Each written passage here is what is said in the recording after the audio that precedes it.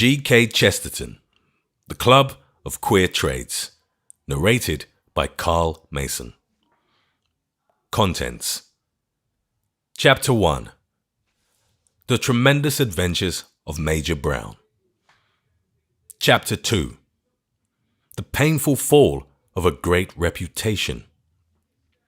Chapter 3. The Awful Reason of the Vicar's Visit. Chapter 4. The Singular Speculation of the House Agent. Chapter 5. The Noticeable Conduct of Professor Chad. Chapter 6. The Eccentric Seclusion of the Old Lady.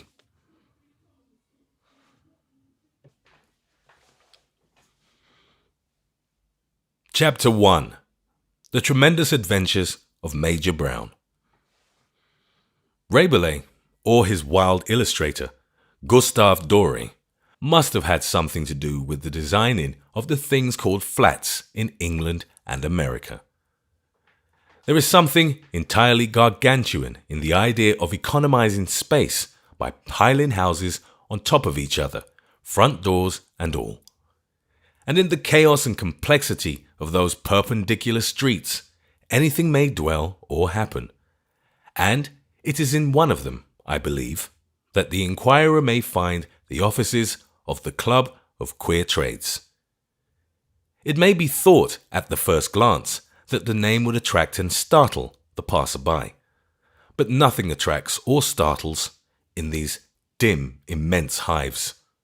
The passer-by is only looking for his own melancholy destination, the Montenegro Shipping Agency, or the London office of the Rutland Sentinel, and passes through the twilight passages as one passes through the twilight corridors of a dream. If the thugs set up a stranger's assassination company in one of the great buildings in Norfolk Street, and sent in a mild man in spectacles to answer inquiries, no inquiries would be made. And the Club of Queer Trades reigns in a great edifice hidden like a fossil in a mighty cliff of fossils. The nature of this society, such as we afterward discovered it to be, is soon and simply told. It is an eccentric and bohemian club, of which the absolute condition of membership lies in this, that the candidate must have invented the method by which he earns his living. It must be an entirely new trade. The exact definition of this requirement is given in the two principal rules. First, it must not be a mere application or variation of an existing trade.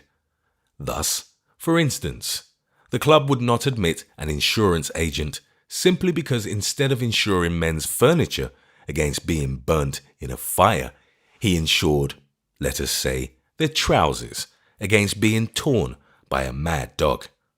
The principle, as Sir Bradcock Burnaby Bradcock, in the extraordinarily eloquent and soaring speech to the club on the occasion of the question being raised in the Stormby Smith affair, said wittingly and keenly, is the same. Secondly, the trade must be a genuine commercial source of income, the support of its inventor. Thus the club would not receive a man simply because he chose to pass his days collecting broken sardine tins, unless he could drive a roaring trade in them. Professor Chick made that quite clear. And when one remembers what Professor Chick's own new trade was, one doesn't know whether to laugh or cry. The discovery of this strange society was a curiously refreshing thing. To realize that there were 10 new trades in the world was like looking at the first ship or the first plough. It made a man feel what he should feel, that he was still in the childhood of the world. That I should have come at last upon so singular a body was, I may say, without vanity, not altogether singular, for I have a mania for belonging to as many societies as possible. I may be said to collect clubs, and I have accumulated a vast and fantastic variety of specimens ever since, in my audacious youth, I collected the Athenaeum. At some future day, perhaps, I may tell tales of some of the other bodies to which I have belonged. I will recount the doings of the Dead Man's Shoes Society, that superficially immoral but darkly justifiable communion. I will explain the curious origin of the Cat and Christian, the name of which has been so shamefully misinterpreted, and the world shall know at last why the Institute of Typewriters coalesced with the Red Tulip League. Of the 10 teacups, of course, I dare not say a word. The first of my revelations, at any rate, shall be concerned with the Club of Queer Trades, which, as I have said, was one of this class, one which I was almost bound to come across sooner or later because of my singular hobby. The wild youth of the metropolis call me facetiously the King of Clubs. They also call me the Cherub, in allusion to the roseate and youthful appearance I have presented in my declining years. I only hope the spirits in the better world have as good dinners as I have. But the finding of the Club of Queer Trades has one very curious thing about it. The most curious thing about it is that it was not discovered by me. It was discovered by my friend Basil Grant, a stargazer, a mystic, and a man who scarcely stirred out of his attic. Very few people knew anything of Basil, not because he was in the least unsociable. For if a man out of the street had walked into his rooms, he would have kept him talking till morning. Few people knew him because, like all poets, he could do without them. He welcomed a human face as he might welcome a sudden blend of colour in a sunset. But he no more felt the need of going out to parties than he felt the need of altering the sunset clouds. He lived in a queer and comfortable garret in the roofs of Lambeth. He was surrounded by a chaos of things that were in odd contrast to the slums around him. Old, fantastic books, swords, armour, the whole dust hole of romanticism. But his face, amid all these chaotic relics, appeared curiously keen and modern, a powerful, legal face, and no one but I knew who he was. Long ago, as it is, everyone remembers the terrible and grotesque scene that occurred when one of the most acute and forcible of the English judges suddenly went mad on the bench. I had my own view of that occurrence, but about the facts themselves, there is no question at all. For some months, indeed for some years, people had detected something curious in the judge's conduct.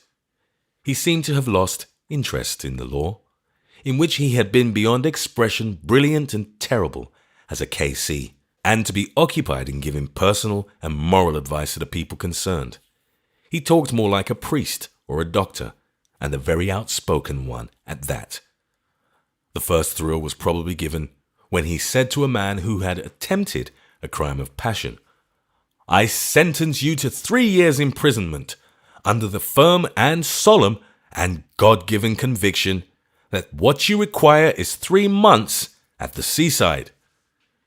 He accused criminals from the bench, not so much of their obvious legal crimes, but of things that had never been heard of in a court of justice: monstrous egoism, lack of humour, and morbidity deliberately encouraged. Things came to a head in that celebrated diamond case, in which the Prime Minister himself, that brilliant patrician, had to come forward gracefully and reluctantly to give evidence against his valet.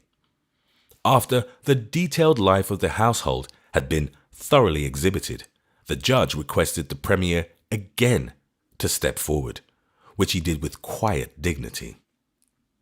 The judge then said in a sudden, grating voice, "Get a new soul! That thing's not fit for a dog! Get a new soul!" All this, of course, in the eyes of the sagacious, was premonitory of that melancholy and farcical day when his wits actually deserted him in open court.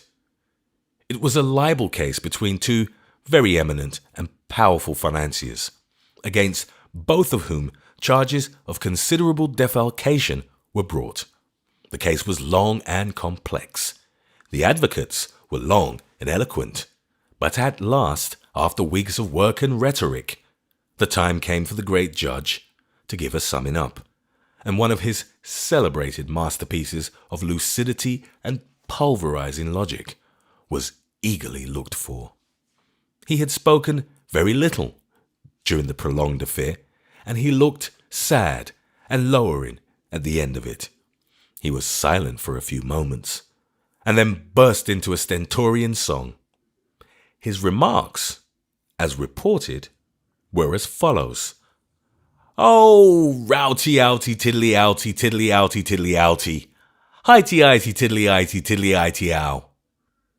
He then retired from public life and took the garret in Lambeth. I was sitting there one evening, about 6 o'clock, over a glass of that gorgeous burgundy which he kept behind a pile of black letter folios. He was striding about the room, fingering, after a habit of his, one of the great swords in his collection. The red glare of the strong fire struck his square features and his fierce grey hair. His blue eyes were even unusually full of dreams, and he had opened his mouth to speak dreamily when the door was flung open, and a pale, fiery man with red hair and a huge furred overcoat swung himself, panting, into the room. "Sorry to bother you, Basil," he gasped. "I took a liberty, made an appointment here with a client, in 5 minutes. I beg your pardon, sir." And he gave me a bow of apology. Basil smiled at me. "You didn't know," he said, "that I had a practical brother. This is Rupert Grant, Esquire, who can and does all there is to be done. Just as I was a failure at one thing, he is a success at everything. I remember him as a journalist, a house agent, a naturalist, an inventor, a publisher, a schoolmaster, What are you now, Rupert?" "I am and have been for some time," said Rupert with some dignity, "a private detective, and there's my client."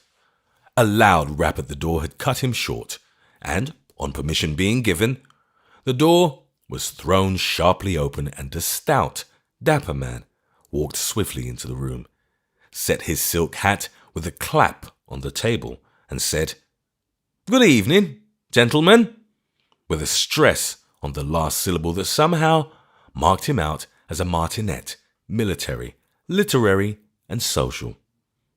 He had a large head, streaked with black and grey, and an abrupt black moustache, which gave him a look of fierceness which was contradicted by his sad sea-blue eyes. Basil immediately said to me, "Let us come into the next room, Gully," and was moving towards the door, but the stranger said, "Not at all. Friends remain. Assistants, possibly." The moment I heard him speak, I remembered who he was, a certain Major Brown I had met years before in Basil's society. I had forgotten altogether the black, dandified figure and the large, solemn head, but I remembered the peculiar speech, which consisted of only saying about a quarter of each sentence, and that sharply, like the crack of a gun. I do not know, it may have come from giving orders to troops. Major Brown was a V.C. and an able and distinguished soldier, but he was anything but a warlike person. Like many among the iron men who recovered British India, he was a man with the natural beliefs and tastes of an old maid. In his dress, he was dapper and yet demure. In his habits, he was precise to the point of the exact adjustment of a teacup. One enthusiasm he had, which was of the nature of a religion, the cultivation of pansies, and when he talked about his collection, his blue eyes glittered like a child's at a new toy, the eyes that had remained untroubled when the troops were roaring victory round Roberts at Kandahar. "Well, Major," said Rupert Grant, with a lordly heartiness, flinging himself into a chair, "what is the matter with you?" "Yellow pansies, coal cellar, P.G. Northover," said the Major, with righteous indignation. We glanced at each other with inquisitiveness. Basil, who had his eyes shut in his abstracted way, said simply, "I beg your pardon." "Fact is, street, you know, man, pansies, on wall, death to me, something, preposterous." We shook our heads gently. Bit by bit, and mainly by the seemingly sleepy assistance of Basil Grant, we pieced together the Major's fragmentary but excited narration.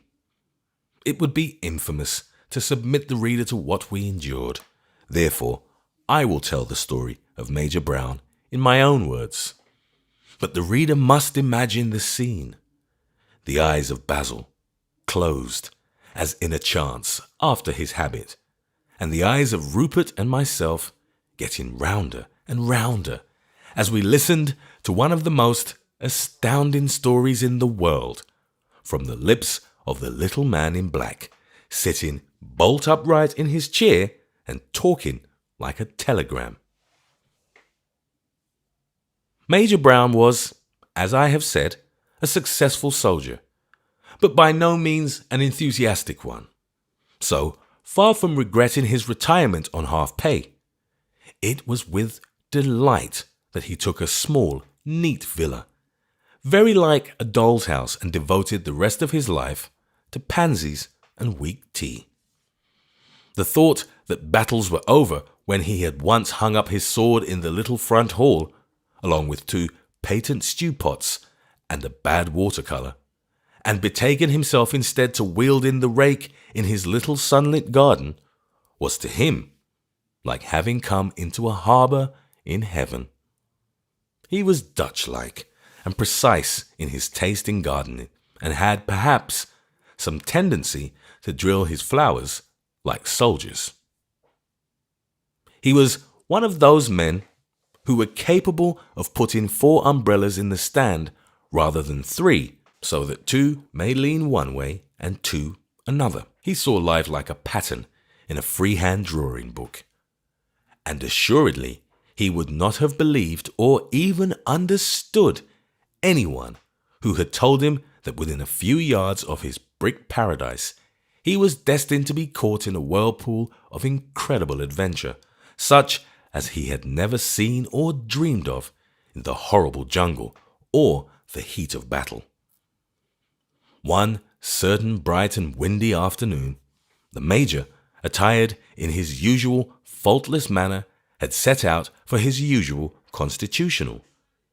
In crossing from one great residential thoroughfare to another, he happened to pass along one of those aimless-looking lanes which lie along the back garden walls of a row of mansions, and which, in their empty and discoloured appearance, give one an odd sensation as of being behind the scenes of a theatre. But mean and sulky as the scene might be in the eyes of most of us, it was not altogether so in the Major's, for along the coarse gravel footway was coming a thing which was, to him, what the passing of a religious procession is to a devout person. A large, heavy man, with fish-blue eyes and a ring of irradiating red beard, was pushing before him a barrow, which was ablaze with incomparable flowers. There were splendid specimens of almost every order, but the Major's own favourite, pansies, predominated. The Major stopped and fell into conversation, and then into bargaining. He treated the man after the manner of collectors and other madmen. That is to say, he carefully, and with a sort of anguish, selected the best roots from the less excellent, praised some, disparaged others, made a subtle scale ranging from a thrilling worth and rarity to a degraded insignificance, and then bought them all. The man was just pushing off his barrow when he stopped and came close to the Major. "I'll tell you what, sir," he said. If you're interested in them things, you just get onto that wall." "On the wall?" cried the scandalized Major, whose conventional soul quailed within him at the thought of such fantastic trespass. "Finest show of yellow pansies in England in that there garden, sir," hissed the tempter. "I'll help you up, sir." How it happened, no one will ever know, but that positive enthusiasm of the Major's life triumphed over all its negative traditions, and with an easy leap and swing that showed that he was in no need of physical assistance, he stood on the wall at the end of the strange garden. The second after, the flapping of the frock coat at his knees made him feel inexpressibly a fool. But the next instant, all such trifling sentiments were swallowed up by the most appalling shock of surprise the old soldier had ever felt in all his bold and wandering existence. His eyes fell upon the garden, and there, across a large bed in the center of the lawn, was a vast pattern of pansies. They were splendid flowers, but for once it was not their horticultural aspects that Major Brown beheld, for the pansies were arranged in gigantic capital letters so as to form the sentence, "Death to Major Brown." A kindly-looking old man with white whiskers was watering them. Brown looked sharply back at the road behind him. The man with the barrow had suddenly vanished. Then he looked again at the lawn with its incredible inscription. Another man might have thought he had gone mad, but Brown did not. When romantic ladies gushed over his VC and his military exploits, he sometimes felt himself to be a painfully prosaic person. But by the same token, he knew he was incurably sane. Another man, again, might have thought himself a victim of a passing practical joke. But Brown could not easily believe this. He knew from his own quaint learning that the garden arrangement was an elaborate and expensive one. He thought it extravagantly improbable that anyone would pour out money like water for a joke against him. Having no explanation whatever to offer, he admitted the fact to himself, like a clear-headed man, and waited as he would have done in the presence of a man with 6 legs. At this moment, the stout old man with white whiskers looked up, and the watering can fell from his hand, shooting a swirl of water down the gravel path. "Who on earth are you?" he gasped, trembling violently. "I am Major Brown," said that individual, who was always cool in the hour of action. The old man gaped helplessly, like some monstrous fish. At last he stammered wildly, Come down here." "At your service," said the Major, and alighted at a bound on the grass beside him, without disarranging his silk hat. The old man turned his broad back and set off at a sort of waddling run towards the house, followed with swift steps by the Major. His guide led him through the back passages of a gloomy but gorgeously appointed house until they reached the door of the front room. Then the old man turned with a face of apoplectic terror dimly showing in the twilight. "For heaven's sake," he said, "don't mention jackals." Then he threw open the door, releasing a burst of red lamplight, and ran downstairs with a clatter. The Major stepped into a rich, glowing room, full of red copper and peacock and purple hangings, hat in hand. He had the finest manners in the world, and though mystified, was not in the least embarrassed to see that the only occupant was a lady sitting by the window looking out. "Madam," he said, bowing simply, "I am Major Brown." "Sit down," said the lady. But she did not turn her head. She was a graceful, green-clad figure with fiery red hair and a flavour of Bedford Park. "You have come I suppose, she said mournfully, to tax me about the hateful title deeds. I have come, madam, he said, to know what is the matter, to know why my name is written across your garden. Not amicably, either. He spoke grimly, for the thing had hit him. It is impossible to describe the effects produced on the mind by that quiet and sunny garden scene, the frame for a stunning and brutal personality. The evening air was still, and the grass was golden in the place where the little flowers he studied cried to heaven for his blood. You know, I must not turn around, said the lady. Every afternoon till the stroke of 6, I must keep my face turned to the street. Some queer and unusual inspiration made the prosaic soldier resolute to accept these outrageous riddles without surprise. It is almost 6, he said, and even as he spoke, the barbaric copper clock upon the wall clanged the first stroke of the hour. At the 6th, the lady sprang up and turned on the Major, one of the queerest and yet most attractive faces he had ever seen in his life. Open and yet tantalizing, the face of an elf. That makes the 3rd year I have waited, she cried. This is an anniversary. The waiting almost makes one wish the frightful thing would happen once and for all. And even as she spoke, a sudden, rending cry broke the stillness. From low down on the pavement of the dim street, it was already twilight. A voice cried out with a raucous and merciless distinctness. Major Brown! Major Brown, where does the jackal dwell? Brown was decisive and silent in action. He strode to the front door and looked out. There was no sign of life in the blue gloaming of the street, where 1 or 2 lamps were beginning to light their lemon sparks. On returning, he found the lady in green, trembling. It is the end, she cried, with shaking lips. It may be death for both of us, whenever... But even as she spoke, her speech was cloven by another hoarse proclamation from the dark street, again horribly articulate. Major Brown! Major Brown! How did the jackal die? Brown dashed out of the door and down the steps, but again he was frustrated.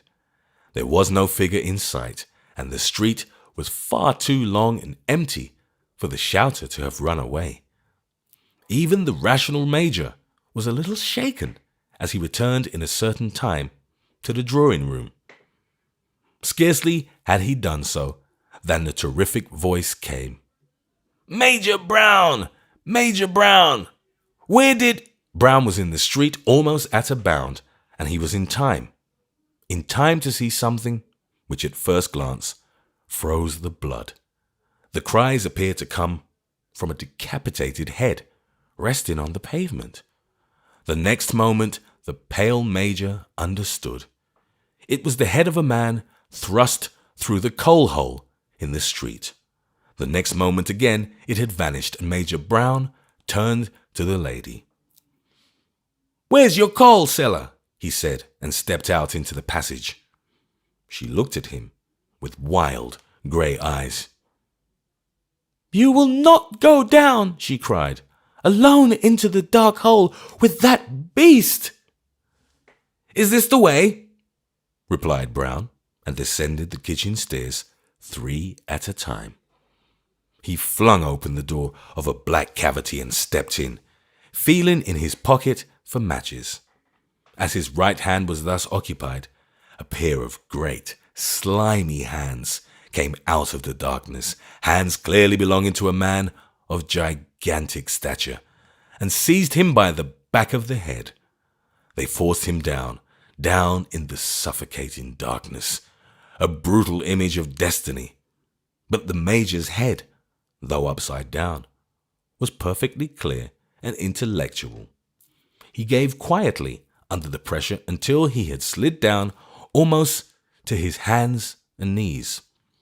Then, finding the knees of the invisible monster within a foot of him, he simply put out one of his long, bony, and skillful hands and, gripping the leg by a muscle, pulled it off the ground and laid the huge living man with a crash along the floor.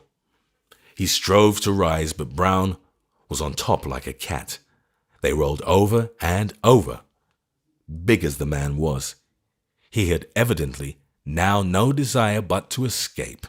He made sprawls hither and thither to get past the Major to the door, but that tenacious person had him hard by the coat collar and hung with the other hand to a beam. At length there came a strain in holding back this human bull, a strain under which Brown expected his hand to rend and part from the arm. But something else rent and parted, and the dim, fat figure of the giant vanished out of the cellar, leaving the torn coat in the Major's hand, the only fruit of his adventure and the only clue to the mystery. For when he went up and out at the front door, the lady, the rich hangings, and the whole equipment of the house had disappeared. It had only bare boards and whitewashed walls. "The lady was in conspiracy, of course," said Rupert, nodding. Major Brown turned brick red. "I beg your pardon," he said. "I think not." Rupert raised his eyebrows and looked at him for a moment, but said nothing. When next he spoke, he asked, "Was there anything in the pockets of the coat?" "There was 7 pence, halfpenny in coppers, and a 3-penny bit," said the Major carefully. "There was a cigarette holder, a piece of string, and this letter," and he laid it on the table. It ran as follows: "Dear Mr. Plover, I am annoyed to hear that some delay has occurred in the arrangements re Major Brown. Please see that he is attacked as per arrangement tomorrow. The coal cellar, of course. Yours faithfully, P.G. Northover." Rupert Grant was leaning forward, listening with hawk-like eyes. He cut in. "Is it dated from anywhere?" "No. Oh, yes," replied Brown, glancing upon the paper. 14 Tanner's Court, North." Rupert sprang up and struck his hands together. "Then why are we hanging here? Let's get along. Basil, lend me your revolver." Basil was staring into the embers like a man in a trance, and it was some time before he answered, "I don't think you'll need it." "Perhaps not," said Rupert, getting into his fur coat. "One never knows, but going down a dark court to see criminals—" "Do you think they are criminals?" asked his brother. Rupert laughed stoutly. "Giving orders to a subordinate to strangle a harmless stranger in a coal cellar may strike you as a very blameless experiment, but—" "Do you think they wanted to strangle the Major?" asked Basil in the same distant and monotonous voice. "My dear fellow, you've been asleep. Look at the letter." "I am looking at the letter," said the mad judge calmly, though as a matter of fact he was looking at the fire. "I don't think it's the sort of letter one criminal would write to another." "My dear boy, you are glorious," cried Rupert, turning round with laughter in his blue, bright eyes. "Your methods amaze me. Why, there is the letter. It is written, and it does give orders for a crime. You might as well say that the Nelson column was not at all the sort of thing that was likely to be set up in Trafalgar Square." Basil Grant shook all over with a sort of silent laughter, but did not otherwise move. "That's rather good," he said, "but of course, logic like that's not what is really wanted. It's a question of spiritual atmosphere. It's not a criminal letter." "It is. It's a matter of fact," cried the other in an agony of reasonableness. "Fact?" murmured Basil, like one mentioning some strange, far-off animals. How facts obscure the truth. I may be silly. In fact, I'm off my head. But I never could believe in that man. What's his name? In those capital stories. Sherlock Holmes. Every detail points to something, certainly, but generally to the wrong thing. Facts point in all directions, it seems to me, like the thousands of twigs on a tree. It's only the life of the tree that has unity and goes up. Only the green blood that springs like a fountain at the stars. But what the deuce else can the letter be but criminal? We have eternity to stretch our legs in, replied the mystic. It can be an infinity of things. I haven't seen any of them. I've only seen the letter. I look at that and say, it's not criminal. Then what's the origin of it? I haven't the vaguest idea. Then why don't you accept the ordinary explanation? Basil continued for a little to glare at the coals, and seemed collecting his thoughts in a humble and even painful way. Then he said, suppose you went out into the moonlight. Suppose you passed through silent, silvery streets and squares until you came into an open and deserted space set with a few monuments, and you beheld one dressed as a ballet girl dancing in the argent glimmer. And suppose you looked and saw it was a man disguised. And suppose you looked again and saw it was Lord Kitchener. What would you think? He paused a moment and went on. You could not adopt the ordinary explanation. The ordinary explanation of putting on singular clothes is that you look nice in them. You would not think that Lord Kitchener dressed up like a ballet girl out of ordinary personal vanity.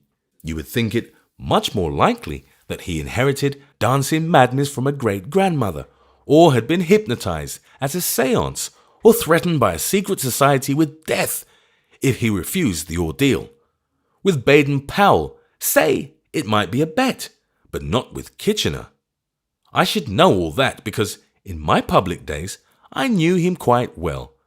So I know that letter quite well, and criminals quite well. It's not a criminal's letter. It's all atmospheres. And he closed his eyes and passed his hand over his forehead. Rupert and the Major were regarding him with a mixture of respect and pity. The former said, well, I'm going anyhow, and shall continue to think up until your spiritual mystery turns up.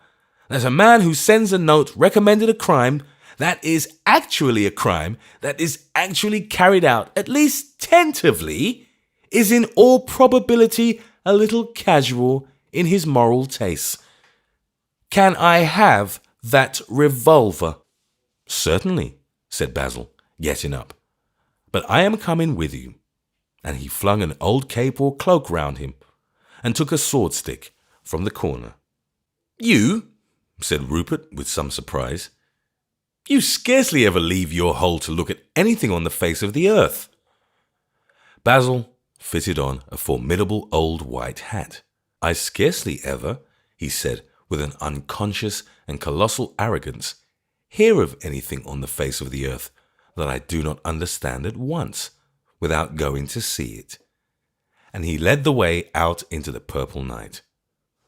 We four swung along the flaring Lambeth streets, across Westminster Bridge, and along the embankment in the direction of that part of Fleet Street which contained Tanner's Court.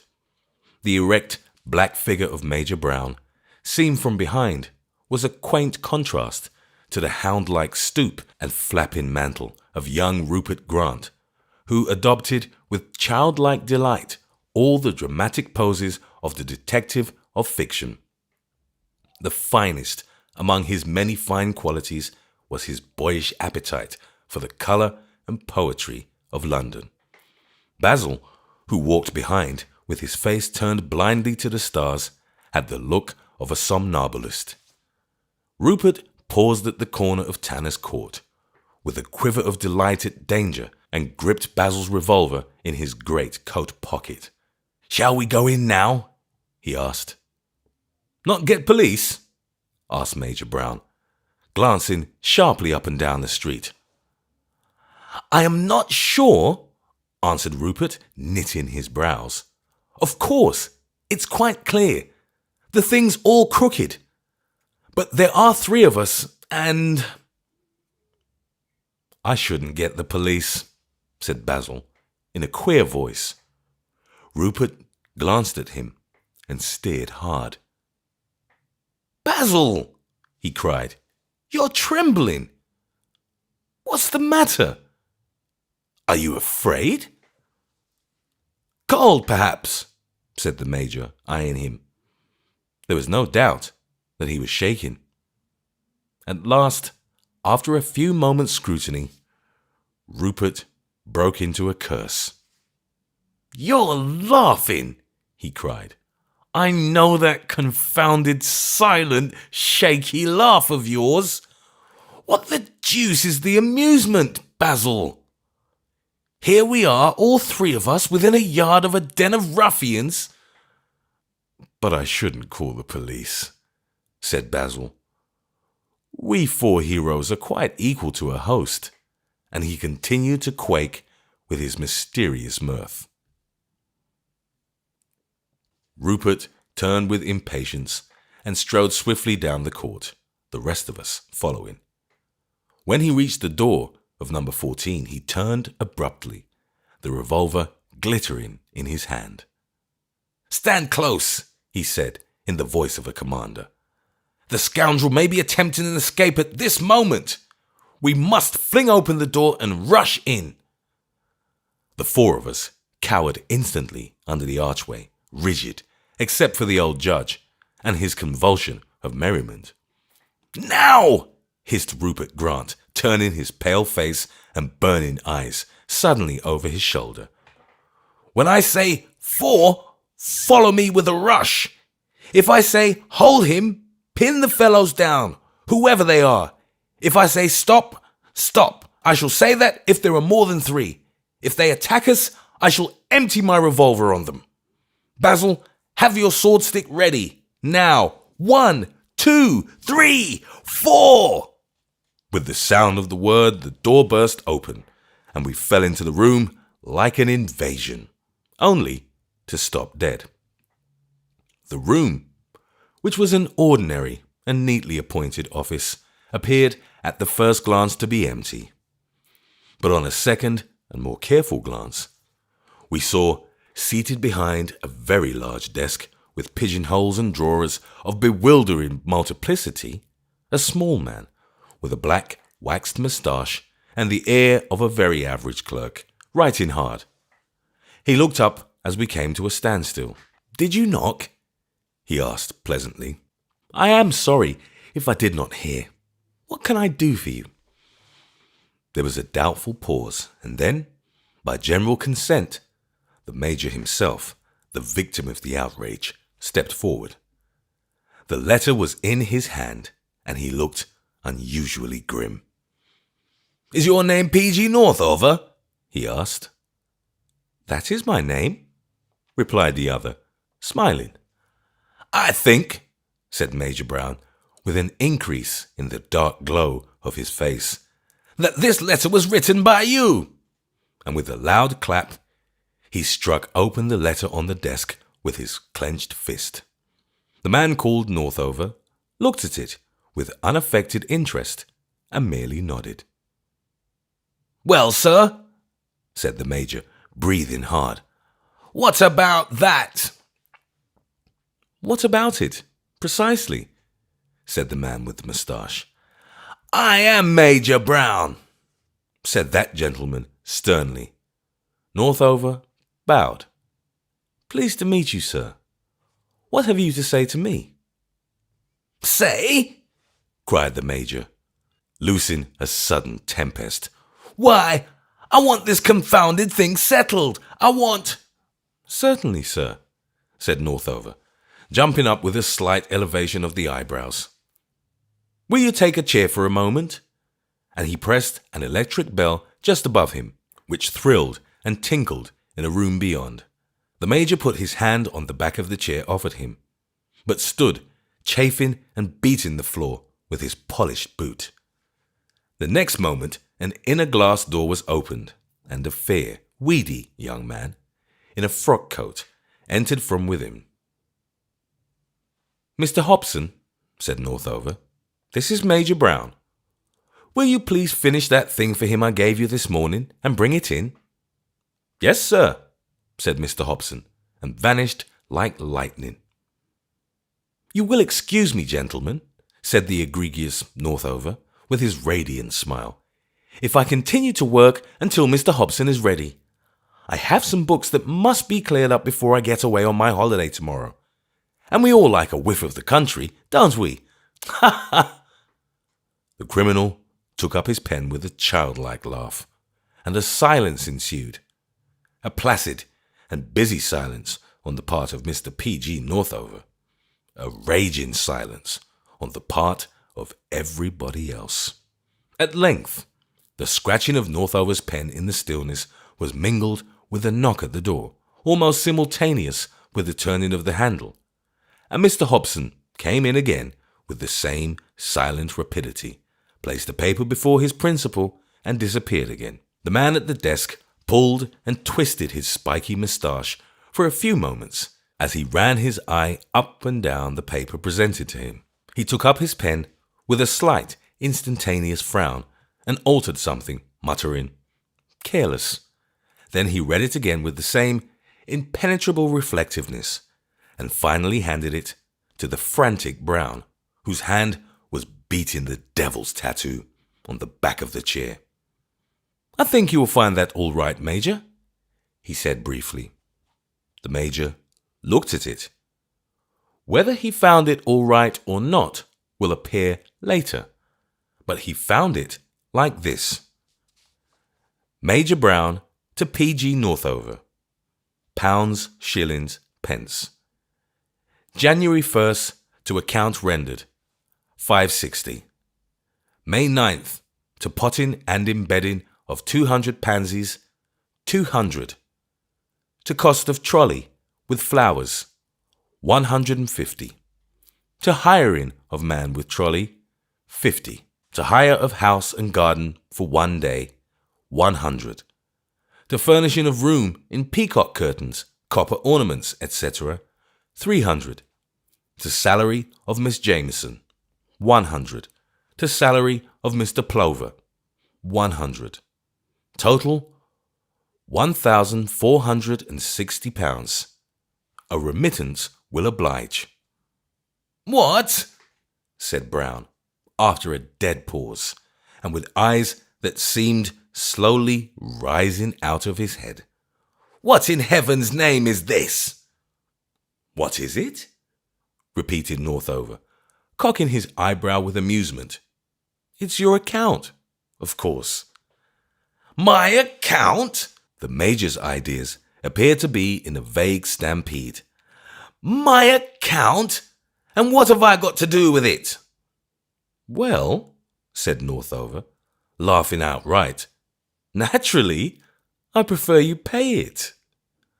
The Major's hand was still resting on the back of the chair as the words came. He scarcely stirred otherwise, but he lifted the chair bodily into the air with one hand and hurled it at Northover's head. The legs crashed against the desk, so that Northover only got a blow on the elbow as he sprang up with clenched fists, only to be seized by the united rush of the rest of us. The chair had fallen clattering on the empty floor. "Let me go, you scamps!" he shouted. "Let me—" "Stand still!" cried Rupert authoritatively. "Major Brown's action is excusable. The abominable crime you have attempted—" "A customer has a perfect right," said Northover hotly, "to question an alleged overcharge, but confound it all, not to throw furniture." "What in God's name do you mean by your customers and overcharges?" shrieked Major Brown, whose keen feminine nature, steady in pain or danger, became almost hysterical in the presence of a long and exasperating mystery. "Who are you? I've never seen you or your insolent tomfool bills. I know one of your cursed brutes tried to choke me." "Mad," said Northover, gazing blankly round. "All of them. Mad. I didn't know they travelled in quartets." "Enough of this prevarication," said Rupert. "Your crimes are discovered. A policeman is stationed at the corner of the court. Though only a private detective myself, I will take the responsibility of telling you that anything you say—" "Mad," repeated Northover with a weary air.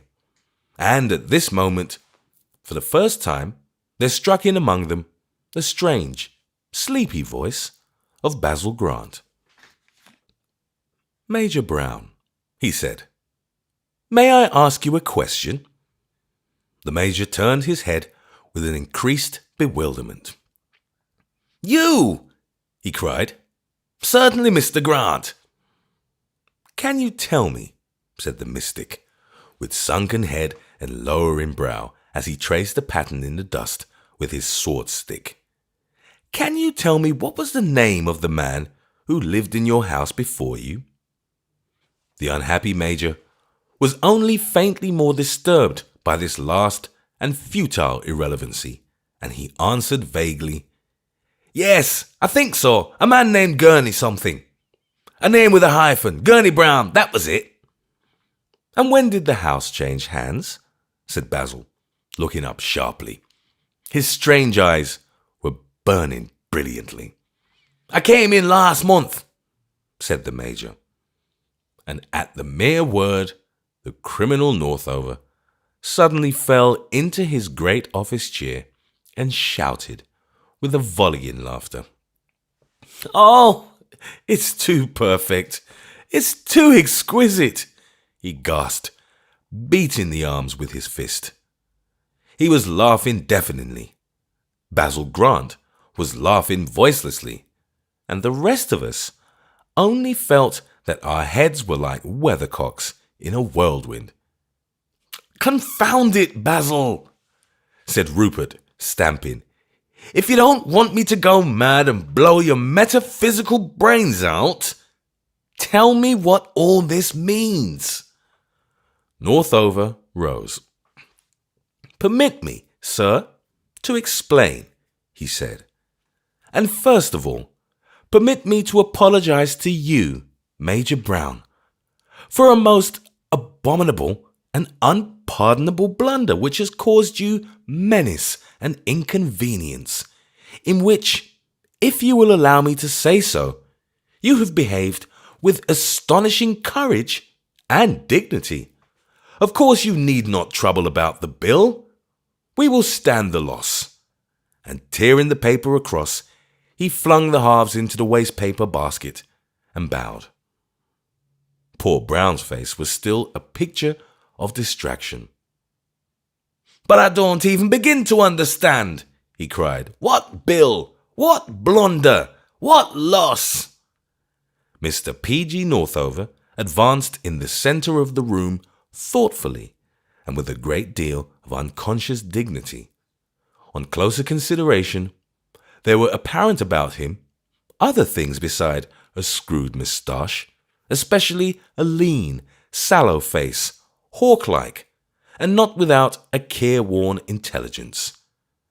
Then he looked up abruptly. "Do you know where you are, Major?" he said. "God knows I don't," said the Major with fervour. "You are standing," replied Northover, "in the office of the Adventure and Romance Agency Limited." "And what's that?" blankly inquired Brown. The man of business leaned over the back of the chair and fixed his dark eyes on the other's face. "Major," said he, "did you ever, as you walked along the empty street upon some idle afternoon, feel the utter hunger for something to happen? Something, in the splendid words of Walt Whitman, something pernicious and dread, something far removed from a puny and pious life, something unproved, something in a trance, something loosed from its anchorage and driving free. Did you ever feel that? Certainly not, said the Major shortly. Then I must explain with more elaboration, said Mr. Northover with a sigh. The Adventure and Romance Agency has been started to meet a great modern desire. On every side in conversation and in literature, we hear of the desire for a larger theatre of events, for something to waylay us and lead us splendidly astray. Now the man who feels this desire for a varied life pays a yearly or a quarterly sum to the Adventure and Romance Agency. In return, the Adventure and Romance Agency undertakes to surround him with startling and weird events. As a man is leaving his front door, an excited sweep approaches him and assures him of a plot against his life. He gets into a cab and is driven to an opium den. He receives a mysterious telegram or a dramatic visit and is immediately in a vortex of incidents. A very picturesque and moving story is first written by one of the staff of distinguished novelists who are at present hard at work in the adjoining room. Yours, Major Brown, designed by our Mr. Grigsby, I consider peculiarly forcible and pointed. It is almost a pity you did not see the end of it. I need scarcely explain further the monstrous mistake. Your predecessor in your present house, Mr. Gurney Brown, was a subscriber to our agency, and our foolish clerks, ignoring alike the dignity of the hyphen and the glory of military rank, positively imagined that Major Brown and Mr. Gurney Brown were the same person. Thus, you were suddenly hurled into the middle of another man's story. How on earth does the thing work? Asked Rupert Grant with bright and fascinated eyes. We believe that we are doing a noble work, said Northover warmly. It has continually struck us that there is no element in modern life that is more lamentable than the fact that the modern man has to seek all artistic existence in a sedentary state. If he wishes to float into fairyland, he reads a book. If he wishes to dash into the thick of battle, he reads a book. If he wishes to soar into heaven, he reads a book. If he wishes to slide down the banisters, he reads a book. We give him these visions, but we give him exercise at the same time. The necessity of leaping from wall to wall, of fighting strange gentlemen, of running down long streets from pursuers, all healthy and pleasant exercises. We give him a glimpse of that great morning world of Robin Hood or the knights errant, when one great game was played under the splendid sky. We give him back his childhood, that godlike time when we can act stories, be our own heroes, and at the same instant dance and dream. Basil gazed at him curiously.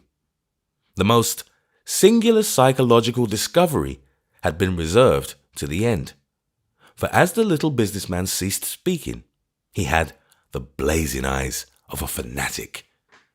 Major Brown received the explanation with complete simplicity and good humour. Of course, awfully dense, sir, he said. No doubt at all. The scheme, excellent. But I don't think... He paused a moment and looked dreamily out of the window. I don't think you will find me in it. Somehow, when one's seen the thing itself, blood and men screaming, one feels about having a little house and a little hobby. In the Bible, there remaineth a rest. Northover bowed. Then after a pause he said, Gentlemen, may I offer you my card? If any of the rest of you desire at any time to communicate with me, despite Major Brown's view of the matter, I shall be obliged for your card, sir, said the Major in his abrupt but courteous voice. Pay for chair. The agent of romance and adventure handed his card, laughing. It ran P.G. Northover, B.A. C.Q.T. Adventure and Romance Agency, 14 Tanner's Court, Fleet Street. What on earth is C.Q.T.? Asked Rupert Grant, looking over the Major's shoulder. Don't you know? Returned Northover. Haven't you ever heard of the Club of Queer Trades? There seems to be a confounded lot of funny things we haven't heard of, said the little Major reflectively. What's this one? The Club of Queer Trades is a society consisting exclusively of people who have invented some new and curious way of making money. I was one of the earliest members.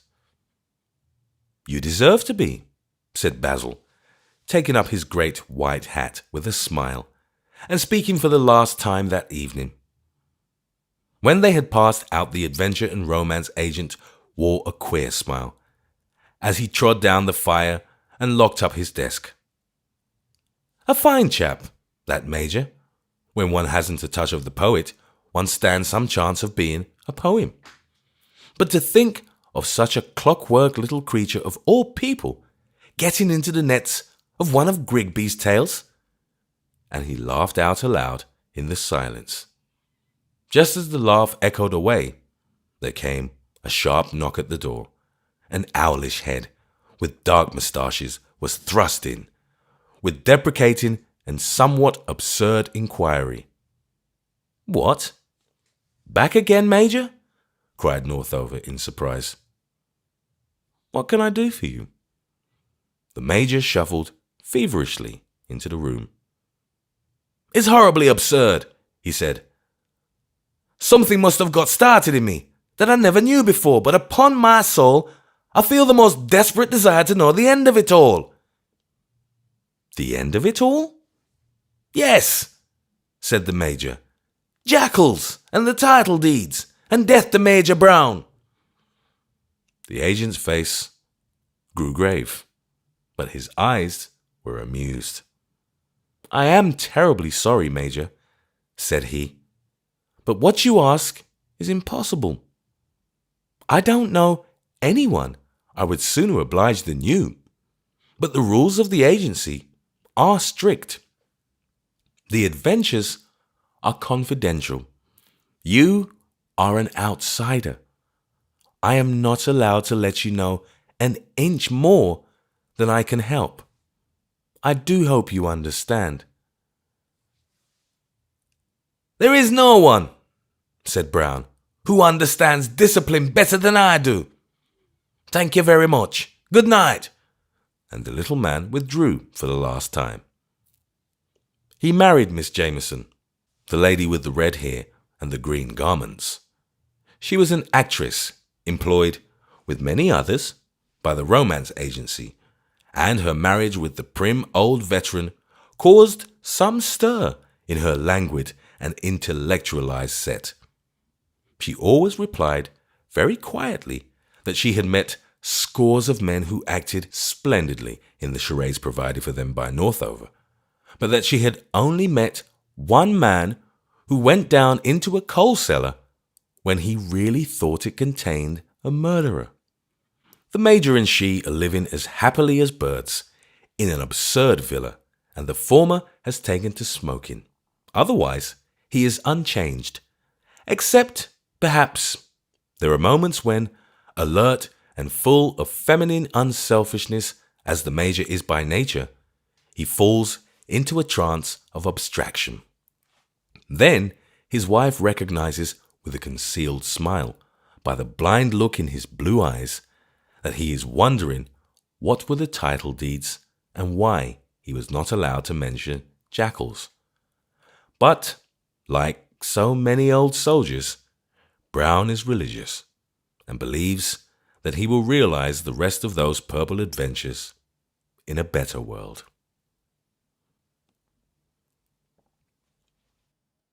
Chapter 2.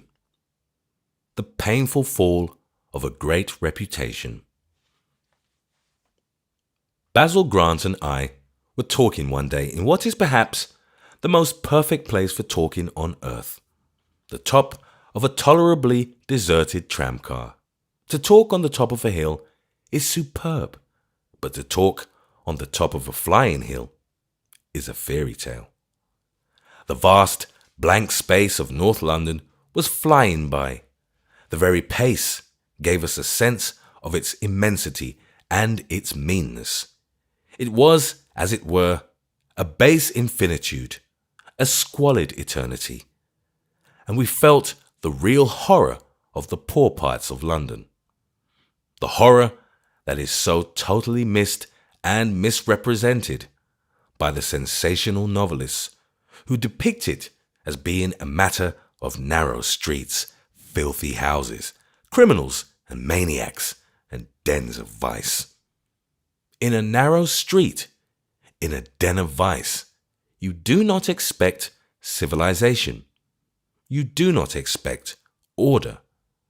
But the horror of this was the fact that there was civilization, that there was order, but that civilization only showed its morbidity and order only its monotony.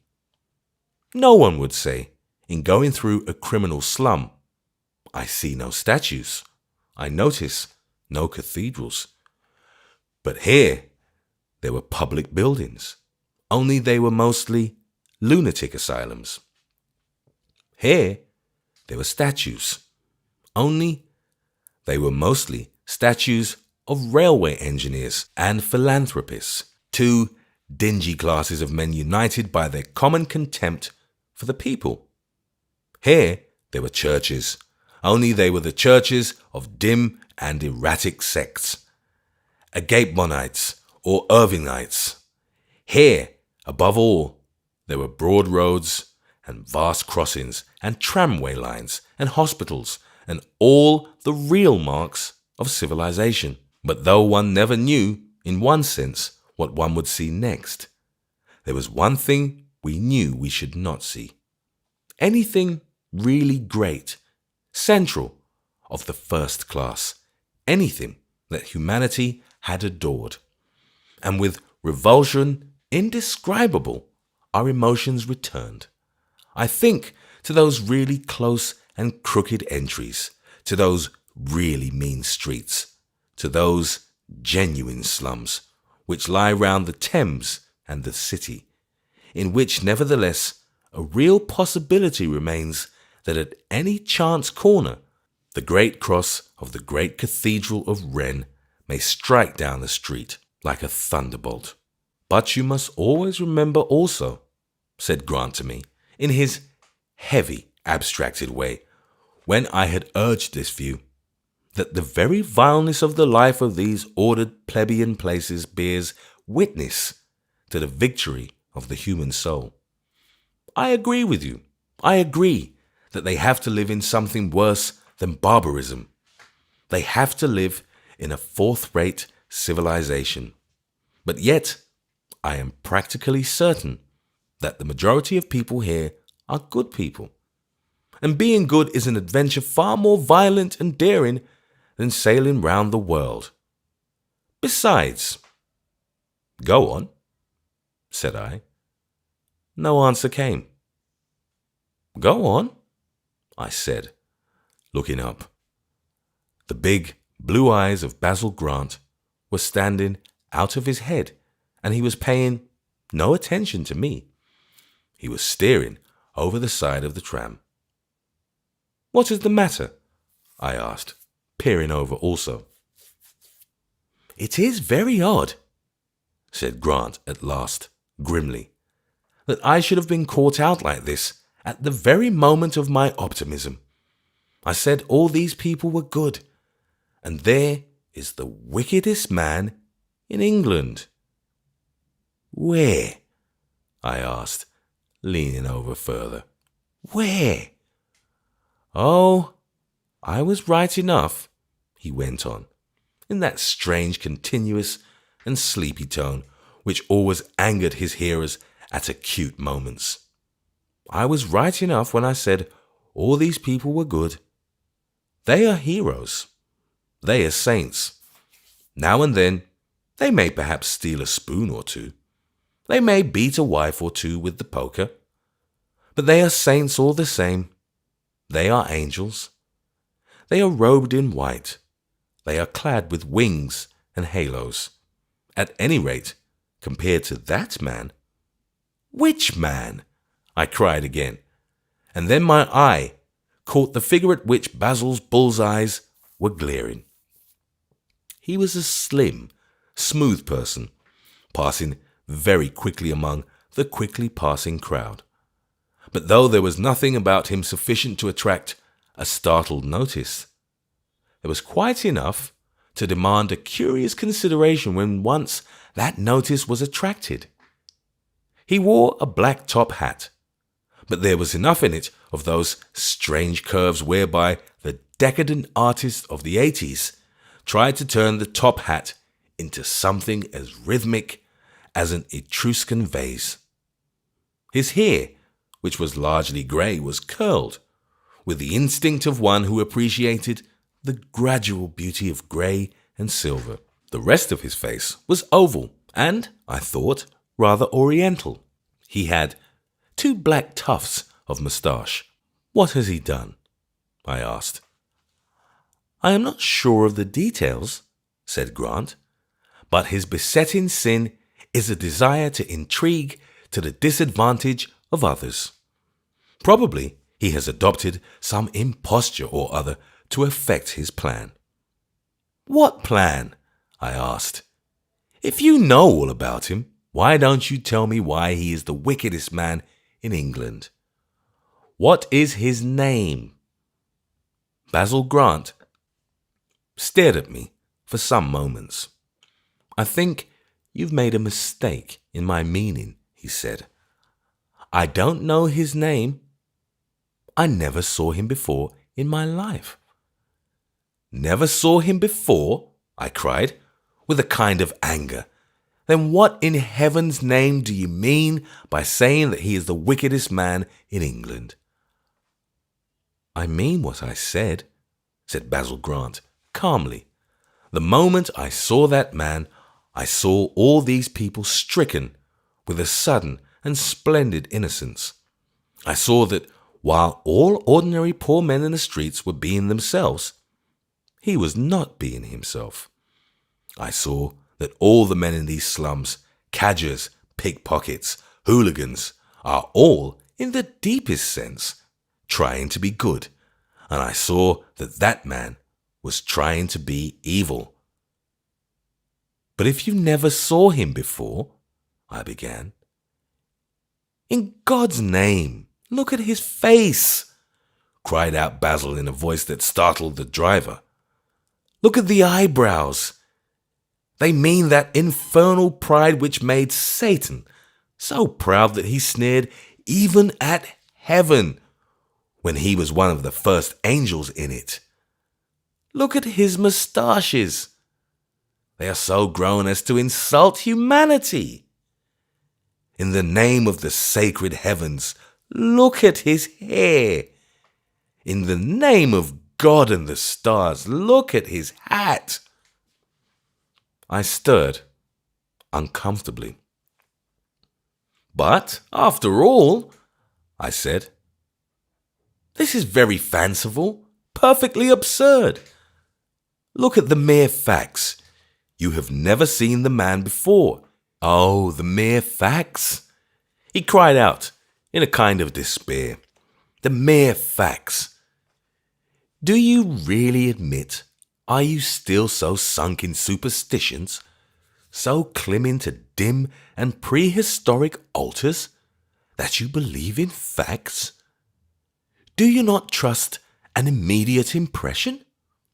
Well, an immediate impression may be, I said, a little less practical than facts. Bosh, he said. On what else is the whole world run but immediate impressions. What is more practical? My friend, the philosophy of this world may be founded on facts. Its business is run on spiritual impressions and atmospheres. Why do you refuse or accept a clerk? Do you measure his skull? Do you read up his physiological state in a handbook? Do you go upon facts at all? Not a scrap. You accept a clerk who may save your business. You refuse a clerk that may rob your till, entirely upon those immediate, mystical impressions under the pressure of which I pronounce with a perfect sense of certainty and sincerity that man walking in that street beside us is a humbug and a villain of some kind. You always put things well, I said, but of course, such things cannot immediately be put to the test. Basil sprang up straight and swayed with the swaying car. Let us get off and follow him, he said. I bet you £5 it will turn out as I say. And with a scuttle, a jump, and a run, we were off the car. The man with the curved silver hair and the curved eastern face walked along for some time, his long, splendid frock coat flying behind him. Then he swung sharply out of the great, glaring road and disappeared down an ill-lit alley. We swung silently after him. This is an odd turning for a man of that kind to take, I said. A man of what kind? Asked my friend. Well, I said, a man with that kind of expression and those boots. I thought it rather odd, to tell the truth, that he should be in this part of the world at all. Ah, yes, said Basil, and said no more. We tramped on, looking steadily in front of us.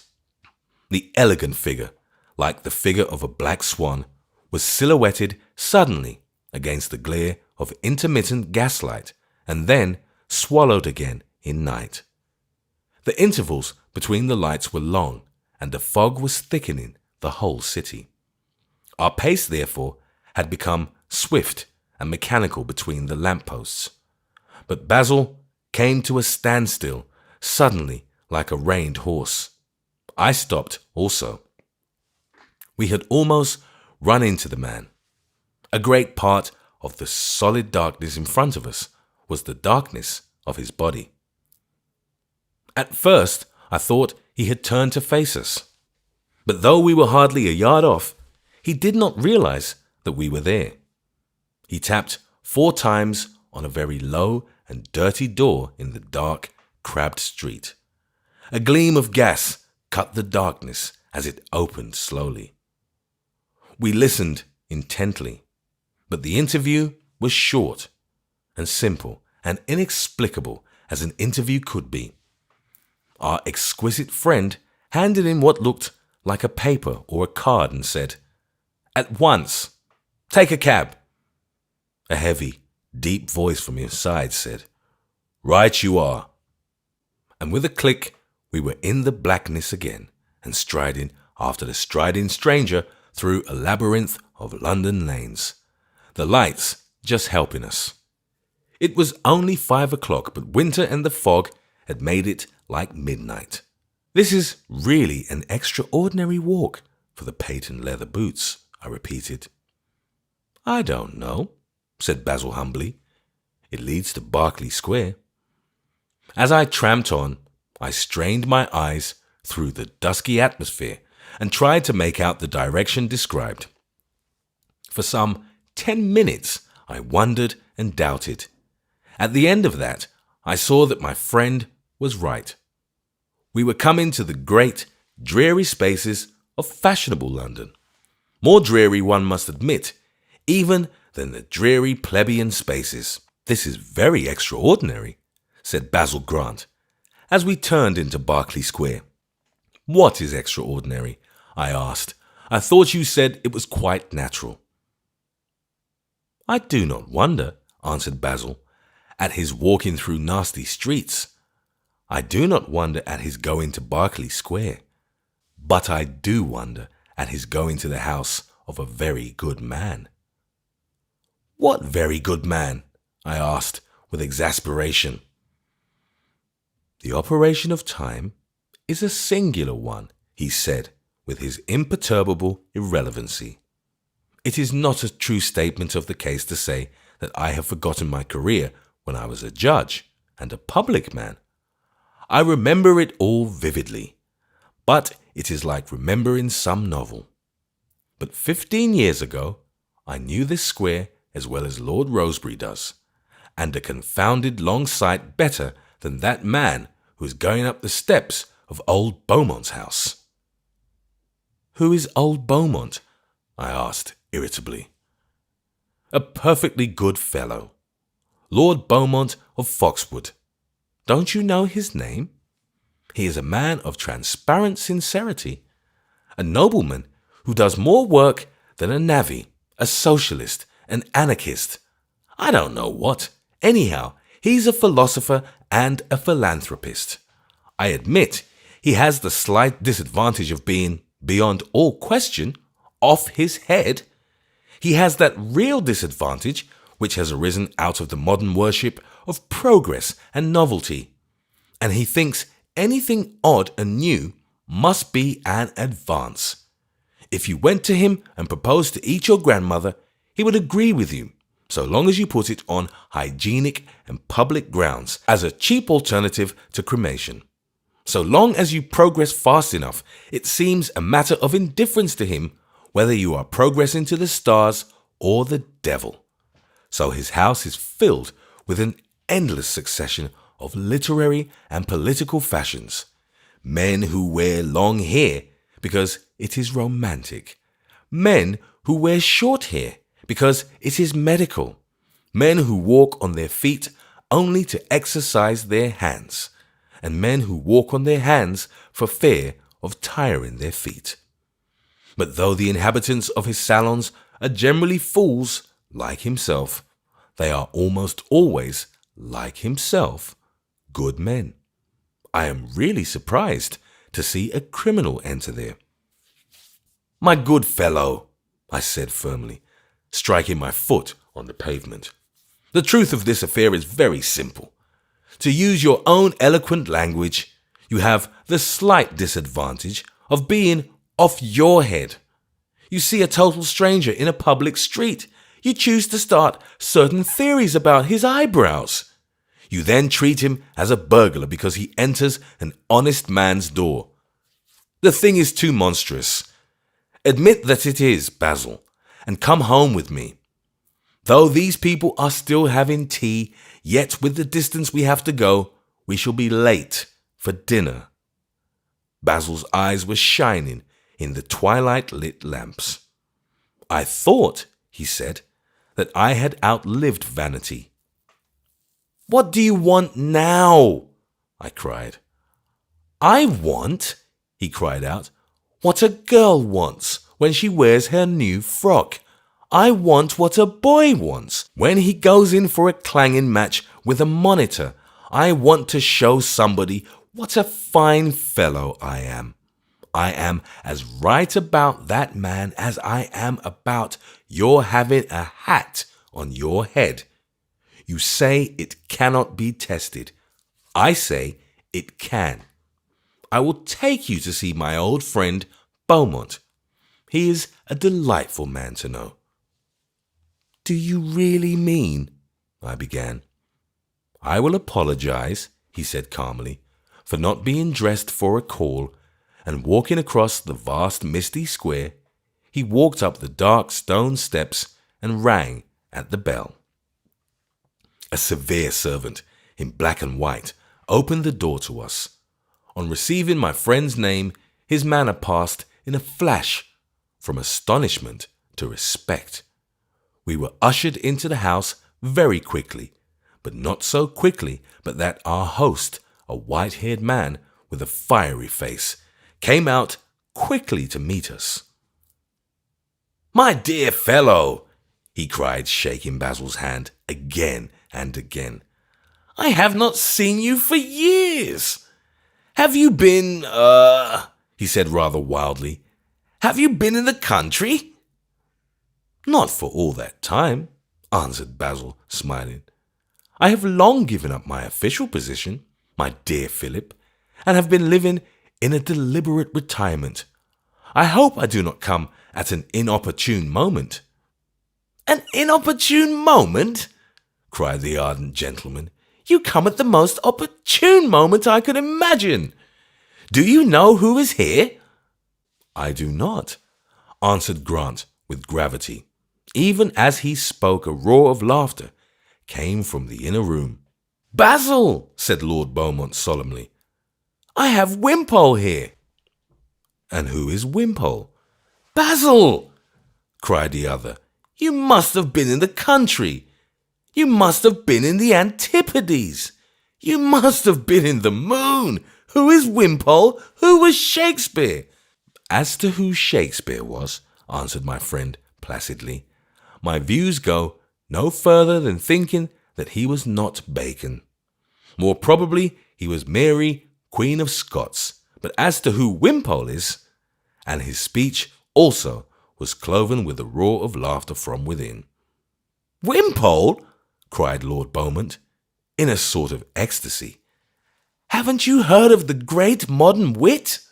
My dear fellow, he has turned conversation, I do not say it, into an art, for that perhaps it always was, but into a great art, like the statuary of Michelangelo, an art of masterpieces. His repartees, my good friend, startle one like a man shot dead. They are final.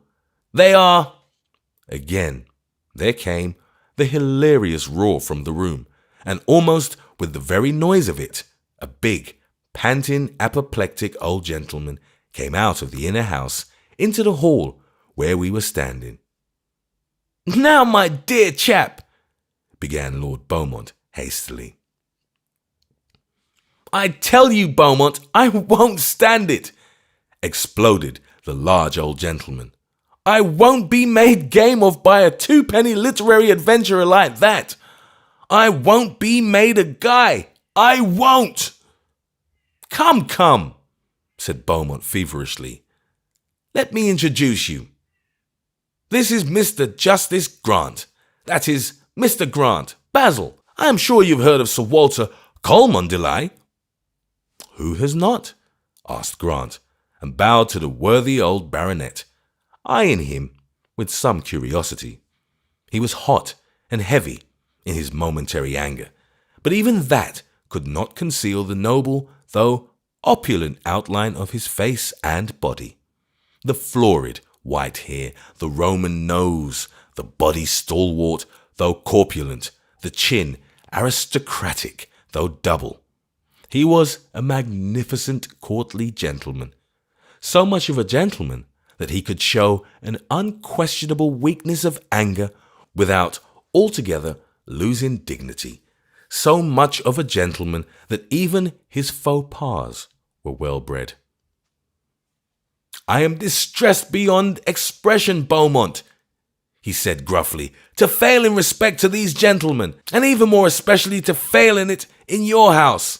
But it is not you or they that are in any way concerned, but that flashy half-caste jackanapes."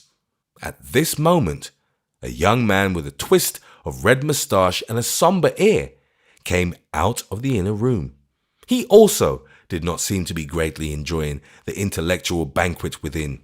"I think you remember my friend and secretary, Mr. Drummond," said Lord Beaumont, turning to Grant, "even if you only remember him as a schoolboy." "Perfectly," said the other. Mr. Drummond shook hands pleasantly and respectfully, but the cloud was still on his brow. Turning to Sir Walter Cholmondeley, he said, "I was sent by Lady Beaumont to express her hope that you were not going yet, Sir Walter. She says she has scarcely seen anything of you." The old gentleman, still red in the face, had a temporary internal struggle. Then his good manners triumphed, and with a gesture of obeisance and a vague utterance of, "If Lady Beaumont, a lady of course," he followed the young man back into the salon. He had scarcely been deposited there half a minute before another peal of laughter told that he had, in all probability, been scored off again. "Of course, I can excuse dear old Cholmondeley," said Beaumont as he helped us off with our coats. "He has not the modern mind." "What is the modern mind?" asked Grant. "Oh, it's enlightened, and progressive, and faces the facts of life seriously." At this moment, another roar of laughter came from within. "I only ask," said Basil, "because of the last two friends of yours who had the modern mind. One thought it wrong to eat fishes, and the other thought it right to eat men. I beg your pardon. This way, if I remember right." "Do you know," said Lord Beaumont, with a sort of feverish entertainment as he trotted after us towards the interior, "I can never quite make out which side you are on. Sometimes you seem so liberal, and sometimes so reactionary. Are you a modern, Basil?" "No," said Basil, loudly and cheerfully, as he entered the crowded drawing-room. This caused a slight diversion, and some eyes were turned away from our slim friend with the oriental face for the first time that afternoon. Two people, however, still looked at him. One was the daughter of the house, Muriel Beaumont, who gazed at him with great violet eyes and with the intense and awful thirst of the female upper class for verbal amusement and stimulus. The other was Sir Walter Cholmondeley, who looked at him with a still and sullen but unmistakable desire to throw him out of the window. He sat there, coiled rather than seated on the easy chair. Everything, from the curves of his smooth limbs to the coils of his silvered hair, suggesting the circles of a serpent, more than the straight limbs of a man, the unmistakable, splendid, serpentine gentleman we had seen walking in North London, his eyes shining with repeated victory. "What I can't understand, Mr. Wimpole," said Muriel Beaumont eagerly, "is how you contrive to treat all this so easily. You say things quite philosophical, and yet so wildly funny. If I thought of such things, I'm sure I should laugh outright when the thought first came." "I agree with Miss Beaumont," said Sir Walter, suddenly exploding with indignation. "If I had thought of anything so futile, I should find it difficult to keep my countenance." "Difficult to keep your countenance?"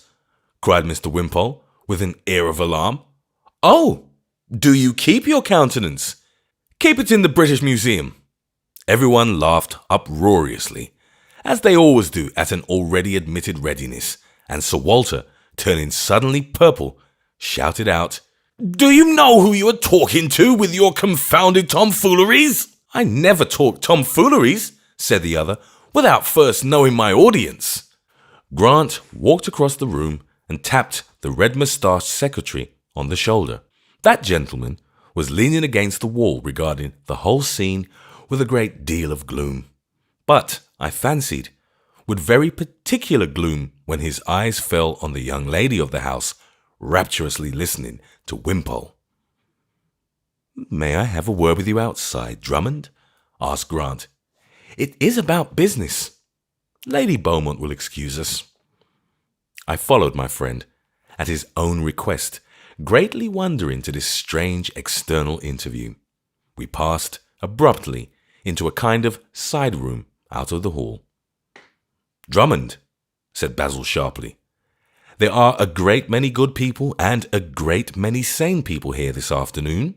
Unfortunately, by a kind of coincidence, all the good people are mad, and all the sane people are wicked. You are the only person I know of here who is honest and has also some common sense. What do you make of Wimpole?" Mr. Secretary Drummond had a pale face and red hair, But at this, his face became suddenly as red as his moustache. "I am not a fair judge of him," he said. "Why not?" asked Grant. "Because I hate him like hell," said the other, after a long pause and violently. Neither Grant nor I needed to ask the reason. His glances towards Miss Beaumont and the stranger were sufficiently illuminating. Grant said quietly, "But before you came to hate him, what did you really think of him?" "I am in a terrible difficulty," said the young man, and his voice told us, like a clear bell, that he was an honest man. "If I spoke about him, as I feel about him now, I could not trust myself. And I should like to be able to say that when I first saw him, I thought he was charming. But again, the fact is, I didn't. I hate him. That is my private affair. But I also disapprove of him. Really, I do believe I disapprove of him, quite apart from my private feelings. When he first came, I admit he was much quieter. But I did not like, so to speak, the moral swell of him. Then that jolly old Sir Walter Cholmondeley got introduced to us, and this fellow, with his cheap jack wit, began to score off the old man in the way he does now. Then I felt he must be a bad lot. It must be bad to fight the old and the kindly, and he fights the poor old chap savagely, unceasingly, as if he hated old age and kindliness. Take, if you want it, the evidence of a prejudiced witness. I admit that I hate the man because a certain person admires him. But I believe that apart from that, I should hate the man because old Sir Walter hates him." This speech affected me with a genuine sense of esteem and pity for the young man. That is, of pity for him because of his obviously hopeless worship of Miss Beaumont, and of esteem for him because of the direct, realistic account of the history of Wimpole which he had given. Still, I was sorry that he seemed so steadily set against the man, and could not help referring it to an instinct of his personal relations, however nobly disguised from himself. In the middle of these meditations, Grant whispered in my ear what was perhaps the most startling of all interruption. "In the name of God, let's get away." I have never known exactly in how odd a way this odd old man affected me. I only know that for some reason or other, he so affected me that I was within a few minutes in the street outside. "This," he said, "is a beastly but amusing affair." "What is it?" I asked, boldly enough. "This affair. Listen to me, my old friend. Lord and Lady Beaumont have just invited you and me to a grand dinner party this very night, at which Mr. Wimpole will be in all his glory. Well, there is nothing very extraordinary about that. The extraordinary thing is that we are not going." "Well, really?" I said. "It is already 6 o'clock, and I doubt if we could get home and dress. I see nothing extraordinary in the fact that we are not going." "Don't you?" said Grant. "I'll bet you'll see something extraordinary in what we're doing instead." I looked at him blankly. "Doing instead?" I asked. "What are we doing instead?" "Why," said he, "we are waiting for 1 or 2 hours outside this house on a winter evening. You must forgive me. It is all my vanity.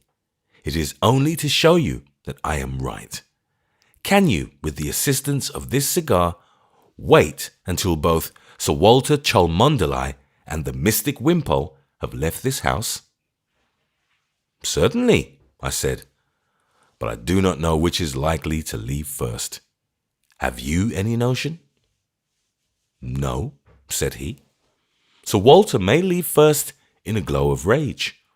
Or again, Mr. Wimpole may leave first, feeling that his last epigram is a thing to be flung behind him like a firework. And Sir Walter may remain some time to analyze Mr. Wimpole's character. But they will both have to leave within reasonable time. They will both have to get dressed and come back to dinner here tonight. As he spoke, the shrill double whistle from the porch of the great house drew a dark cab to the dark portal. And then a thing happened that we really had not expected. Mr. Wimpole and Sir Walter Cholmondeley came out at the same moment. They paused for a second or two opposite each other in a natural doubt. Then a certain geniality, fundamental perhaps in both of them, made Sir Walter smile and say, "The night is foggy. Pray, take my cab." Before I could count 20, the cab had gone rattling up the street with both of them. And before I could count 23, Grant had hissed in my ear, "Run after the cab. Run as if you were running from a mad dog. Run!" We pelted on steadily, keeping the cab in sight, through dark, mazy streets. God only, I thought, knows why we are running at all, but we are running hard. Fortunately, we did not run far. The cab pulled up at the fork of two streets, and Sir Walter paid the cabman, who drove away rejoicing, having just come in contact with the more generous among the rich. Then the two men talked together as men do talk together after giving and receiving great insults. The talk which leads either to forgiveness or a duel. At least, so it seemed, as we watched it from 10 yards off. Then the two men shook hands heartily, and one went down one fork of the road, and one down another. Basil, with one of his rare gestures, flung his arms forward. "Run after that scoundrel," he cried. "Let us catch him now." We dashed across the open space and reached the juncture of two paths. "Stop!" I shouted wildly to Grant. "That's the wrong turning." He ran on. "Idiot!" I howled. "Sir Walter's gone down there. Wimpole has slipped us. He's half a mile down the other road. You're wrong. Are you deaf? You're wrong." "I don't think I am," he panted, and ran on. "But I saw him," I cried. "Look in front of you. Is that Wimpole? It's the old man. What are you doing? What are we to do?" "Keep running," said Grant. Running soon brought us up to the broad back of the pompous old baronet, whose white whiskers shone silver in the fitful lamplight. My brain was utterly bewildered. I grasped nothing. "Charlie," said Basil hoarsely, "can you believe in my common sense for 4 minutes?" "Of course," I said, panting. "Then help me to catch that man in front and hold him down. Do it at once when I say now. Now!" We sprang on Sir Walter Cholmondeley and rolled that portly old gentleman on his back. He fought with a commendable valour, but we got him tight. I had not the remotest notion why. He had a splendid and full-blooded vigour. When he could not box, he kicked, and we bound him. When he could not kick, he shouted, and we gagged him. Then, by Basil's arrangement, we dragged him into a small court by the street side and waited. As I say, I had no notion why. "I am sorry to incommode you," said Basil, calmly out of the darkness, "but I have made an appointment here." "An appointment?" I said blankly. "Yes," he said, glancing calmly at the apoplectic old aristocrat gagged on the ground, whose eyes were starting impotently from his head. "I have made an appointment here with a thoroughly nice young fellow." An old friend. Jasper Drummond, his name is. You may have met him this afternoon at the Beaumonts. He can scarcely come, though, till the Beaumonts' dinner is over. For I do not know how many hours we stood there calmly in the darkness. By the time those hours were over, I had thoroughly made up my mind that the same thing had happened which had happened long ago on the bench of a British court of justice. Basil Grant had gone mad. I could imagine no other explanation of the facts, with the portly, purple-faced old country gentleman flung there, strangled on the floor like a bundle of wood. After about 4 hours, a lean figure in evening dress rushed into the court. A glimpse of gaslight showed the red moustache and white face of Jasper Drummond. "Mr. Grant?" he said blankly. "The thing is incredible. You were right. But what did you mean? All through this dinner party, where dukes and duchesses and editors of quarterlies had come especially to hear him, that extraordinary Wimpole kept perfectly silent. He didn't say a funny thing. He didn't say anything at all. What does it mean?" Grant pointed to the portly old gentleman on the ground. "That is what it means," he said. Drummond, on observing a fat gentleman lying so calmly about the place, jumped back as from a mouse. "What?" he said weakly. "What?" Basil bent suddenly down and tore a paper out of Sir Walter's breast pocket, a paper which the baronet, even in his hampered state, seemed to make some effort to retain. It was a large, loose piece of white wrapping paper, which Mr. Jasper Drummond read with a vacant eye and undisguised astonishment. As far as he could make out, it consisted of a series of questions and answers, or at least of remarks and replies, arranged in the matter of catechism. The greater part of the document had been torn and obliterated in the struggle, but the termination remained. It ran as follows. C says, "Keep countenance." W, "Keep British Museum." C, "Know whom talk absurdities." W, "Never talk absurdities without—" "What is it?" cried Drummond, flinging the paper down in a sort of final fury. "What is it?"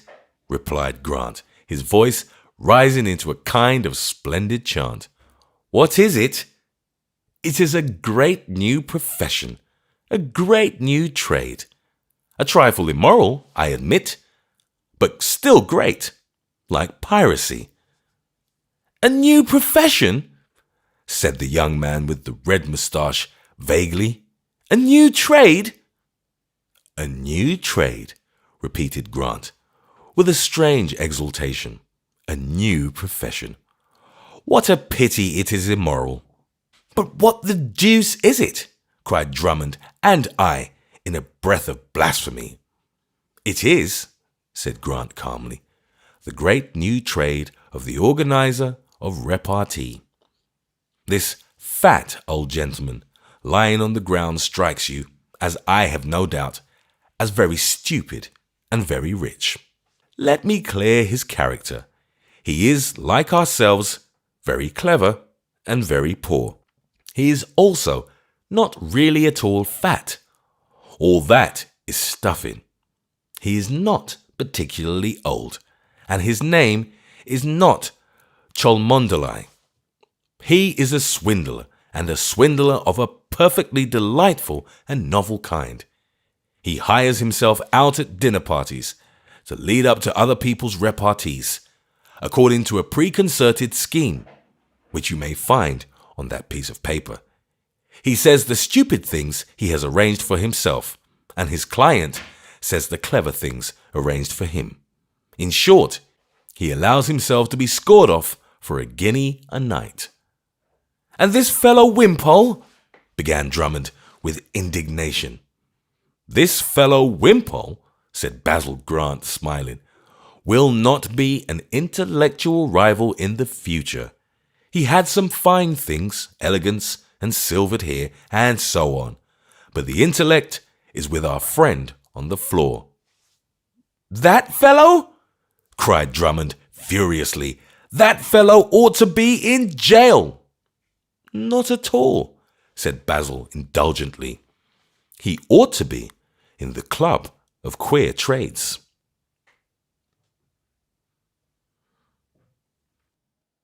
Chapter 3. The Awful Reason of the Vicar's Visit. The revolt of matter against man, which I believe to exist, has now been reduced to a singular condition. It is the small things rather than the large things which make war against us, and, I may add, beat us. The bones of the last mammoth have long ago decayed. A mighty wreck.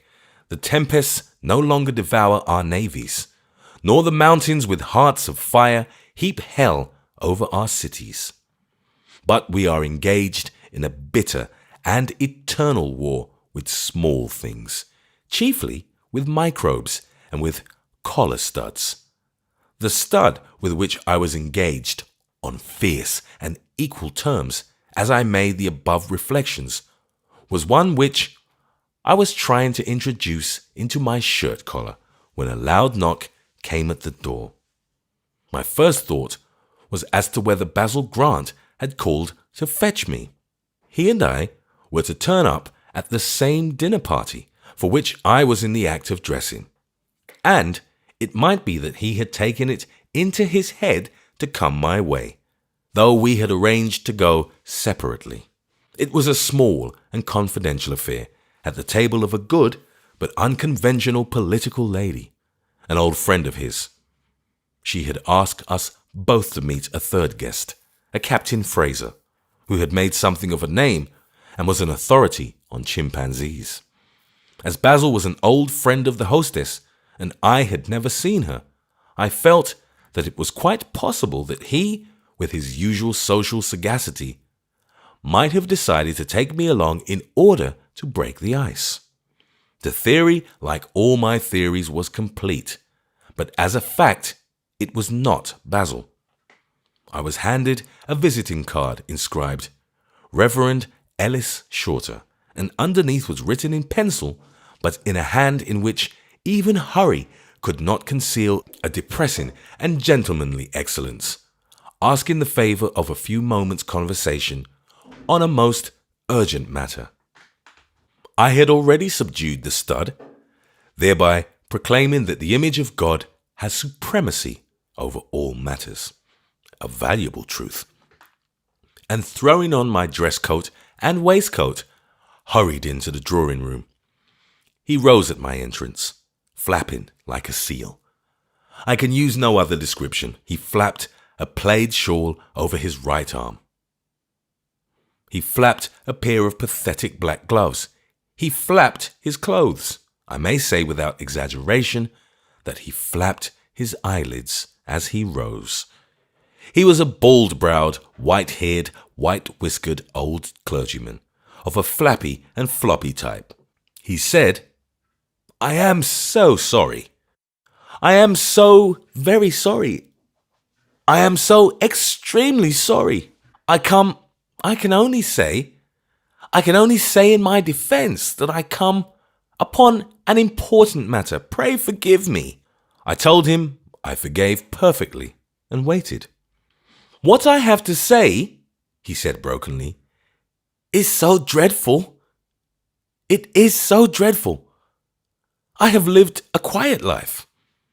I was burning to get away, for it was already doubtful if I should be in time for dinner.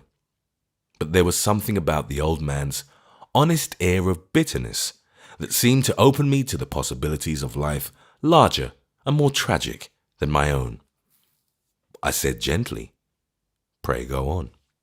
Nevertheless, the old gentleman, being a gentleman as well as old, noticed my secret impatience and seemed still more unmanned. I'm so sorry, he said meekly. I wouldn't have come, but for your friend Major Brown recommended me to come here. Major Brown? I said, with some interest. Yes, said the Reverend Mr. Shorter, feverishly flapping his plaid shawl about. He told me you helped him in a great difficulty, and my difficulty, oh, my dear sir, it's a matter of life and death. I rose abruptly, in an acute perplexity. Will it take long, Mr. Shorter? I asked. I have to go out to dinner almost at once. He rose also, trembling from head to foot, and yet somehow, with all his moral palsy, he rose to the dignity of his age and his office. I have no right, Mr. Swinburne. I have no right at all, he said. If you have to go out to dinner, you have, of course, a perfect right. Of course, a perfect right. But when you come back, a man will be dead. And he sat down, quaking like a jelly. The triviality of the dinner had been, in those 2 minutes, dwarfed and drowned in my mind. I did not want to go and see a political widow and a captain who collected apes. I wanted to hear what had brought this dear, doddering old vicar into relation with immediate perils. Will you have a cigar? I said. No, thank you, he said, with indescribable embarrassment, as if not smoking cigars was a social disgrace. A glass of wine, I said. No, thank you. No, thank you. Not just now, he repeated with that hysterical eagerness with which people who do not drink at all often try to convey that on any other night of the week they would sit up all night drinking rum punch. Not just now, thank you. Nothing else I can get for you? I said, feeling genuinely sorry for the well-mannered old donkey. A cup of tea. I saw a struggle in his eye, and I conquered. When the cup of tea came, he drank it like a dipsomaniac gulping brandy. Then he fell back and said, I have had such a time, Mr. Swinburne. I am not used to these excitements. As Vicar of Chuntsey in Essex. He threw this in with an indescribable airiness of vanity. I have never known such things happen. What things happen? I asked. He straightened himself with sudden dignity. As Vicar of Chuntsey in Essex, he said, I have never been forcibly dressed up as an old woman and made to take part in a crime in the character of an old woman. Never once. My experience may be small, it may be insufficient, but it has never occurred to me before. I have never heard of it, I said, as among the duties of a clergyman. But I am not well up in church matters. Excuse me if perhaps I failed to follow you correctly. Dressed up as what? As an old woman, said the vicar solemnly. As an old woman. I thought in my heart that it required no great transformation to make an old woman of him. But the thing was evidently more tragic than comic, and I said respectfully, May I ask how it occurred? I will begin at the beginning, said Mr. Shorter, and I will tell my story with the utmost possible precision. At 17 minutes past 11 this morning, I left the vicarage to keep certain appointments and pay certain visits in the village. My first visit was to Mr. Jervis, the treasurer of our League of Christian Amusements, with whom I concluded some business touching the claim made by Parks, the gardener, in the matter of the rolling of our tennis lawn. I then visited Mrs. Arnett, a very earnest churchwoman, but permanently bedridden. She is the author of several small works of devotion, and of a book of verse entitled, unless my memory misleads me, Eglantine. He uttered all this not only with deliberation, but with something that can only be called, by a contradictory phrase, eager deliberation. He had, I think, a vague memory in his head of the detectives in the detective stories, who always sternly require that nothing should be kept back. I then proceeded, he went on, with the same maddening conscientiousness of manner, to Mr. Carr, not Mr. James Carr, of course, Mr. Robert Carr, who is temporarily assisting our organist, and having consulted with him on the subject of a choir boy who is accused, I cannot say as yet whether justly or not, of cutting holes in the organ pipes, I finally dropped in upon a Dorcas meeting at the house of Miss Brett. The Dorcas meetings are usually held at the vicarage, but my wife being unwell, Miss Brett, a newcomer in our village, but very active in church work, had very kindly consented to hold them. The Dorcas Society is entirely under my wife's management, as a rule, and except for Miss Brett, who, as I say, is very active, I scarcely know any members of it. I had, however, promised to drop in on them, and I did so. When I arrived, there were only 4 other maiden ladies with Miss Brett, but they were sewing very busily. It is very difficult, of course, for any person, however strongly impressed with the necessity in these matters of full and exact exposition of the facts, to remember and repeat the actual details of a conversation, particularly a conversation which, though inspired with the most worthy and admirable zeal for good work, was one which did not greatly impress the hearer's mind at the time, and was in fact mostly about socks. I can, however, remember distinctly that one of the spinster ladies, she was a thin person with a woolen shawl, who appeared to feel the cold, and I am almost sure she was introduced to me as Miss James, remarked that the weather was very changeable. Miss Brett then offered me a cup of tea, which I accepted. I cannot recall in what words. Miss Brett is a short and stout lady with white hair. The only other figure in the group that caught my attention was a Miss Mowbray, a small and neat lady of aristocratic manners, silver hair, and a high voice and colour. She was the most emphatic member of the party, and her views on the subject of pinafores, though expressed with a natural deference to myself, were in themselves strong and advanced. Beside her, although all 5 ladies were dressed simply in black, it could not be denied that the others looked in some way what you men of the world would call dowdy. After about 10 minutes' conversation, I rose to go, and as I did so, I heard something which I cannot describe it. Something which seemed to... but I really cannot describe it. What did you hear? I asked, with some impatience. I heard, said the vicar solemnly, I heard Miss Mowbray, the lady with the silver hair, say to Miss James, the lady with the woolen shawl, the following extraordinary words. I committed them to memory on the spot, and as soon as circumstances set me free to do so, I noted them down on a piece of paper. I believe I have it here. He fumbled in his breast pocket, bringing out mild things, notebooks, circulars, and programs of village concerts. I heard Miss Mowbray say to Miss James the following words. Now's your time, Bill. He gazed at me for a few moments after making this announcement gravely and unflinchingly, as if conscious that here he was unshaken about his facts. Then he resumed, turning his bald head more towards the fire. This appeared to me remarkable.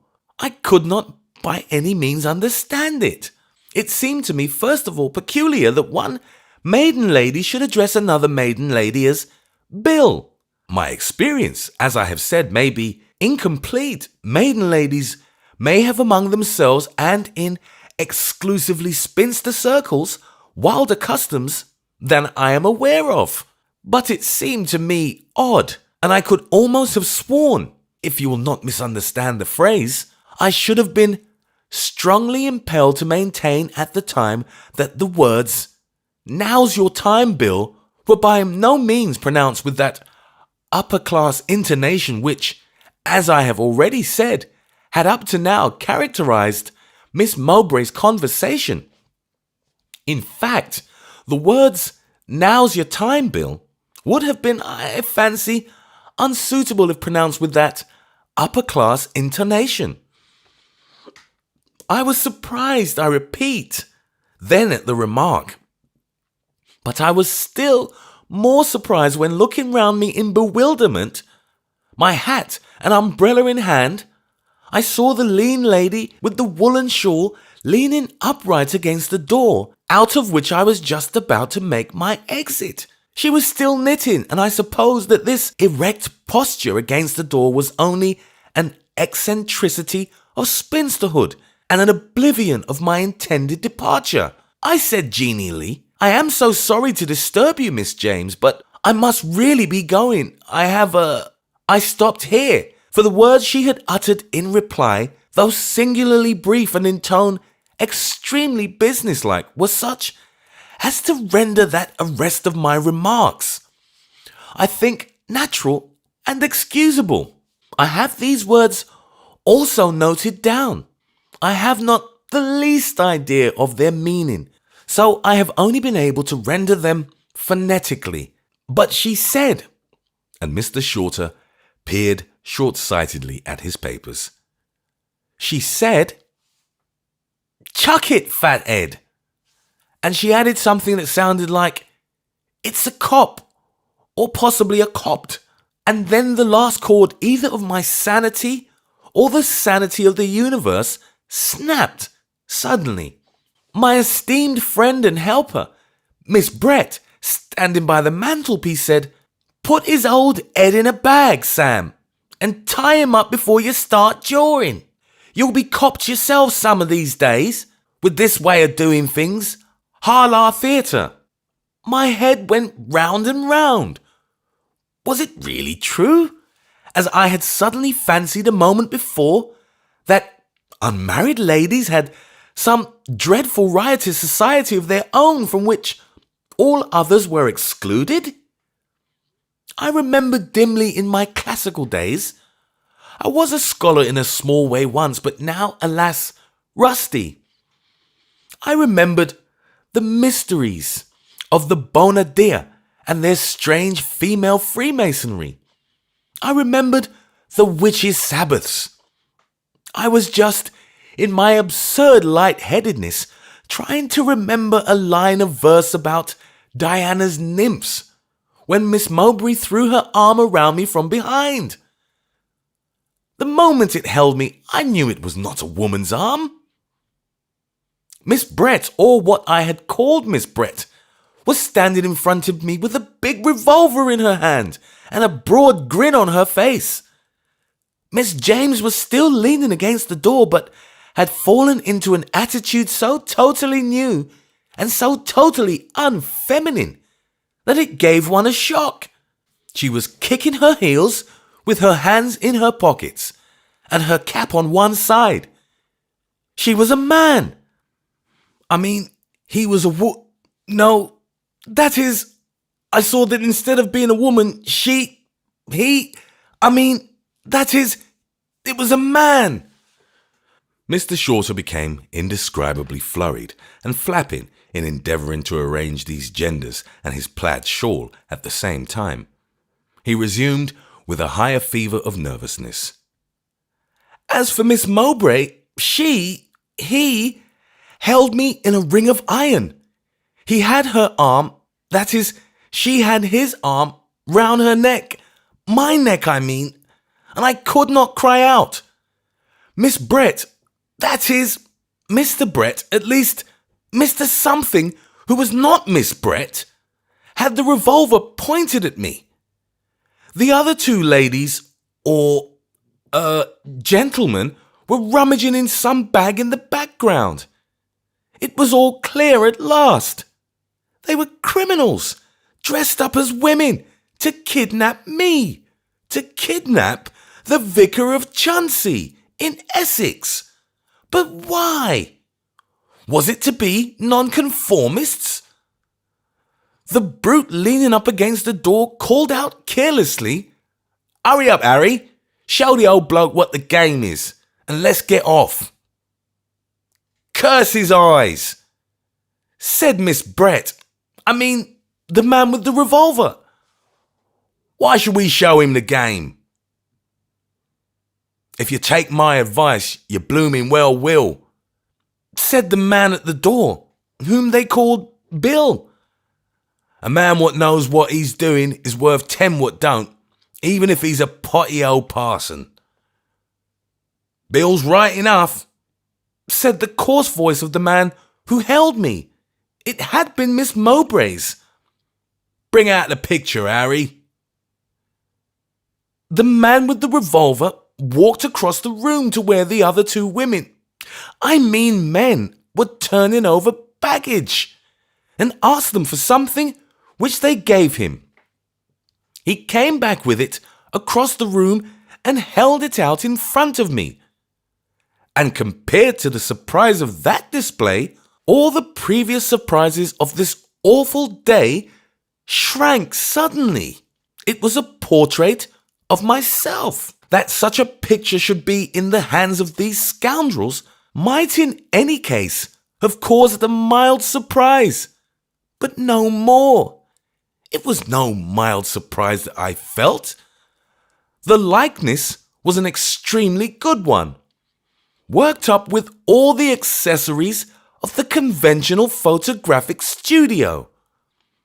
I was leaning my head on my hand and was relieved against a painted landscape of woodland. It was obvious that it was no snapshot. It was clear that I had sat for this photograph. And the truth was that I had never sat for such a photograph. It was a photograph that I had never had taken. I stared at it again and again.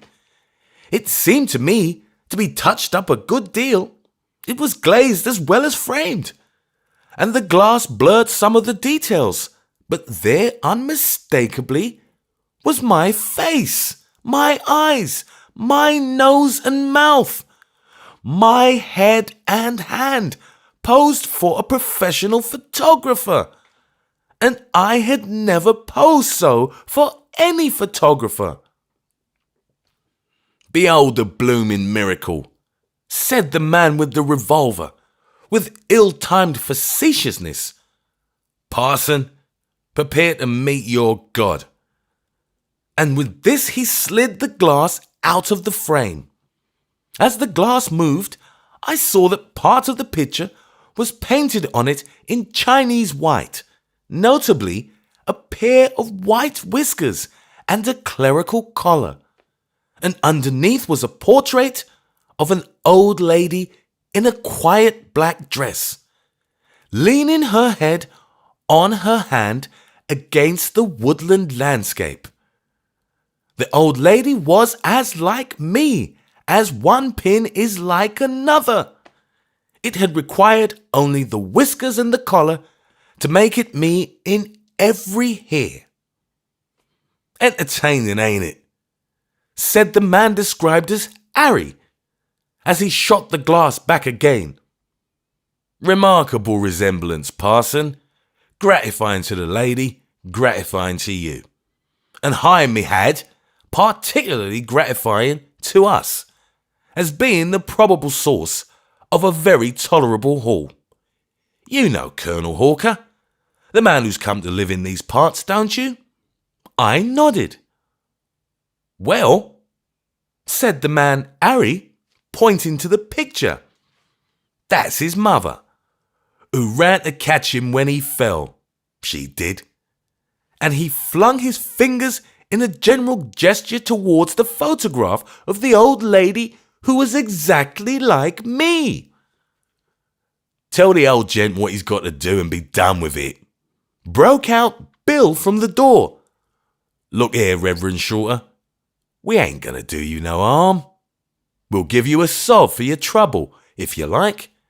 And as for the old woman's clothes, why, you'll look lovely in 'em." "You ain't much of a an at a description, Bill," said the man behind me. "Mr. Shorter, it's like this. We've got to see this man Orca tonight. Maybe he'll kiss us all and have up the champagne when he sees us. Maybe, on the other, and he won't. Maybe he'll be dead when we goes away. Maybe not. But we've got to see him. Now, as you know, he shuts himself up and never opens the door to a soul. Only you don't know why and we does. The only one as can ever get at him is his mother. Well, it's a confounded funny coincidence. He said, accenting the penultimate, it's a very unusual piece of good luck. But you're his mother. When first I saw her picture, said the man Bill, shaking his head in a ruminant manner. When I first saw it, I said, Old Shorter. Those were my exact words. Old Shorter. What do you mean, you wild creatures? I gasped. What am I to do? That's easy said, your oldness, said the man with the revolver good-humouredly. You've got to put on those clothes. And he pointed to a poke bonnet and a heap of female clothes in the corner of the room. I will not dwell, Mr. Swinburne, upon the details of what followed. I had no choice. I could not fight 5 men, to say nothing of a loaded pistol. In 5 minutes, sir, the Vicar of Chuntsey was dressed as an old woman, as somebody else's mother, if you please, and was dragged out of the house to take part in a crime. It was already late in the afternoon, and the nights of winter were closing in fast. On a dark road, in a blowing wind, we set out towards the lonely house of Colonel Hawker, perhaps the queerest cortege that ever straggled up that or any other road. To every human eye in every external, we were 6 very respectable old ladies of small means, in black dresses and refined but antiquated bonnets. And we were really 5 criminals and a clergyman. I will cut a long story short. My brain was whirling like a windmill as I walked, trying to think of some manner of escape. To cry out, so long as we were far from houses, would be suicidal, for it would be easy for the ruffians to knife me or to gag me and fling me into a ditch. On the other hand, to attempt to stop strangers and explain the situation was impossible, because of the frantic folly of the situation itself. Long before I had persuaded the chance postman or carrier of so absurd a story, my companions would certainly have got off themselves, and in all probability would have carried me off as a friend of theirs who had the misfortune to be mad or drunk. The last thought, however, was an inspiration, though a very terrible one. Had it come to this, that the Vicar of Chuntsey must pretend to be mad or drunk? It had come to this. I walked along with the rest up the deserted road, imitating and keeping pace, as far as I could, with their rapid and yet ladylike step, until at length I saw a lamppost and a policeman standing under it. I had made up my mind. Until we reached them, we were all equally demure and silent and swift.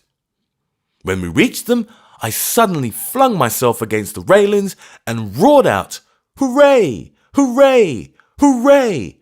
Rule Britannia! Get your ear cut! Hoopla! Boo!" It was a condition of no little novelty for a man in my position. The constable instantly flashed his lantern on me, or the draggled drunken old woman that was my travesty. "Now then, Mum," he began gruffly. "Come along quiet or I'll eat your heart," cried Sam in my ear hoarsely. "Stop or I'll flay you." It was frightful to hear the words and see the neatly shawled old spinster who whispered them. I yelled and yelled. I was in for it now. I screamed comic refrains that vulgar young men had sung, to my regret, at our village concerts. I rolled to and fro like a ninepin about to fall. If you can't get your friend on quiet, ladies, said the policeman, I shall have to take her up. Drunk and disorderly, she is right enough. I redoubled my efforts. I had not been brought up to this sort of thing, but I believe I eclipsed myself. Words that I did not know I had ever heard of seemed to come pouring out of my open mouth. When we get you past, whispered Bill, you'll howl louder when you're burning your feet off. I screamed in my terror those awful songs of joy, in all the nightmares that men have ever dreamed. There has never been anything so blighting and horrible as the faces of those 5 men, looking out of their poke bonnets, the figures of district visitors with the faces of devils. I cannot think there is anything so heartbreaking in hell. For a sickening instant, I thought that the bustle of my companions and the perfect respectability of all our dresses would overcome the policeman and induce him to let us pass. He wavered, so far as one can describe anything so solid as a policeman is wavering. I lurched suddenly forward and ran my head into his chest, calling out, if I remember correctly, "Oh, crikey blimey, Bill!" It was at that moment that I remembered most dearly that I was the Vicar of Chauncey in Essex. My desperate coup saved me. The policeman had me hard by the back of the neck. "You come along with me," he began, but Bill cut in with his perfect imitation of a lady's finicking voice. "Oh, pray, constable, don't make a disturbance with our poor friend. We will get her quietly home. She does drink too much, but she is quite a lady, only eccentric." "She butted me in the stomach," said the policeman briefly. "Eccentricities of genius," said Sam earnestly. "Pray let me take her home," reiterated Bill in the resumed character of Miss James. "She wants looking after." "She does," said the policeman, "but I'll look after her." "That's no good," cried Bill feverishly. "She wants her friends. She wants a particular medicine we've got." "Yes," assented Miss Mowbray with excitement. "No other medicine any good, constable. Complaint quite unique." "I'm all right, coochie coochie coo," remarked to his eternal shame the Vicar of Chauncey. "Look here, ladies," said the constable sternly, "I don't like the eccentricity of your friend, and I don't like her songs, or her head in my stomach. And now I come to think of it, I don't like the looks of you. I've seen many as quiet dressed as you was wrong uns. Who are you?" "We've not our cards with us," said Miss Mowbray, with indescribable dignity. "Nor do we see why we should be insulted by any jack in office who chooses to be rude to ladies when he is paid to protect them. If you choose to take advantage of the weakness of our unfortunate friend, no doubt you are legally entitled to take her. But if you fancy you have any legal right to bully us, you will find yourself in the wrong box." The truth and dignity of this staggered the policeman for a moment. Under cover of their advantage, my 5 persecutors turned for an instant on me, faces like faces of the damned, and then swished off into the darkness. When the constable first turned his lantern and his suspicions onto them, I had seen the telegraphic look flash from face to face, saying that only retreat was possible now. By this time I was sinking slowly to the pavement, in a state of acute reflection. So long as the ruffians were with me, I dared not quit the role of drunkard, for if I had begun to talk reasonably and explain the real case, the officer would merely have thought that I was slightly recovered and would have put me in charge of my friends. Now, however, if I liked, I might safely undeceive him. But I confess I did not like. The chances of life are many, and it may doubtless sometimes lie in the narrow path of duty for a clergyman of the Church of England to pretend to be a drunken old woman. But such necessities are, I imagine, sufficiently rare to appear to many improbable. Suppose the story got about that I had pretended to be drunk. Suppose people did not all think it was pretense. I lurched up, the policeman half lifting me. I went along weakly and quietly for about 100 yards. The officer evidently thought that I was too sleepy and feeble to effect an escape, and so held me lightly and easily enough. Past 1 turnings, 2 turnings, 3 turnings, 4 turnings, he trailed me with him, a limp and slow and reluctant figure. At the 4th turning, I suddenly broke from his hand and tore down the street like a maddened stag. He was unprepared, he was heavy, and it was dark. I ran and ran and ran, and in 5 minutes running found I was gaining. In half an hour I was out in the fields under the holy and blessed stars, where I tore off my accursed shawl and bonnet and buried them in clean earth. The old gentleman had finished his story and leant back in his chair. Both the matter and the manner of his narration had, as time went on, impressed me favourably. He was an old duffer and pedant, but behind these things he was a country-bred man and gentleman, and had showed courage and a sporting instinct in the hour of desperation. He had told his story with many quaint formalities of diction, but also with a very convincing realism. "And now," I began. "And now," said Shorter, leaning forward again with something like servile energy, "and now, Mr. Swinburne, what about that unhappy man Hawker? I cannot tell what those men meant, or how far what they said was real. But surely there is danger. I cannot go to the police, for reasons that you perceive.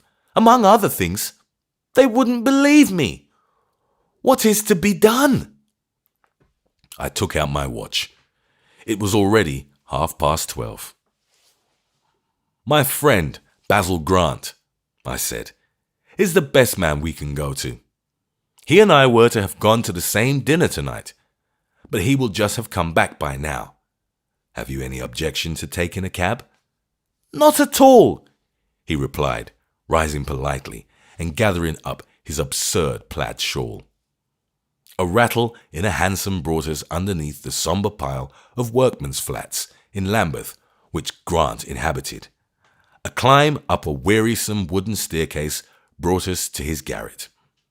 When I entered that wooden and scrappy interior, the white gleam of Basil's shirt front and the lustre of his fur coat flung on the wooden settle struck me as a contrast.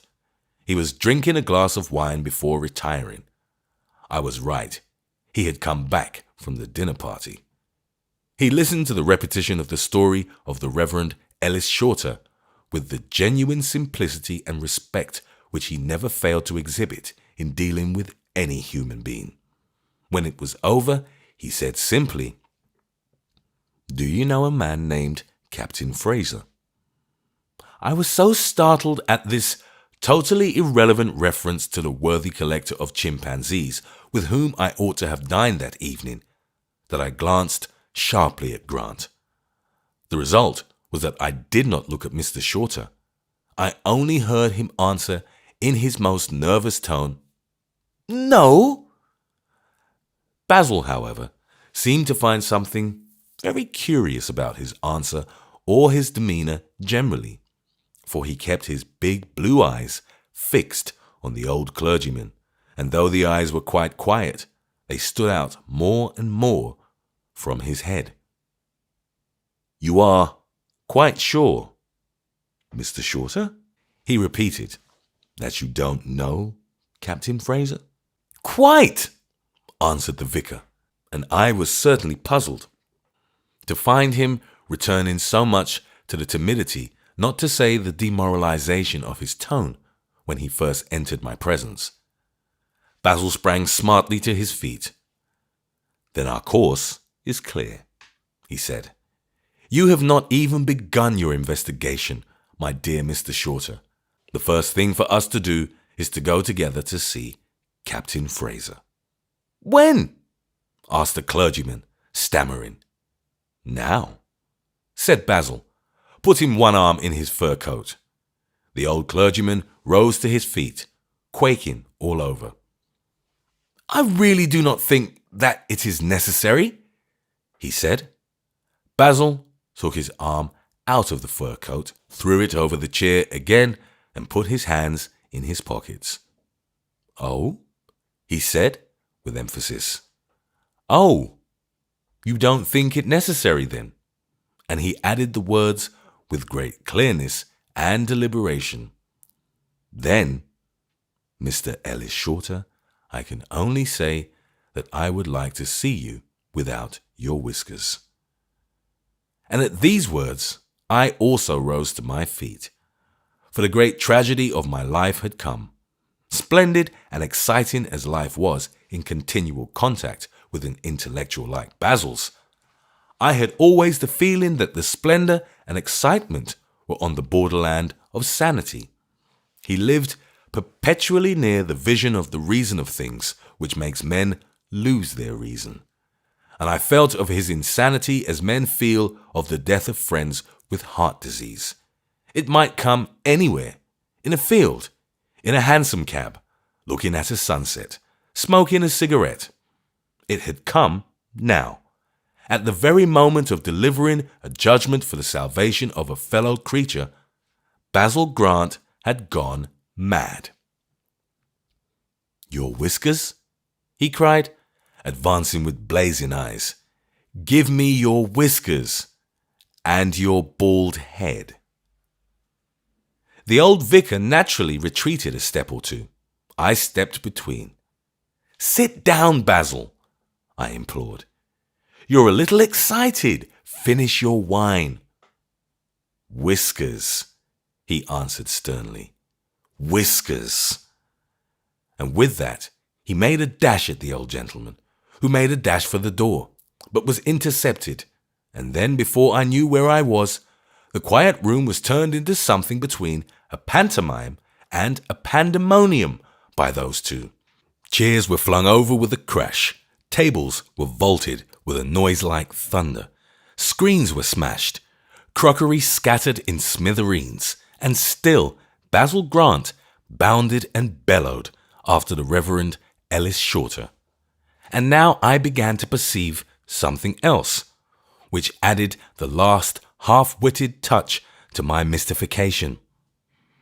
The Reverend Ellis Shorter of Chuntsey in Essex was by no means behaving as I had previously noticed him to behave, or as, considering his age and station, I should have expected him to behave. His power of dodging, leaping, and fighting would have been amazing in a lad of 17, and in this doddering old vicar looked like a sort of farcical fairy tale. Moreover, he did not seem to be so much astonished as I had thought. There was even a look of something like enjoyment in his eyes. So there was in the eye of Basil. In fact, the unintelligible truth must be told, they were both laughing. At length, Shorter was cornered. Come, Mr. Grant, he panted. You can't do anything to me. It's quite legal. And it doesn't do anyone the least harm. It's only a social fiction, a result of our complex society, Mr. Grant. I don't blame you, my man, said Basil coolly. But I want your whiskers and your bald head. Do they belong to Captain Fraser? No, said Mr. Shorter, laughing. We provide them ourselves. They don't belong to Captain Fraser. What the deuce does all this mean? I almost screamed. Are you all in an infernal nightmare? Why should Mr. Shorter's bald head belong to Captain Fraser? How could it? What the deuce has Captain Fraser to do with the affair? What is the matter with him? You dined with him, Basil. No, said Grant, I didn't. Didn't you go to Mrs. Thornton's dinner party? I asked, staring. Why not? Well, said Basil, with a slow and singular smile. The fact is, I was detained by a visitor. I have him, as a point of fact, in my bedroom. In your bedroom? I repeated, but my imagination had reached that point when he might have said in his coal scuttle or his waistcoat pocket. Grant stepped to the door of an inner room, flung it open and walked in. Then he came out again with the last of the bodily wonders of that night. He introduced into the sitting room in an apologetic manner and by the nape of the neck a limp clergyman with a bald head, white whiskers, and a plaid shawl. Sit down, gentlemen, cried Grant, striking his hands heartily. Sit down, all of you, and have a glass of wine. As you say, there is no harm in it, and if Captain Fraser had simply dropped me a hint, I could have saved him from dropping a good sum of money. Not that you would have liked that, eh? The two duplicate clergymen, who were sipping their burgundy with two duplicate grins, laughed heartily at this, and one of them carelessly pulled off his whiskers and laid them on the table. Basil, I said, if you are my friend, save me. What is all this? He laughed again. Only another addition, cherub, to your collection of queer trades. These two gentlemen, whose health I have now the pleasure of drinking, are professional detainers. And what on earth that? I asked. It's really very simple, Mr. Swinburne, began he who had once been the Reverend Ellis Shorter of Chuntsey in Essex, and it gave me a shock indescribable to hear out of that pompous and familiar form come no longer its own pompous and familiar voice, but the brisk, sharp tones of a young city man. It is really nothing very important. We are paid by our clients to detain in conversation on some harmless pretext people whom they want out of the way for a few hours. And Captain Fraser... And with that, he hesitated and smiled. Basil smiled also. He intervened. The fact is that Captain Fraser, who is one of my best friends, wanted us both out of the way very much. He is sailing tonight for East Africa, and the lady with whom we were all to have dined is, what I believe described as the romance of his life. He wanted that 2 hours with her, and employed these two reverend gentlemen to detain us at our houses, so as to let him have the field to himself. And of course, said the late Mr. Shorter apologetically to me, as I had to keep a gentleman at home from keeping an appointment with a lady, I had to come with something rather hot and strong, rather urgent. It wouldn't have done to be tame. Oh, I said, I acquit you of tameness. Thank you, sir, said the man respectfully. Always very grateful for any recommendation, sir. The other man idly pushed back his artificial bald head, revealing close red hair, and spoke dreamily, perhaps under the influence of Basil's admirable burgundy. "It's wonderful how common it's getting, gentlemen. Our office is busy from morning till night. I've no doubt you've often knocked up against us before. You just take notice. When an old bachelor goes on boring you with hunting stories, when you're burning to be introduced to somebody, he's from our bureau. When a lady calls on parish work and stops hours just when you wanted to go to the Robinsons, she's from our bureau. The Robinson hand, sir, may be darkly seen." "There is one thing I don't understand," I said. "Why are you both vicars?" A shade crossed the brow of the temporary incumbent of Chuntsey in Essex. "That may have been a mistake, sir," he said, "but it was not our fault. It was all the munificence of Captain Fraser. He requested that the highest price and talent on our tariff should be employed to detain you gentlemen. Now the highest payment in our office goes to those who impersonate vicars as being the most respectable and more of a strain. We are paid 5 guineas a visit. We have had the good fortune to satisfy the firm with our work, and we are now permanently vicars. Before that we had 2 years as colonels, the next in our scale. Colonels are 4 guineas.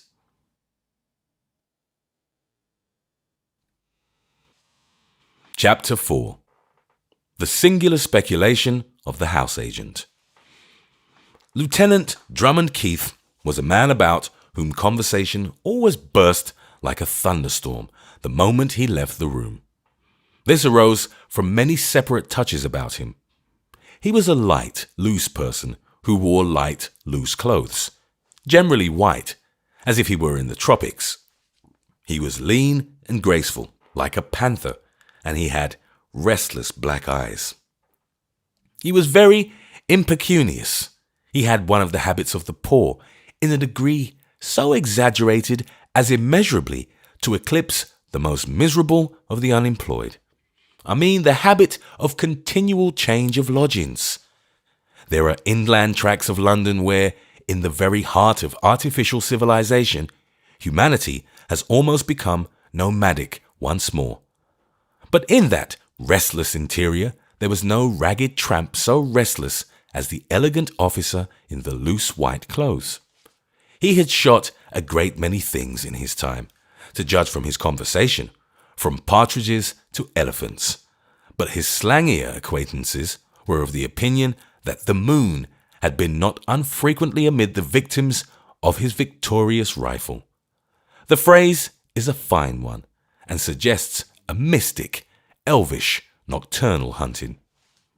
He carried from house to house and from parish to parish a kit which consisted practically of 5 articles: 2 odd-looking, large-bladed spears tied together, the weapons, I suppose, of some savage tribe, a green umbrella, a huge and tattered copy of the Pickwick Papers, a big game rifle, and a large sealed jar of some unholy oriental wine. These always went into every new lodging, even for one night, and they went in quite undisguised, tied up in wisps of string or straw, to the delight of the poetic gutter boys in the little grey streets. I had forgotten to mention that he always carried also his old regimental sword. But this raised another odd question about him. Slim and active as he was no longer very young. His hair, indeed, was quite grey, though his rather wild, almost Italian moustache retained its blackness, and his face was careworn under its almost Italian gaiety. To find a middle-aged man who has left the army at the primitive rank of lieutenant is unusual, and not necessarily encouraging.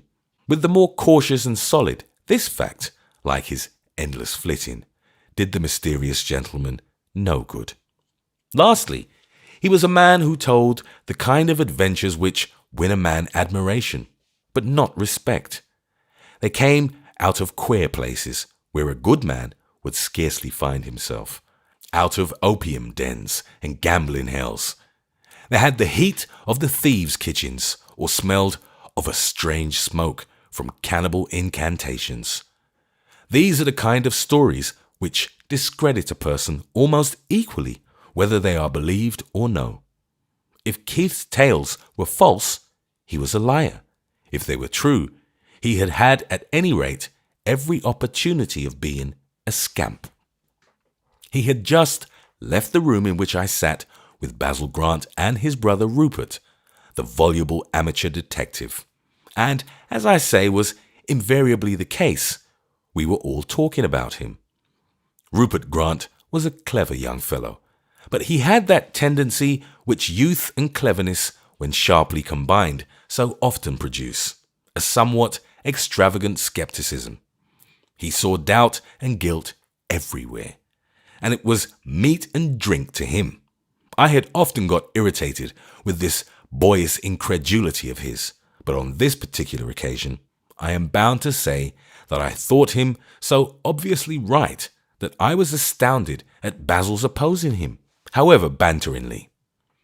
I could swallow a good deal, being naturally of a simple turn, but I could not swallow Lieutenant Keith's autobiography. "You don't seriously mean, Basil," I said, "that you think that fellow really did go as a stowaway with Nansen and pretend to be the mad mullah and—" "He has one fault," said Basil thoughtfully, "or virtue, as you may happen to regard it. He tells the truth in too exact and bold a style. He is too veracious." "Oh, if you are going to be paradoxical," said Rupert contemptuously, "be a bit funnier than that. Say, for instance, that he has lived all his life in one ancestral manner." "No, he's extremely fond of change of scene," replied Basil dispassionately, "and of living in odd places. That doesn't prevent his chief trait being verbal exactitude. What you people don't understand is that telling a thing crudely and coarsely as it happened makes it sound frightfully strange. The sort of things Keith recounts are not the sort of things that a man would make up to cover himself with honor. They are too absurd.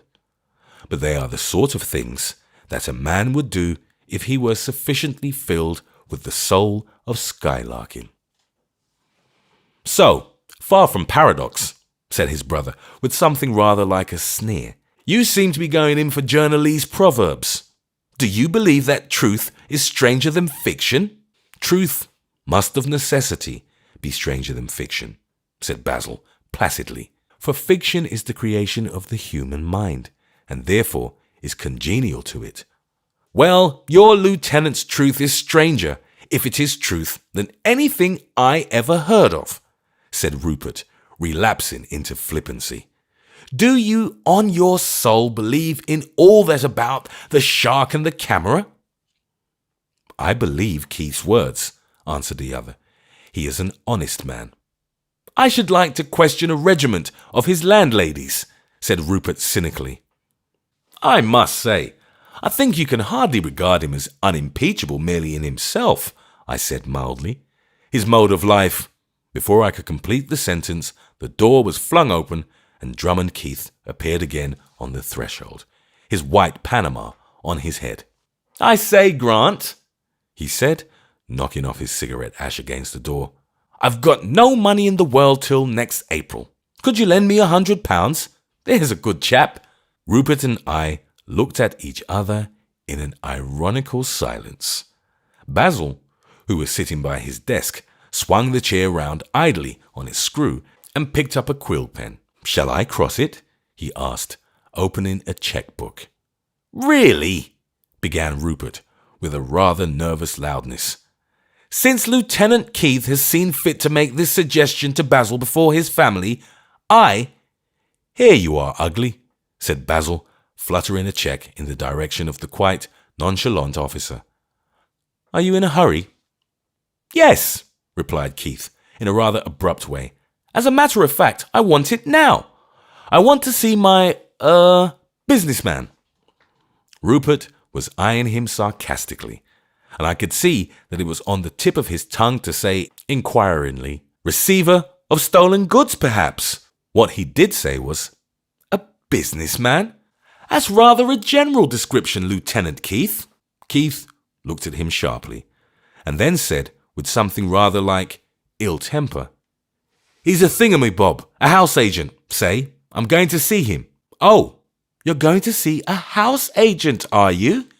said Rupert Grant grimly. "Do you know, Mr. Keith, I think I should very much like to go with you." Basil shook with his soundless laughter.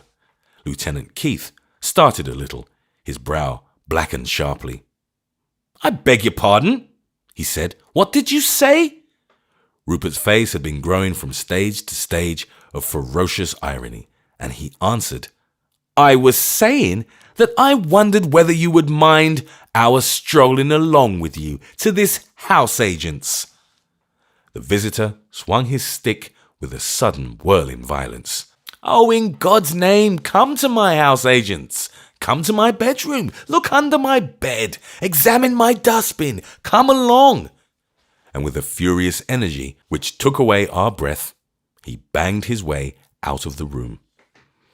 Rupert Grant, his restless blue eyes dancing with his detective excitement, soon shouldered alongside him, talking to him with that transparent camaraderie which he imagined to be appropriate from the disguised policeman to the disguised criminal.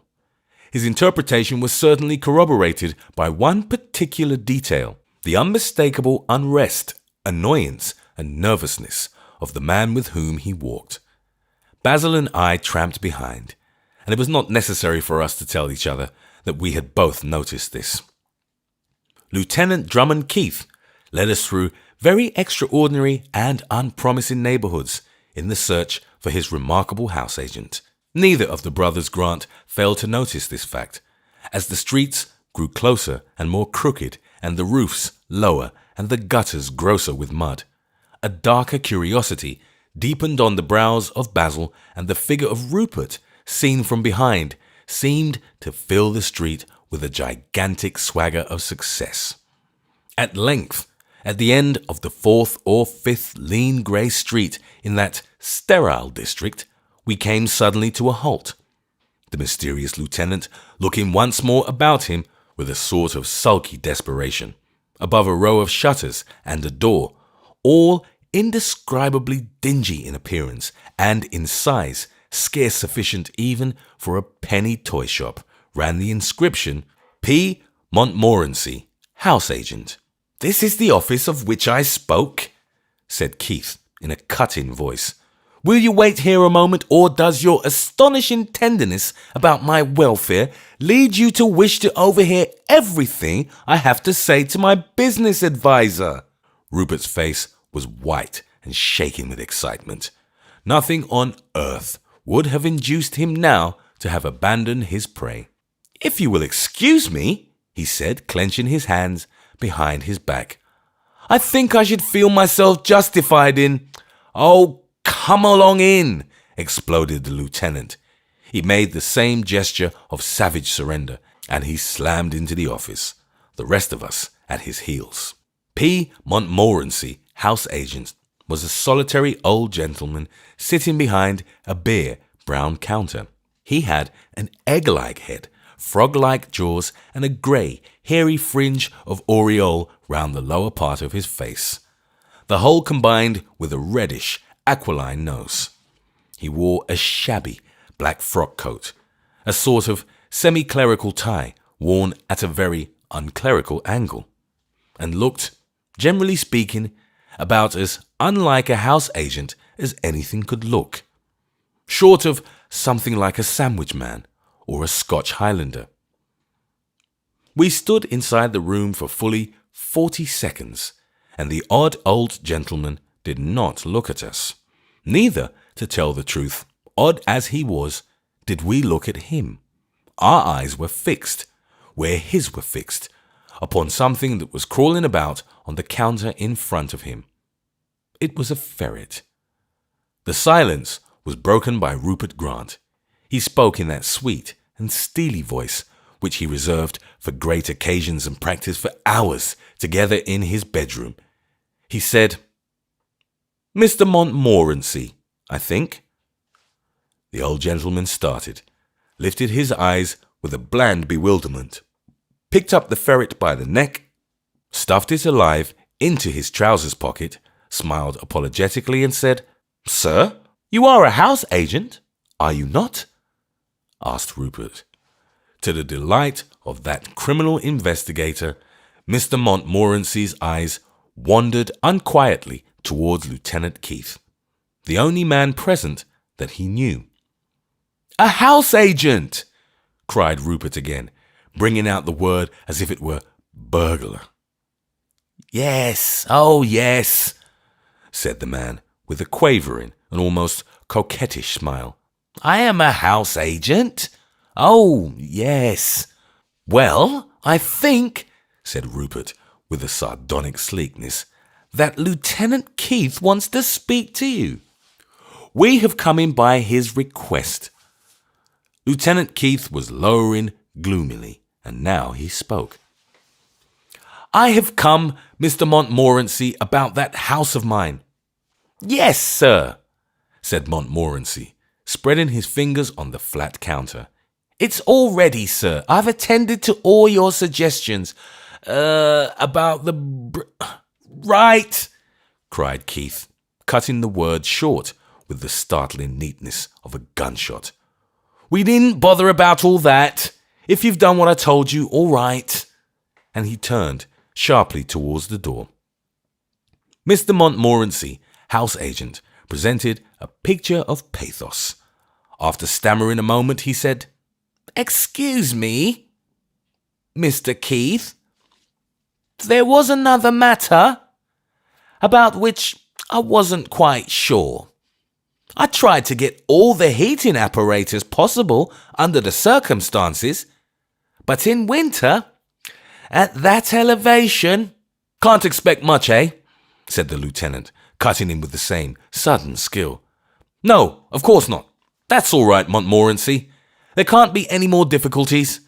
And he put his hand on the handle of the door. "I think," said Rupert Grant, with a satanic suavity, "that Mr. Montmorency has something further to say to you, Lieutenant." "Only," said the house agent in desperation, "what about the birds?" "I beg your pardon?" said Rupert, in a general blank. "What about the birds?" said the house agent doggedly. Basil, who had remained throughout the proceedings in a state of Napoleonic calm, which might be more accurately described as a state of Napoleonic stupidity, suddenly lifted his leonine head. "Before you go, Lieutenant Keith," he said, "come now. Really, what about the birds?" "I'll take care of them," said Lieutenant Keith, still with his long back turned to us. "They shan't suffer." "Thank you, sir, thank you," cried the incomprehensible house agent with an air of ecstasy. "You'll excuse my concern, sir. You know I'm wild on wild animals. I'm as wild as any of them on that. Thank you, sir. But there's another thing." The lieutenant, with his back turned to us, exploded with an indescribable laugh and swung round to face us. It was a laugh, the purport of which was direct and essential, and yet which one cannot exactly express. As near as it said anything verbally speaking, it said, "Well, if you must spoil it, you must, but you don't know what you're spoiling." "There is another thing," continued Mr. Montmorency weakly. "Of course, if you don't want to be visited, you'll paint the house green, but—" "Green?" shouted Keith. "Green? Let it be green or nothing. I won't have a house of another colour. Green?" And before we could realize anything, the door had banged between us and the street. Rupert Grant seemed to take a little time to collect himself, but he spoke before the echoes of the door died away. "Your client, Lieutenant Keith, appears somewhat excited," he said. "What is the matter with him? Is he unwell?" "Oh, I should think not," said Mr. Montmorency, in some confusion. "The negotiations have been somewhat difficult. The house is rather—" "Green?" said Rupert calmly. "That appears to be a very important point. It must be rather green.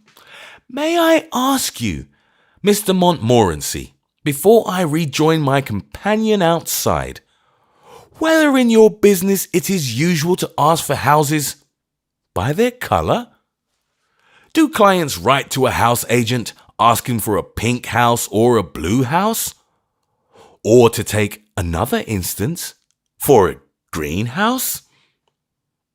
"Only," said Montmorency, trembling, "only to be inconspicuous."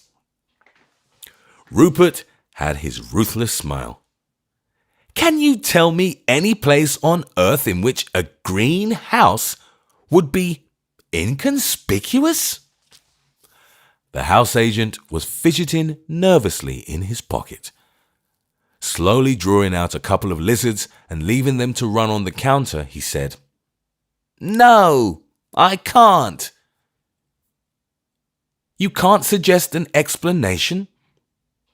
"No," said Mr. Montmorency, rising slowly and yet in such a way as to suggest a sudden situation. "I can't. And may I, as a busy man, be excused if I ask you, gentlemen, if you have any demand to make of me in connection with my business? What kind of house would you desire me to get for you, sir?" He opened his blank blue eyes on Rupert, who seemed for the second staggered.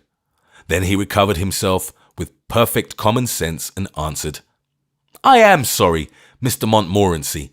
The fascination of your remarks has unduly delayed us from joining our friend outside. Pray excuse my apparent impertinence." "Not at all, sir," said the house agent, taking a South American spider idly from his waist pocket and letting it climb up the slope of his desk.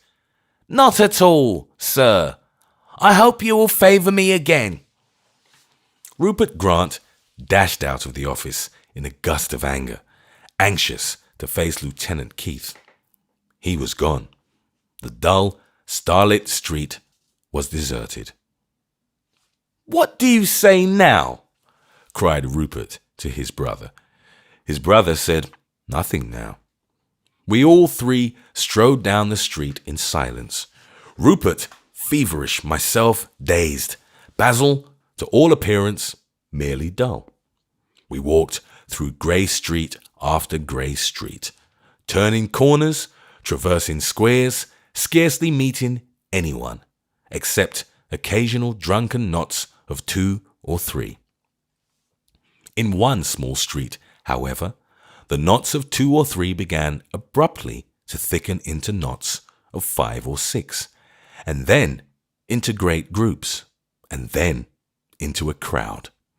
The crowd was stirring very slightly, but anyone with a knowledge of the eternal populace knows that if the outside rim of a crowd stirs ever so slightly, it means that there is madness in the heart and core of the mob. It soon became evident that something really important had happened in the center of this excitement. We wormed our way to the front, with the cunning which is known only to cockneys, and once there we soon learned the nature of the difficulty. There had been a brawl concerned with some 6 men, and one of them lay almost dead on the stones of the street. Of the other 4, all interesting matters were, as far as we were concerned, swallowed up in one stupendous fact. One of the 4 survivors of the brutal and perhaps fatal scuffle was the immaculate Lieutenant Keith. His clothes torn to ribbons, his eyes blazing, blood on his knuckles. One other thing, however, pointed at him in a worse manner. A short sword, or very long knife, had been drawn out of his elegant walking stick and lay in front of him upon the stones. It did not, however, appear to be bloody.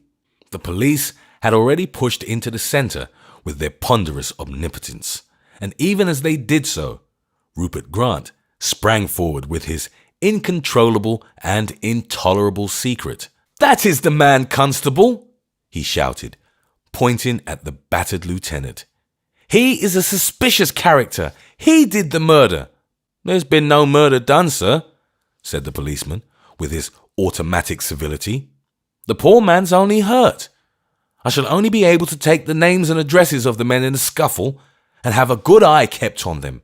"Have a good eye kept on that one," said Rupert, pale to the lips and pointing to the ragged Keith. "All right, sir," said the policeman unemotionally, and went the round of the people present, collecting the addresses. When he had completed his task, the dusk had fallen, and most of the people not immediately connected with the examination had gone away. He still found, however, one eager-faced stranger lingering on the outskirts of the affair. It was Rupert Grant. "Constable," he said, "I have a very particular reason for asking you a question. Would you mind telling me whether that military fellow who dropped his sword stick in the row gave you an address or not?" "Yes, sir," said the policeman after a reflective pause. "Yes, he gave me his address." "My name is Rupert Grant," said that individual with some pomp. "I have assisted the police on more than one occasion. I wonder whether you would tell me, as a special favour, what address?" The constable looked at him. "Yes," he said slowly, "if you like. His address is The Elms, Buxton Common, near Purley, Surrey." "Thank you," said Rupert, and ran home through the gathering night as fast as his legs could carry him, repeating the address to himself. Rupert Grant generally came down late in a rather lordly way to breakfast. He contrived, I don't know how, to achieve always the attitude of the indulged younger brother. Next morning, however, when Basil and I came down, we found him ready and restless.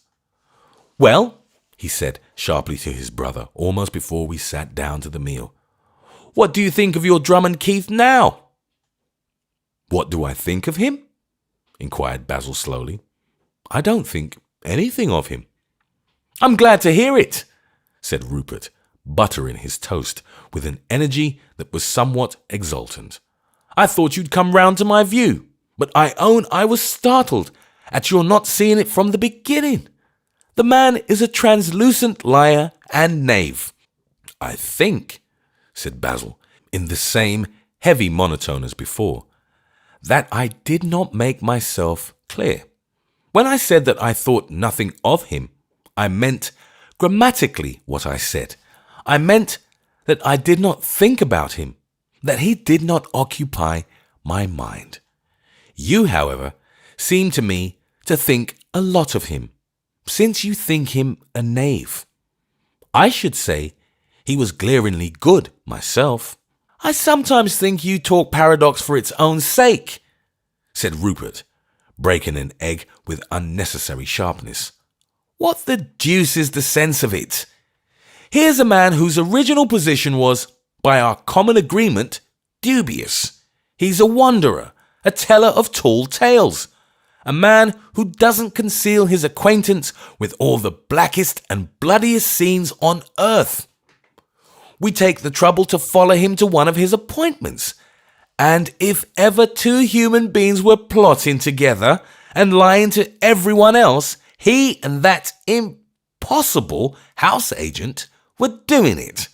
We followed him home, and the very same night He is in the thick of a fatal or nearly fatal brawl, in which he is the only man armed. Really, if this is being glaringly good, I must confess that the glare does not dazzle me." Basil was quite unmoved. I admit his moral goodness is of a certain kind, a quaint, perhaps a casual kind. He is very fond of change and experiment, but all the points you so ingeniously make against him are mere coincidence or special pleading. It's true, he didn't want to talk about his house business in front of us. No man would. It's true that he carries a sword stick. Any man might. It's true he drew it in the shock of a street fight. Any man would. But there's nothing really dubious in all this. There's nothing to confirm. As he spoke, a knock came at the door. "If you please, sir," said the landlady with an alarmed air, "there's a policeman wants to see you." "Show him in," said Basil, amid the blank silence. The heavy, handsome constable who appeared at the door spoke almost as soon as he appeared there. "I think one of you gentlemen," he said curtly but respectfully, "was present at the affair in Copper Street last night and drew my attention very strongly to a particular man." Rupert half rose from his chair, with eyes like diamonds, but the constable went on calmly, referring to a paper. "A young man with grey hair, had light grey clothes, very good but torn in the struggle, gave his name as Drummond Keith." "This is amusing," said Basil, laughing. "I was in the very act of clearing that poor officer's character of rather fanciful aspersions. What about him?" "Well, sir," said the constable, "I took all the men's addresses and had them all watched. It wasn't serious enough to do more than that. All the other addresses are all right. But this man Keith gave a false address. The place doesn't exist." The breakfast table was nearly flung over as Rupert sprang up, slapping both his thighs. "Well, by all that's good," he cried, "this is a sign from heaven." "It's certainly very extraordinary," said Basil quietly, with knitted brows. "It's odd the fellow should have given a false address, considering he was perfectly innocent in the—" "Oh, you jolly old early Christian duffer!" cried Rupert in a sort of rapture. "I don't wonder you couldn't be a judge. You think everyone as good as yourself. Isn't the thing plain enough now? A doubtful acquaintance, rowdy stories, a most suspicious conversation, mean streets, a concealed knife, a man nearly killed, and finally, a false address. That's what we call glaring goodness." "It's certainly very extraordinary," repeated Basil, and he strolled moodily about the room. Then he said, "You are quite sure, constable, that there's no mistake? You got the address right, and the police have really gone to it and found it was a fraud?" "It was very simple, sir," said the policeman, chuckling. "The place he named was a well-known common quite near London, and our people were down there this morning before any of you were awake. And there's no such house. In fact, there are hardly any houses at all. Though it is so near London, it's a blank moor with hardly 5 trees on it, to say nothing of Christians. Oh, no, sir. The address was a fraud right enough. He was a clever rascal, and chose one of those scraps of lost England that people know nothing about. Nobody could say offhand that there was not a particular house dropped somewhere about the heath. But as a fact, there isn't." Basil's face, during this sensible speech, had been growing darker and darker, with a sort of desperate sagacity. He was cornered almost for the first time since I had known him, and to tell the truth, I rather wondered at the almost childish obstinacy which kept him so close to his original prejudice in favour of the wildly questionable lieutenant. At length he said, "You really searched the common? And the address was really not known in the district? By the way, what was the address?" The constable selected one of his slips of paper and consulted it. But before he could speak, Rupert Grant, who was leaning in the window in a perfect posture of the quiet and triumphant detective, struck in with the sharp and suave voice he loved so much to use.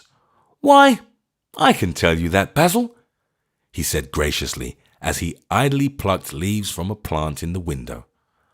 "I took the precaution to get this man's address from the constable last night." "And what was it?" asked his brother gruffly. "The constable will correct me if I am wrong," said Rupert, looking sweetly at the ceiling. "It was The Elms, Buxton Common, near Purley, Surrey." "Right, sir," said the policeman, laughing and folding up his papers. There was a silence, and the blue eyes of Basil looked blindly for a few seconds into the void. Then his head fell back in his chair so suddenly that I started up, thinking him ill. But before I could move further, his lips had flown apart. I can use no other phrase. An peal of gigantic laughter struck and shook the ceiling. Laughter that shook the laughter. Laughter redoubled. Laughter incurable. Laughter that could not stop. 2 whole minutes afterwards, it was still unended. Basil was ill with laughter, but still he laughed. The rest of us were by this time ill almost with terror. "Excuse me," said the insane creature, getting at last to his feet. "I am awfully sorry. It is horribly rude, and stupid too, and also unpractical, because we have not much time to lose if we're to get down to that place. The train service is confoundedly bad. As I happen to know, it's quite out of proportion to the comparatively small distance." "Get down to that place?" I repeated blankly. "Get down to what place?" "I have forgotten its name," said Basil vaguely, putting his hands in his pockets as he rose. "Something common, near Purley. Has anyone got a timetable?" "You don't seriously mean," cried Rupert, who had been staring in a sort of confusion of emotions. "You don't mean that you want to go to Buxton Common, do you? You can't mean that." "Why shouldn't I go to Buxton Common?" asked Basil, smiling. "Why should you?" said his brother, catching hold again restlessly of the plant in the window and staring at the speaker. "To find our friend, the lieutenant, of course," said Basil Grant. "I thought you wanted to find him." Rupert broke a branch brutally from the plant and flung it impatiently on the floor. "And in order to find him," he said, "you suggest the admirable expedient of going to the only place on the habitable earth where we know he can't be?" The constable and I could not avoid breaking into a kind of assenting laugh, and Rupert, who had family eloquence, was encouraged to go on with a reiterated gesture. "He may be in Buckingham Palace. He may be sitting astride the cross of St. Paul's. He may be in jail, which I think most likely. He may be in the Great Wheel. He may be in my pantry. He may be in your store cupboard. But out of all the innumerable points of space, there is only one where he has just been systematically looked for and where we know that he is not to be found. And that, if I understand you rightly, is where you want us to go." "Exactly," said Basil calmly, getting into his great coat. "I thought you might care to accompany me. If not, of course, make yourselves jolly here till I come back. It is our nature always to follow vanishing things and value them if they really show a resolution to depart. We all followed Basil, and I cannot say why, except that he was a vanishing thing, that he vanished decisively with his great coat and his stick. Rupert ran after him with a considerable flurry of rationality. "My dear chap," he cried, "do you really mean that you see any good in going down to this ridiculous scrub, where there is nothing but beaten tracks and a few twisted trees, simply because it was the first place that came into a rowdy lieutenant's head when he wanted to give a lying reference in a scrape?" "Yes," said Basil, taking out his watch. "And what's worse, we've lost the train." He paused a moment and then added, "As a matter of fact, I think we may just as well go down later in the day. I have some writing to do, and I think you told me, Rupert, that you thought of going to the Dulwich Gallery. I was rather too impetuous. Very likely he wouldn't be in. But if we get down by the 5:15, which gets to Purley about 6, I expect we shall just catch him." "Catch him?" cried his brother in a kind of final anger. "I wish we would. Where the deuce shall we catch him now?" "I keep forgetting the name of the common," said Basil as he buttoned up his coat. "The Elms, what is it?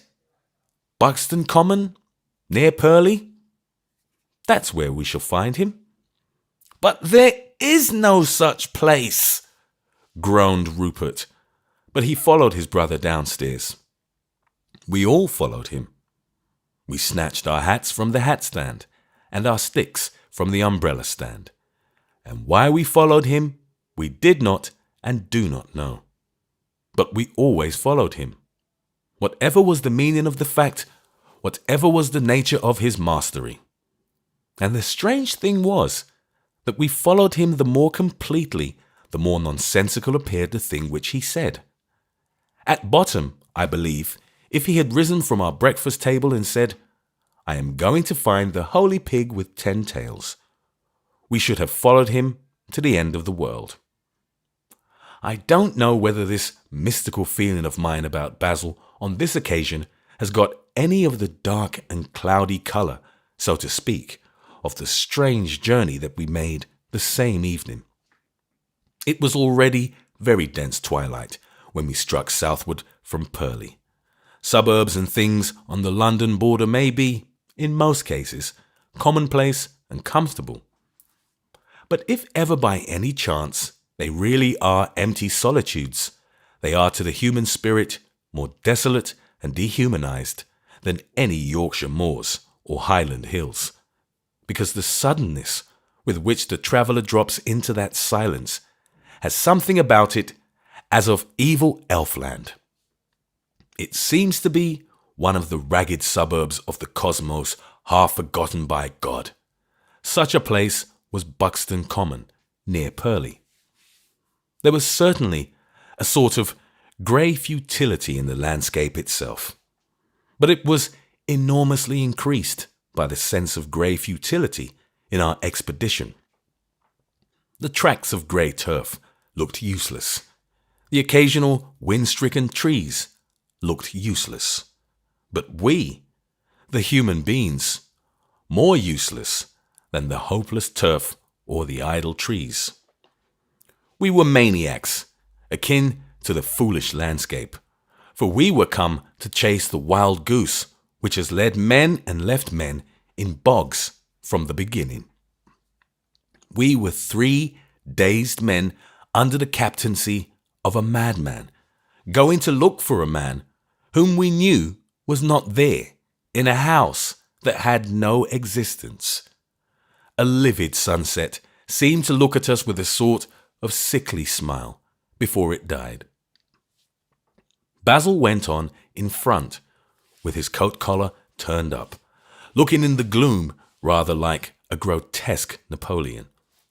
We crossed swell after swell of the windy common in increasing darkness and entire silence. Suddenly, Basil stopped and turned to us, his hands in his pockets. Through the dusk, I could just detect that he wore a broad grin, as of comfortable success. "Well," he cried, taking his heavily gloved hands out of his pockets and slapping them together. "Here we are at last." The wind swirled sadly over the homeless heath. Two desolate elms rocked above us in the sky like shapeless clouds of grey. There was not a sign of man or beast to the sullen circle of the horizon, and in the midst of that wilderness, Basil Grant stood rubbing his hands with the air of an innkeeper standing at an open door. "How jolly it is," he cried, "to get back to civilization.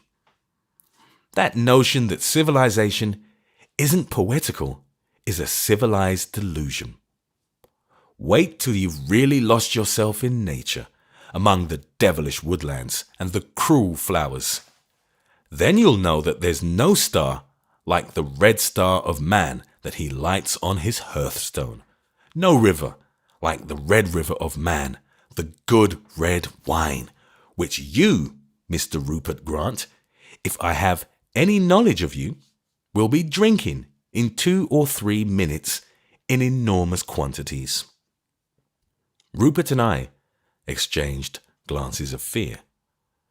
Basil went on heartily as the wind died in the dreary trees. "You'll find our host a much more simple kind of fellow in his own house. I did when I visited him when he lived in the cabin at Yarmouth and again in the loft at the city warehouse. He's really a very good fellow, but his greatest virtue remains what I said originally." "What do you mean?" I asked, finding his speech strain towards a sort of sanity. "What is his greatest virtue?" "His greatest virtue," replied Basil, "is that he always tells the literal truth." "Well, really," cried Rupert, stamping about between cold and anger and slapping himself like a cabman. "He doesn't seem to have been very literal or truthful in this case, nor you either. Why the deuce, may I ask, have you brought us out to this infernal place?" "He was too truthful, I confess," said Basil, leaning against the tree. "Too hardly veracious, too severely accurate. He should have indulged in a little more suggestiveness and legitimate romance. But come, it's time we went in. We shall be late for dinner." Rupert whispered to me with a white face, "Is it a hallucination, do you think? Does he really fancy he sees a house?" "I suppose so," I said. Then I added aloud, in what was meant to be a cheery and sensible voice, but which sounded in my ears almost as strange as the wind. "Come, come, Basil, my dear fellow. Where do you want us to go?" "Why, up here," cried Basil, and with a bound and a swing, he was above our heads, swarming up the grey column of the colossal tree. "Come up, all of you," he shouted out of the darkness, with the voice of a schoolboy. "Come up! You'll be late for dinner." The two great elms stood so close together that there was scarcely a yard anywhere, and in some places not more than a foot between them. Thus occasional branches and even bosses and boles formed a series of footholds that almost amounted to a rude natural ladder. They must, I supposed, have been some sport of growth, Siamese twins of vegetation. Why we did it, I cannot think. Perhaps, as I have said, the mystery of the waste and dark had brought out and made primary something wholly mystical in Basil's supremacy. but we only felt that there was a giant staircase going somewhere, perhaps to the stars, and the victorious voice above called to us out of heaven. We hoisted ourselves up after him. Halfway up, some cold tongue of the night air struck and sobered me suddenly. The hypnotism of the madman above fell from me, and I saw the whole map of our silly actions as clearly as if it were printed. I saw 3 modern men in black coats who had begun with a perfectly sensible suspicion of a doubtful adventurer and who had ended, God knows how, halfway up a naked tree on a naked moorland, far from that adventurer and all his works.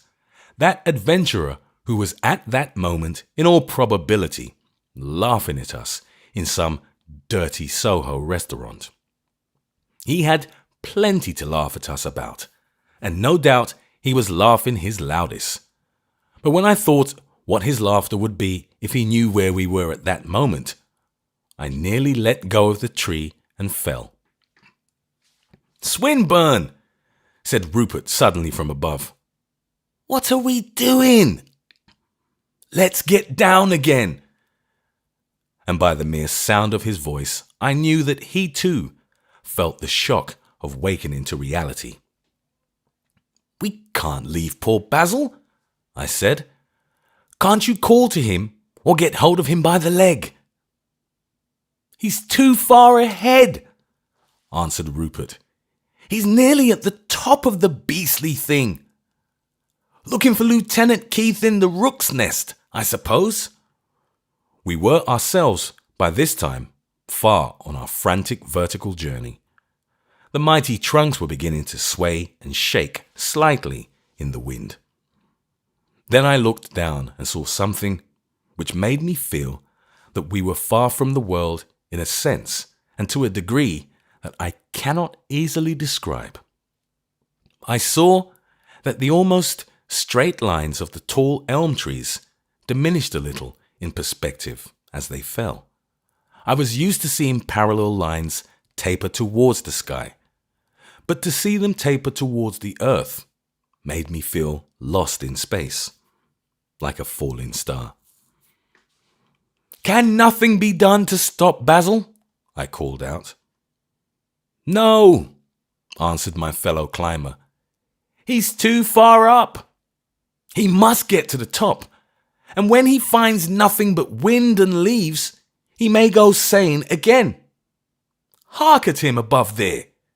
You can just hear him talking to himself." "Perhaps he's talking to us," I said. "No," said Rupert. "He'd shout if he was. I've never known him to talk to himself before. I'm afraid he really is bad tonight. It's a known sign of the brain going." "Yes," I said sadly, and listened. Basil's voice certainly was sounding above us, and not by any means in the rich and riotous tones in which he had hailed us before. He was speaking quietly and laughing every now and then, up there among the leaves and stars. After a silence mingled with this murmur, Rupert Grant suddenly said, "My God!" with a violent voice. "What's the matter? Are you hurt?" I cried, alarmed. "No. Listen to Basil," said the other in a very strange voice. "He's not talking to himself." "Then he is talking to us," I cried. "No," said Rupert simply. "He's talking to somebody else." Great branches of the elm, loaded with leaves, swung about us in a sudden burst of wind. But when it died down, I could still hear the conversational voice above. I could hear 2 voices. Suddenly from aloft came Basil's boisterous hailing voice, as before. "Come up, you fellows. Here's Lieutenant Keith." And a second afterwards came the half-American voice we had heard in our chambers more than once.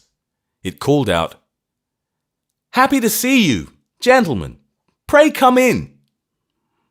Out of a hole in an enormous, dark, egg-shaped thing, pendant in the branches like a wasp's nest, was protruding the pale face and fierce moustache of the lieutenant, his teeth shining with that slightly southern air that belonged to him.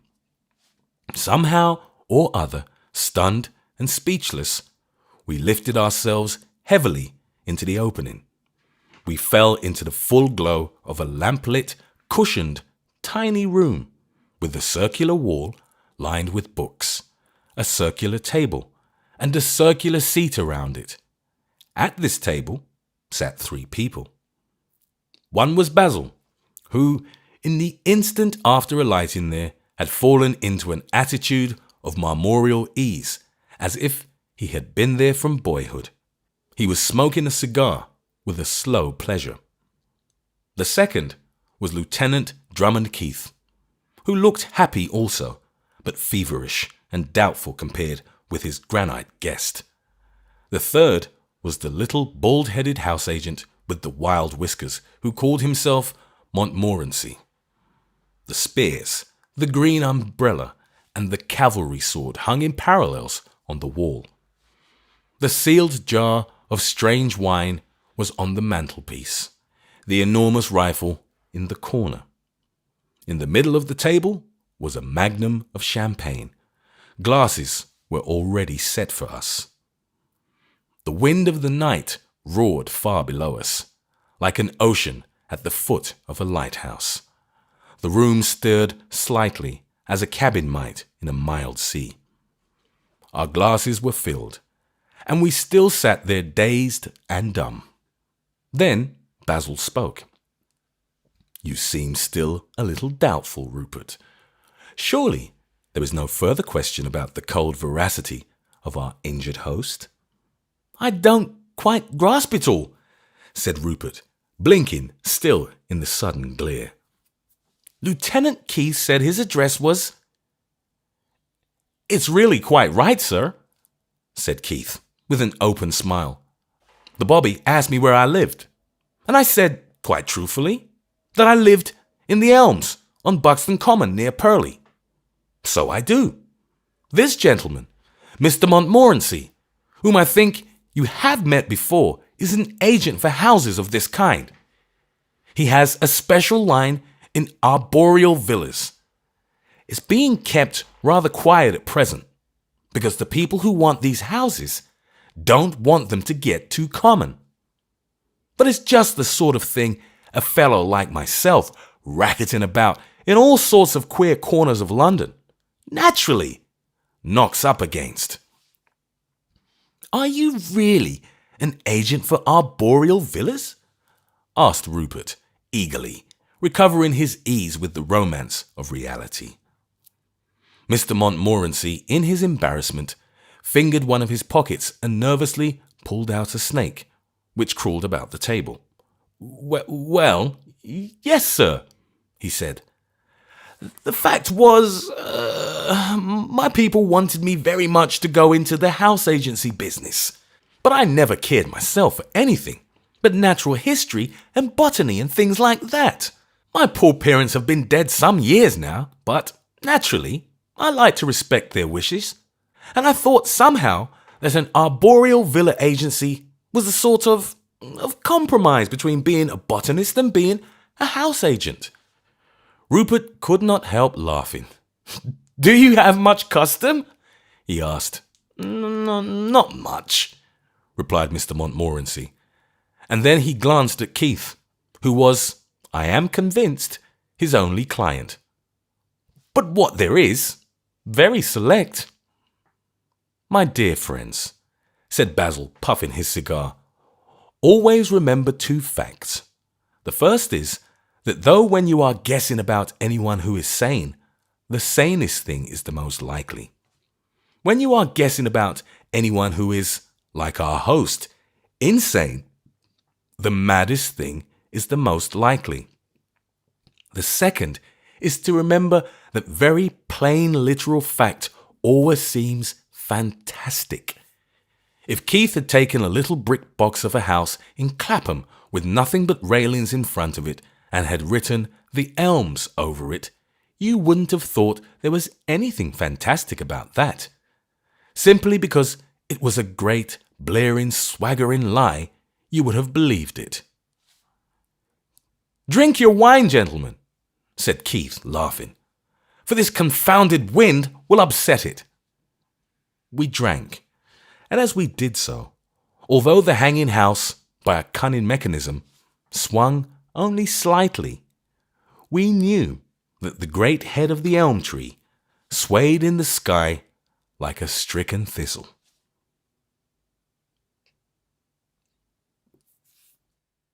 Chapter 5. The Noticeable Conduct of Professor Chad.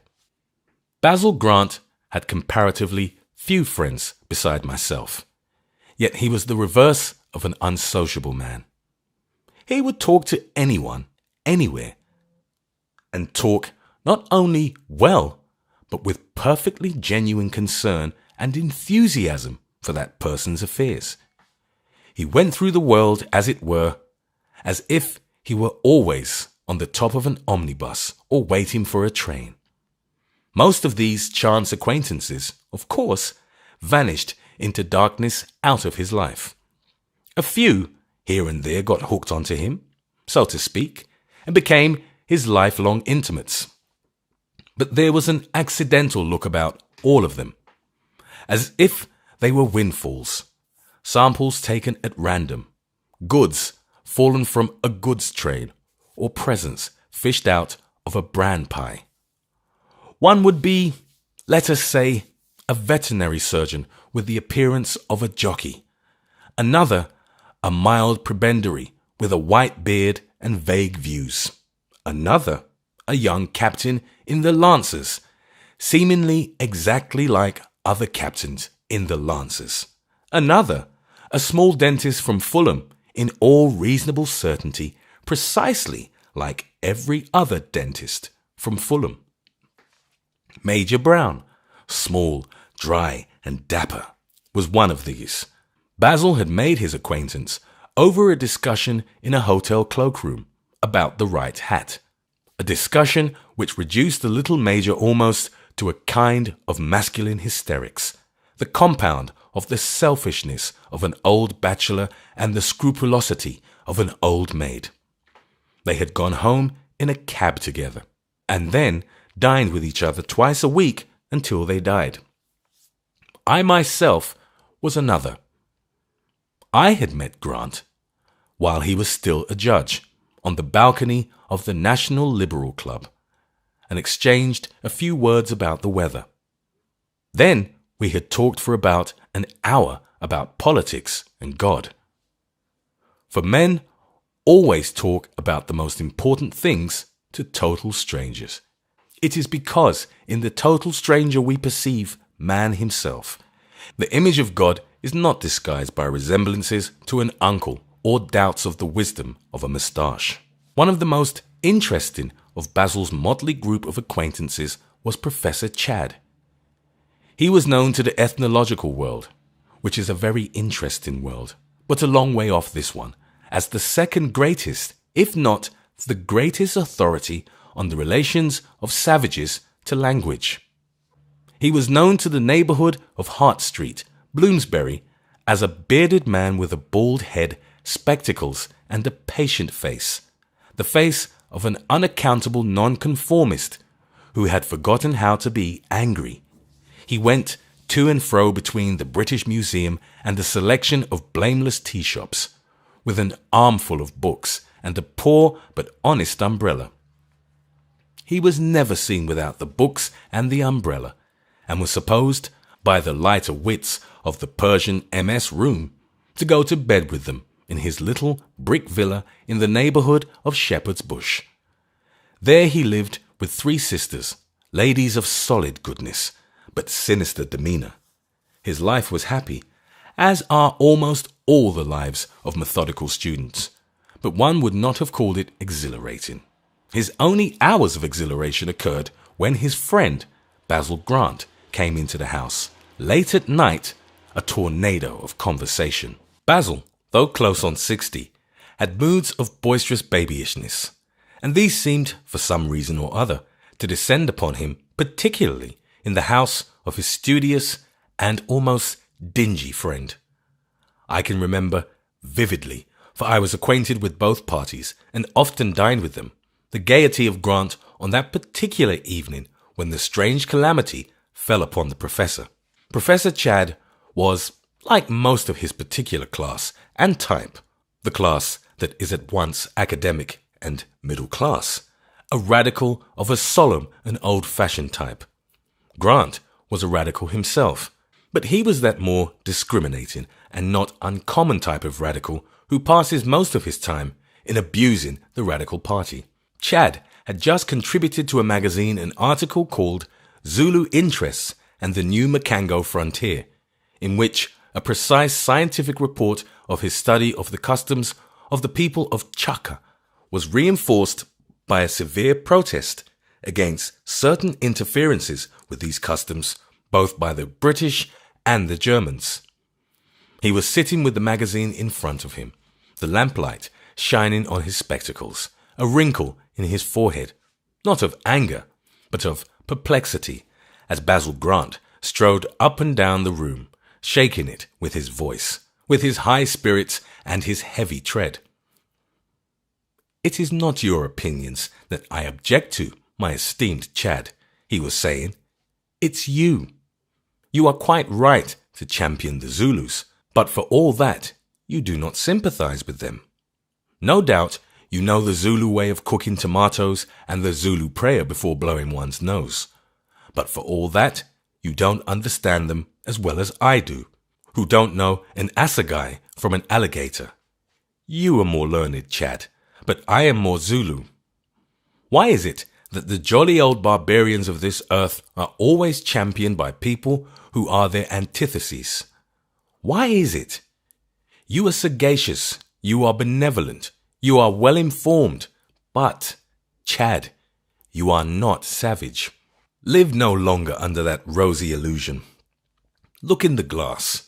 Ask your sisters. Consult the librarian of the British Museum. Look at this umbrella." And he held up that sad but still respectable article. "Look at it. For 10 mortal years, to my certain knowledge, you have carried that object under your arm, and I have no sort of doubt that you carried it at the age of 8 months, and it never occurred to you to give one wild yell and hurl it like a javelin. Thus." And he sent the umbrella whizzing past the professor's bald head, so that it knocked over a pile of books with a crash and left the vase rocking. Professor Chadd appeared totally unmoved, with his face still lifted to the lamp and the wrinkle cut in his forehead. "Your mental processes," he said, "always go a little too fast, and they are stated without method. There is no kind of inconsistency, and no words can convey the time he took to get to the end of the word. Between valuing the right of the Aborigines to adhere to their stage in the evolutionary process, so long as they find it congenial and requisite to do so. There is, I say, no inconsistency between this concession which I have just described to you and the view that the evolutionary stage in question is, nevertheless, so far as we can form any estimate of values in the variety of cosmic processes, definable in some degree as an inferior evolutionary stage." Nothing but his lips had moved as he spoke, and his glasses still shone like 2 pallid moons. Grant was shaking with laughter as he watched him. "True," he said, "there is no inconsistency, my son of the Red Spear, but there is a great deal of incompatibility of temper. I am very far from being certain that the Zulu is on an inferior evolutionary stage, whatever the blazes that may mean. I do not think there is anything stupid or ignorant about howling at the moon or being afraid of devils in the dark. It seems to me perfectly philosophical. Why should a man be thought a sort of idiot because he feels the mystery and peril of existence itself? Suppose, my dear Chad, suppose it is we who are the idiots because we are not afraid of the devils in the dark. Professor Chad slit open a page of the magazine with a bone paper knife and the intent reverence of the bibliophile.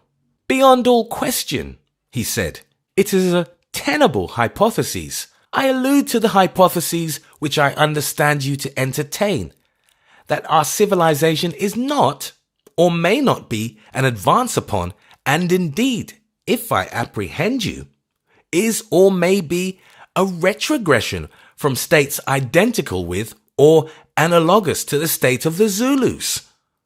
Moreover, I shall be inclined to concede that such a proposition is of the nature, in some degree at least, of a primary proposition and cannot adequately be argued. In the same sense, I mean that the primary proposition of pessimism or the primary proposition of the non-existence of matter cannot adequately be argued. But I do not conceive you to be under the impression that you have demonstrated anything more concerning this proposition than that it is tenable, which, after all, amounts to little more than the statement that it is not a contradiction in terms. Basil threw a book at his head and took out a cigar.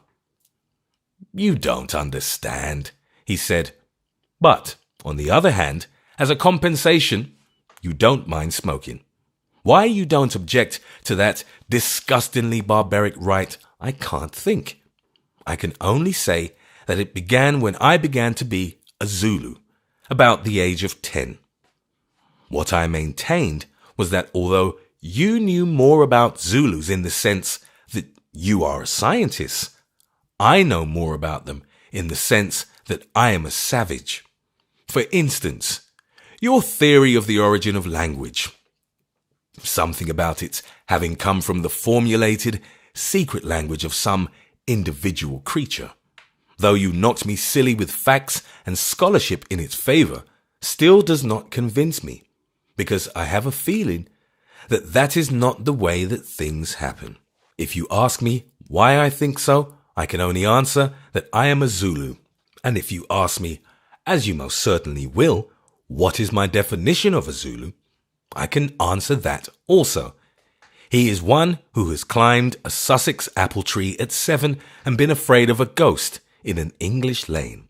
Your process of thought, began the immovable Chad, but his speech was interrupted. His sister, with that masculinity which always in such families concentrates in sisters, flung open the door with a rigid arm and said, James, Mr. Bingham of the British Museum wants to see you again. The philosopher rose with a dazed look, which always indicates in such men the fact that they regard philosophy as a familiar thing, but practical life as a weird and unnerving vision, and walked dubiously out of the room. I hope you do not mind my being aware of it, Miss Chad, said Basil Grant. But I hear that the British Museum has recognized one of the men who have deserved well of their commonwealth. It is true, is it not, that Professor Chad is likely to be made keeper of Asiatic manuscripts? The grim face of the spinster betrayed a great deal of pleasure and a great deal of pathos also. I believe it's true, she said. If it is, it will not only be great glory which women, I assure you, feel a great deal, but great relief, which they feel more. Relief from worry from a lot of things. James's health has never been good, and while we are as poor as we are, he had to do journalism and coaching. In addition to his own dreadful grinding notions and discoveries, which he loves more than man, woman, or child. I have often been afraid that unless something of this kind occurred, we should really have to be careful of his brain. But I believe it is practically settled. I am delighted, began Basil, but with a worried face.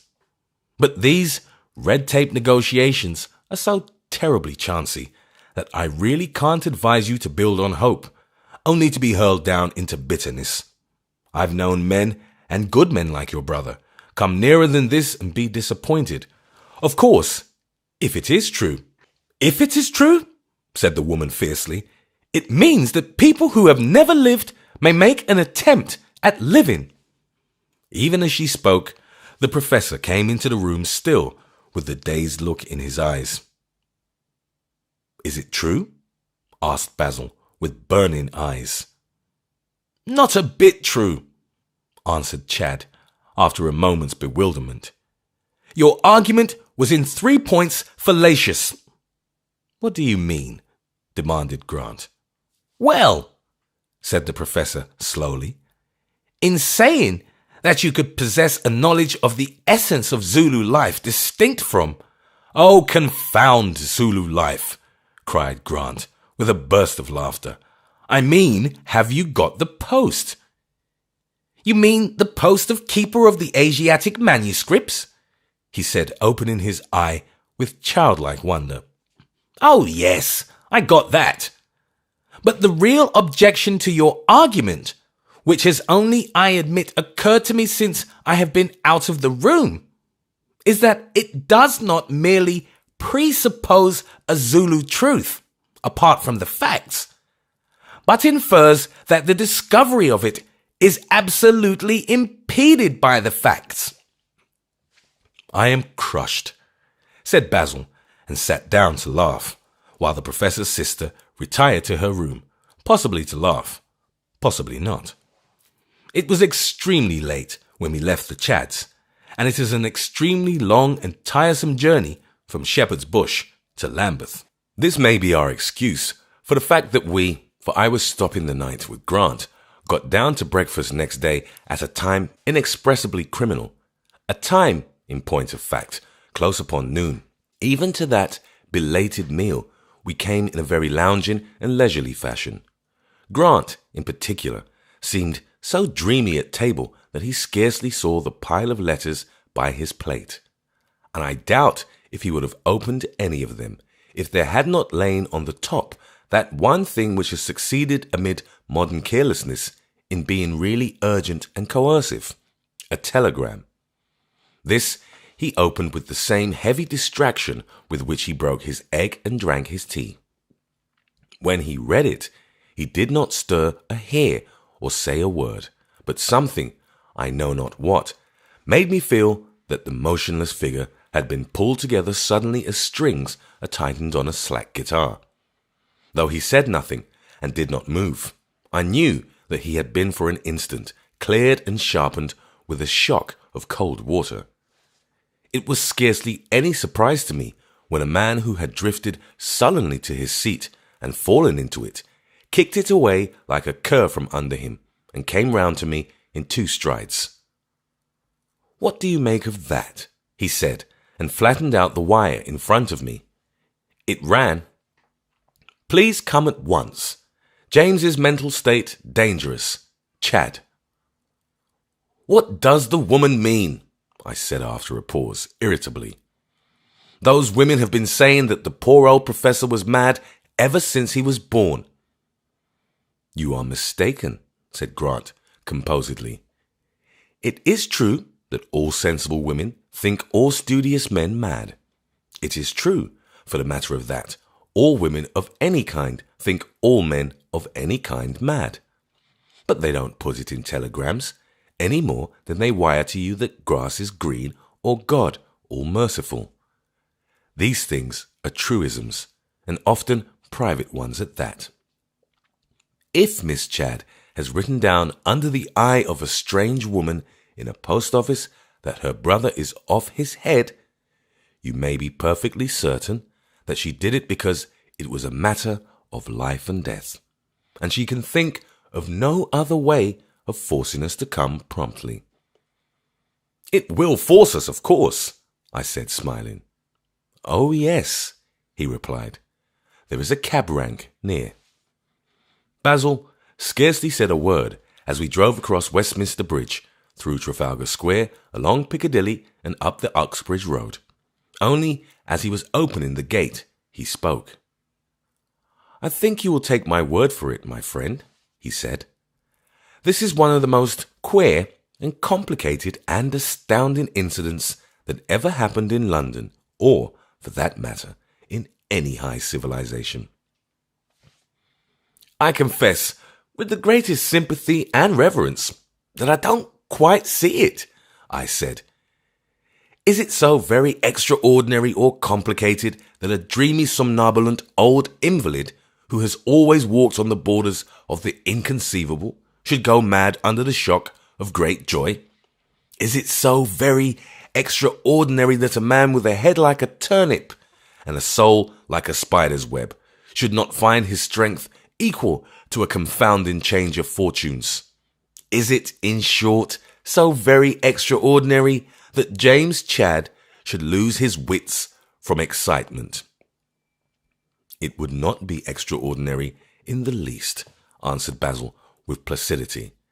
It would not be extraordinary in the least, he repeated, if the professor had gone mad. That was not the extraordinary circumstance to which I referred. What, I asked, stamping my foot, was the extraordinary thing? The extraordinary thing, said Basil, ringing the bell, is that he has not gone mad from excitement. The tall and angular figure of the eldest Miss Chadd blocked the doorway as the door opened. Two other Miss Chadds seemed in the same way to be blocking the narrow passage and the little parlour. There was a general sense of their keeping something from view. They seemed like three black-clad ladies in some strange play of Maeterlinck, veiling the catastrophe from the audience in the manner of the Greek chorus. "Sit down, won't you?" said one of them, in a voice that was somewhat rigid with pain. "I think you had better be told first what has happened." Then, with her bleak face looking unmeaningly out of the window, she continued in an even and mechanical voice. "I had better state everything that occurred just as it occurred. This morning I was clearing away the breakfast things. My sisters were both somewhat unwell and had not come down. My brother had just gone out of the room, I believe, to fetch a book. He came back again, however, without it, and stood for some time staring at the empty grate. I said, 'Were you looking for anything I could get?' He did not answer. But this constantly happens, as he is often very abstracted. I repeated my question, and still he did not answer. Sometimes he is so wrapped up in his studies that nothing but a touch on the shoulder would make him aware of one's presence. So I came round the table towards him. I really do not know how to describe the sensation which I then had. It seems simply silly. But the moment it seemed something enormous upsetting one's brain. The fact is, James was standing on one leg." Grant smiled slowly and rubbed his hands with a kind of care. "Standing on one leg?" I repeated. "Yes," replied the dead voice of the woman, without an inflection to suggest that she felt the fantasticality of her statement. "He was standing on the left leg and the right drawn up at a sharp angle, the toe pointing downwards. I asked him if his leg hurt him. His only answer was to shoot the leg straight at right angles to the other, as if pointing to the other with his toe to the wall. He was still looking quite gravely at the fireplace. 'James, what is the matter?' I cried, for I was thoroughly frightened. James gave 3 kicks in the air with the right leg, flung up the other, gave 3 kicks in the air with it also, and spun round like a teetotum the other way. 'Are you mad?' I cried. 'Why don't you answer me?' He had come to a standstill, facing me, and was looking at me as he always does, with his lifted eyebrows and great spectacled eyes. When I had spoken, he remained a second or two motionless, and then his only reply was to lift his left foot, slowly from the floor and described circles with it in the air. I rushed to the door and shouted for Christina. I will not dwell on the dreadful hours that followed. All three of us talked to him, implored him to speak to us, with appeals that might have brought back the dead. But he has done nothing but hop and dance and kick, with a solemn, silent face. It looks as if his leg belonged to someone else or were possessed by devils. He has never spoken to us from that time to this. Where is he now? I said, getting up in some agitation. We ought not to leave him alone. Dr. Coleman is with him, said Miss Chadd calmly. They are in the garden.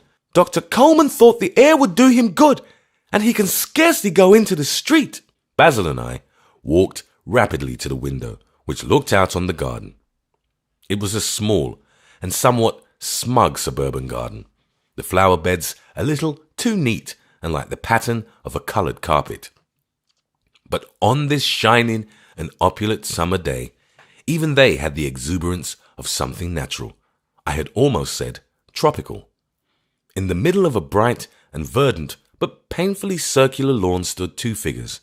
One of them was a small, sharp-looking man with black whiskers and a very polished hat, I presume Dr. Coleman, who was talking very quietly and clearly, yet with a nervous twitch, as it were, in his face. The other was our old friend, listening with his old, forbearing expression and owlish eyes, the strong sunlight gleaming on his glasses as the lamplight had gleamed the night before, when the boisterous Basil had rallied him on his studious decorum. But for one thing, the figure of this morning might have been the identical figure of last night. That one thing was that while the face listened reposefully, the legs were industriously dancing like the legs of a marionette. The neat flowers and the sunny glitter of the garden lent an indescribable sharpness and incredibility to the prodigy of the head of a hermit and the legs of a harlequin. For miracles should always happen in broad daylight. The night makes them credible and therefore commonplace.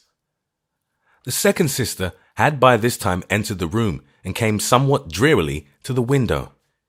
You know, Adelaide, she said, that Mr. Bingham from the museum is coming again at 3. I know, said Adelaide Chadd bitterly. I suppose we shall have to tell him about this.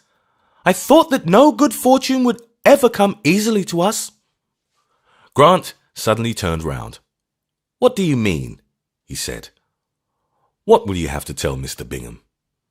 You know what I shall have to tell him, said the professor's sister, almost fiercely. I don't know that we need give it its wretched name. Do you think that the keeper of Asiatic manuscripts will be allowed to go on like that? And she pointed for an instant at the figure in the garden, the shining, listening face, and the unresting feet. Basil Grant took out his watch with an abrupt movement. When did you say the British Museum man was coming? He said. 3 o'clock, said Miss Chadd briefly. Then I have an hour before me, said Grant, and without another word, threw up the window and jumped out into the garden. He did not walk straight up to the doctor and lunatic, but strolling round the garden path, drew near them cautiously and yet apparently carelessly. He stood a couple of feet off them, seemingly counting halfpence out of his trousers pocket, but as I could see, looking up steadily under the broad brim of his hat. Suddenly he stepped up to Professor Chadd's elbow and said in a loud, familiar voice, Well, my boy, do you still think the Zulus are inferiors? The doctor knitted his brows and looked anxious, seeming to be about to speak. The professor turned his bald and placid head towards Grant in a friendly manner, but made no answer, idly flinging his left leg about. Have you converted Dr. Coleman to your views? Basil continued, still in the same loud and lucid tone. Chadd only shuffled his feet and kicked a little with the other leg, his expression still benevolent and inquiring. The doctor cut in rather sharply. Shall we go inside, Professor? He said. Now you have shown me the garden, a beautiful garden, a most beautiful garden. Let us go in. and he tried to draw the kicking ethnologist by the elbow, at the same time whispering to Grant, "I must ask you not to trouble him with questions. Most risky. He must be soothed." Basil answered in the same tone with great coolness. "Of course your directions must be followed out, Doctor. I will endeavour to do so, but I hope it will not be inconsistent with them if you will leave me alone with my poor friend in this garden for an hour. I want to watch him.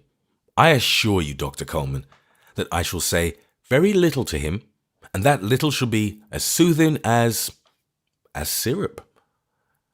The doctor wiped his eyeglass thoughtfully. "It is rather dangerous for him," he said, "to be long in the strong sun without his hat, with his bald head too." "That is soon settled," said Basil composedly, and took off his own big hat and clapped it on the egg-like skull of the professor. The latter did not turn round, but danced away with his eyes on the horizon.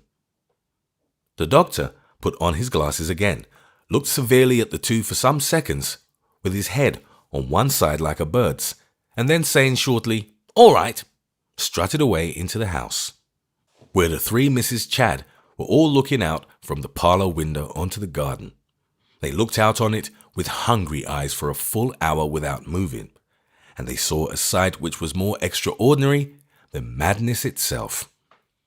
Basil Grant addressed a few questions to the madman, without succeeding in making him do anything but continue to caper, and when he had done this slowly took a red notebook out of one pocket and a large pencil out of another. He began hurriedly to scribble notes. When the lunatic skipped away from him, he would walk a few yards in pursuit, stop, and make notes again. Thus they followed each other round and round the foolish circle of turf, the one writing in pencil with the face of a man working out a problem, the other leaping and playing like a child. After about 3/4 of an hour of this imbecile scene, Grant put the pencil in his pocket, but kept the notebook open in his hand, and walking round the mad professor, planted himself directly in front of him. Then occurred something that even those already used to that wild morning had not anticipated or dreamed. The professor, on finding Basil in front of him, stared with a blank benignity for a few seconds, and then drew up his left leg and hung it, bent, in the attitude that his sister had described as being the first of all his antics. And the moment he had done it, Basil Grant lifted his own leg and held it out rigid before him, confronting Chadd with the flat sole of his boot. The professor dropped his bent leg and, swinging his weight onto it, kicked out the other behind, like a man swimming. Basil crossed his feet like a saltire cross, and then flung them apart again, giving a leap into the air. Then, before any of the spectators could say a word or even entertain a thought about the matter, both of them were dancing a sort of jig or hornpipe opposite each other, and the sun shone down on two madmen instead of one. They were so stricken with the deafness and blindness of monomania that they did not see the eldest Miss Chadd come out feverishly into the garden with gestures of entreaty, a gentleman following her. Professor Chadd was in the wildest posture of a pas de quatre. Basil Grant seemed about to turn a cartwheel, when they were frozen in their follies by the steely voice of Adelaide Chadd saying, "Mr. Bingham of the British Museum." Mr. Bingham was a slim, well-clad gentleman, with a pointed and slightly effeminate grey beard, unimpeachable gloves, and formal but agreeable manners. He was the type of the over-civilized, as Professor Chadd was of the uncivilized pedant. His formality and agreeableness did him some credit under the circumstances. He had a vast experience of books and a considerable experience of the more dilettante fashionable salons. But neither branch of knowledge had accustomed him to the spectacle of two grey-haired, middle-class gentlemen in modern costume throwing themselves about like acrobats as a substitute for an after-dinner nap. The professor continued his antics with perfect placidity, but Grant stopped abruptly. The doctor had reappeared on the scene, and his shiny black eyes, under his shiny black hat, moved restlessly from one of them to the other. "Dr. Coleman," said Basil, turning to him, "will you entertain Professor Chadd again for a little while? I am sure that he needs you. Mr. Bingham, might I have the pleasure of a few moments' private conversation? My name is Grant." Mr. Bingham of the British Museum bowed in a manner that was respectful but a trifle bewildered. "Miss Chadd will excuse me," continued Basil easily, "if I know my way about the house." And he led the dazed librarian rapidly through the back door into the parlour. "Mr. Bingham," said Basil, setting a chair for him, "I imagine that Miss Chadd has told you of this distressing occurrence."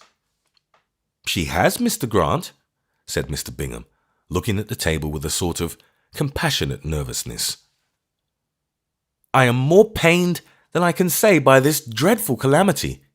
It seems quite heartrending that the thing should have happened just as we have decided to give your eminent friend a position which falls far short of his merits.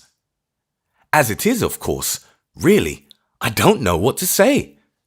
Professor Chadd may, of course, retain, I sincerely trust he will, his extraordinarily valuable intellect. But I am afraid, I am really afraid, that it would not have do to have the curator of the Asiatic manuscripts, dancing about." "I have a suggestion to make," said Basil, and sat down abruptly in his chair, drawing it up to the table. "I am delighted, of course," said the gentleman from the British Museum, coughing and drawing up his chair also. The clock on the mantelpiece ticked for just the moments required for Basil to clear his throat and collect his words, and then he said, "My proposal is this. I do not know that in the strict use of words you could altogether call it a compromise. Still it has something of that character. My proposal is that the government, acting, as I presume, through your museum, should pay Professor Chadd £800 a year until he stops dancing." "800 a year?" said Mr. Bingham, and for the first time lifted his mild blue eyes to those of his interlocutor, and he raised them with a mild blue stare. "I think I have not quite understood you.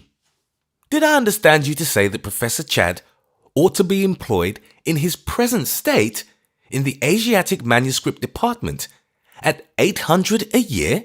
Grant shook his head resolutely. "No," he said firmly. "No, Chadd is a friend of mine, and I would say anything for him I could. But I cannot say that he ought to take on the Asiatic manuscripts. I do not go so far as that. I merely say that until he stops dancing, you ought to pay him £800. Surely you have some general fund for the endowment of research." Mr. Bingham looked bewildered. "I really don't know," he said, blinking his eyes, "what you are talking about. Do you ask us to give this obvious lunatic nearly 1,000 a year for life?" "Not at all," cried Basil, keenly and triumphantly. "I never said for life. Not at all." "What for, then?" asked the meek Bingham, suppressing an instinct meekly to tear his hair. "How long is this endowment to run? Not till his death? Till the judgment day?" "No," said Basil, beaming, "but just what I said. Till he has stopped dancing." And he lay back with satisfaction and his hands in his pockets. Bingham had by this time fastened his eyes keenly on Basil Grant and kept them there. "Come, Mr. Grant," he said, "do I seriously understand you to suggest that the government pay Professor Chadd an extraordinarily high salary simply on the ground that he has, pardon the phrase, gone mad? That he should be paid more than 4 good clerks solely on the ground that he is flinging his boots about in the backyard?" "Precisely," said Grant composedly. "That this absurd payment is not only to run on with the absurd dancing, but actually to stop with the absurd dancing." "One must stop somewhere," said Grant. "Of course." Bingham rose and took up his perfect stick and gloves. "There is really nothing more to be said, Mr. Grant," he said coldly. "What you are trying to explain to me may be a joke, a slightly unfeeling joke. It may be your sincere view, in which case I ask your pardon for the former suggestion. But in any case, it appears quite irrelevant to my duties. The mental morbidity, the mental downfall of Professor Chadd is a thing so painful to me that I cannot easily endure to speak of it. But it is clear there is a limit to everything, and if the Archangel Gabriel went mad, it would sever his connection, I am sorry to say, with the British Museum Library." He was stepping towards the door, but Grant's hand, flung out in dramatic warning, arrested him. "Stop," said Basil sternly. "Stop while there is yet time. Do you want to take part in a great work, Mr. Bingham? Do you want to help in the glory of Europe, in the glory of science? Do you want to carry your head in the air when it is bald or white because of the part that you bore in a great discovery? Do you want—" Bingham cut in sharply. "And if I do want this, Mr. Grant?" "Then," said Basil lightly, "your task is easy. Get Chadd £800 a year till he stops dancing." With a fierce flap of his swinging gloves, Bingham turned impatiently to the door, but in passing out of it, found it blocked. Dr. Coleman was coming in. "Forgive me, gentlemen," he said in a nervous, confidential voice. "The fact is, Mr. Grant, I have made a most disturbing discovery about Mr. Chadd." Bingham looked at him with grave eyes. "I was afraid so," he said. "Drink, I imagine." "Drink?" echoed Coleman, as if that were a much milder affair. "Oh, no, it's not drink." Mr. Bingham became somewhat agitated, and his voice grew hurried and vague. "Homicidal mania?" he began. No, said the medical man impatiently. "Thinks he's made of glass?" said Bingham feverishly. "Or says he's God, or—" "No," said Dr. Coleman sharply. "The fact is, Mr. Grant, my discovery is of a different character. The awful thing about him is—" "Oh, go on, sir," cried Bingham in agony. "The awful thing about him is," repeated Coleman with deliberation, "that he isn't mad." "Not mad?" "There are quite well-known physical tests of lunacy," said the doctor shortly. "He hasn't got any of them." "But why does he dance?" cried the despairing Bingham. "Why doesn't he answer us? Why hasn't he spoken to his family?" "The devil knows," said Dr. Coleman coolly. "I'm paid to judge of lunatics, but not of fools. The man's not mad." "What on earth can it mean? Can't we make him listen?" said Mr. Bingham. "Can none get into any kind of communication with him?" Grant's voice struck in sudden and clear like a steel bell. "I shall be very happy," he said, "to give him any message you like to send." Both men stared at him. "Give him a message?" they cried simultaneously. "How will you give him a message?" Basil smiled in his slow way. "If you really want to know how I shall give him your message," he began, but Bingham cried, Of course, with a sort of frenzy. "Well," said Basil, "like this." And he suddenly sprang a foot into the air, coming down with crashing boots, and then stood on one leg. His face was stern, though this effect was slightly spoiled by the fact that one of his feet was making wild circles in the air. "You drive me to it," he said. "You drive me to betray my friend, and I will, for his own sake, betray him." The sensitive face of Bingham took on an extra expression of distress, as of one anticipating some disgraceful disclosure. "Anything painful, of course," he began. Basil let his loose foot fall on the carpet with a crash that struck them all rigid in their feeble attitudes. "Idiots!" he cried. "Have you seen the man? Have you looked at James Chadd going dismally to and fro from his dingy house to your miserable library, with his futile books and his confounded umbrella, and never seen that he has the eyes of a fanatic? Have you never noticed, stuck casually behind his spectacles and above his seedy old collar, the face of a man who might have burned heretics or died for the philosopher's stone? It is all my fault, in a way. I lit the dynamite of his deadly faith. I argued against him on the score of his famous theory about language, the theory that language was complete in certain individuals and was picked up by others simply by watching them. I also chaffed him about not understanding things in rough and ready practice. What has this glorious bigot done? He has answered me.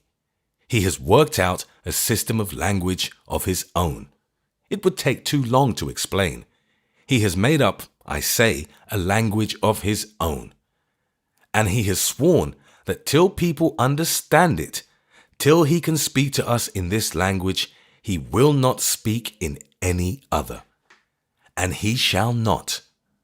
I have understood by taking careful notice, and by heaven, so shall the others. This shall not be blown upon. He shall finish his experiment. He shall have £800 a year from somewhere till he has stopped dancing. To stop him now is an infamous war on a great idea. It is a religious persecution. Mr. Bingham held out his hand cordially. I thank you, Mr. Grant, he said. I hope I shall be able to answer for the source of the £800, and I fancy that I shall. Will you come in my cab? No, thank you very much, Mr. Bingham, said Grant heartily. I think I will go and have a chat with the professor in the garden. The conversation between Chad and Grant appeared to be personal and friendly. They were still dancing when I left.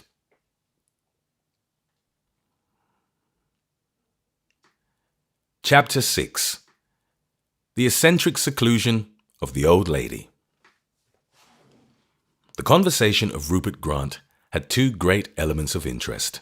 First, with long fantasias of detective deduction in which he was engaged, and second, his genuine romantic interest in the life of London. His brother Basil said of him, his reasoning is particularly cold and clear, and invariably leads him wrong. But his poetry comes in abruptly and leads him right. Whether this was true of Rupert as a whole or no, it was certainly curiously supported by one story about him, which I think worth telling. We were walking along a lonely terrace in Brompton together. The street was full of that bright blue twilight which comes about 8:30 in summer, and which seems for the moment to be not so much a coming of darkness as the turning on of a new azure illuminator, as if the earth were lit suddenly by a sapphire sun. In the cool blue, the lemon tint of the lamps had already begun to flame, and as Rupert and I passed them, Rupert talking excitedly, one after another the pale sparks sprang out of the dusk. Rupert was talking excitedly because he was trying to prove to me the 999th of his amateur detective theories. He would go about London with this mad logic in his brain, seeing a conspiracy in a cab accident and a special providence in a falling fusee. His suspicions at the moment were fixed upon an unhappy milkman who walked in front of us. So arresting were the incidents which afterwards overtook us that I am really afraid that I have forgotten what were the main outlines of the milkman's crime.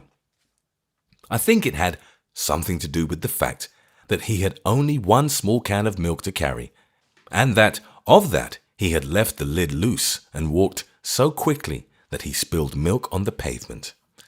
This showed that he was not thinking of his small burden, and this again showed that he anticipated some other than lacteal business at the end of his walk, and this, taken in conjunction with something about muddy boots, showed something else that I have entirely forgotten.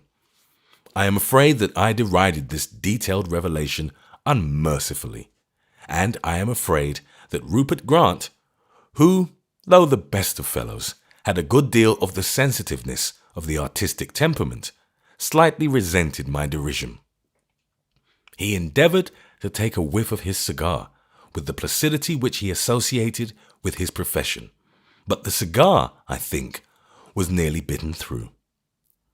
"My dear fellow," he said acidly, "I'll bet you £half that wherever that milkman comes to a real stop, I'll find out something curious." "My resources are equal to that risk," I said, laughing. "Done." We walked on for about a quarter of an hour in silence in the trail of the mysterious milkman. He walked quicker and quicker, and we had some ado to keep up with him, and every now and then he left a splash of milk, silver in the lamplight. Suddenly, almost before we could note it, he disappeared down the area steps of a house. I believe Rupert really believed that the milkman was a fairy. For a second, he seemed to accept him as having vanished. Then, calling something to me which somehow took no hold on my mind, he darted after the mystic milkman and disappeared himself into the area. I waited for at least 5 minutes, leaning against a lamppost in the lonely street. Then the milkman came swinging up the steps without his can and hurried off, clattering down the road. 2 or 3 minutes more elapsed, and then Rupert came bounding up also, his face pale but yet laughing, a not uncommon contradiction in him, denoting excitement. "My friend," he said, rubbing his hand, "so much for all your skepticism, so much for your Philistine ignorance of the possibilities of a romantic city. 2 and 6pence, my boy, is the form in which your prosaic good nature will have to express itself." "What?" I said incredulously. "Do you mean to say that you really did find anything the matter with the poor milkman?" His face fell. "Oh, the milkman," he said with a miserable affection at having misunderstood me. "No, I didn't exactly bring anything home to the milkman himself. What did the milkman say and do?" I said with inexorable sternness. "Well, to tell the truth," said Rupert, shifting restlessly from one foot to another, "the milkman himself, as far as merely physical appearances went, just said, 'Milk, miss,' and handed in the can. That is not to say, of course, that he did not make some secret sign or some—" I broke into a violent laugh. "You idiot," I said. "Why don't you own yourself wrong and have done with it? Why should he have made a secret sign any more than anyone else? You own he said nothing and did nothing worth mentioning. You own that, don't you?" His face grew grave. "Well, since you ask me, I must admit that I do. It is possible that the milkman did not betray himself. It is even possible that I was wrong about him."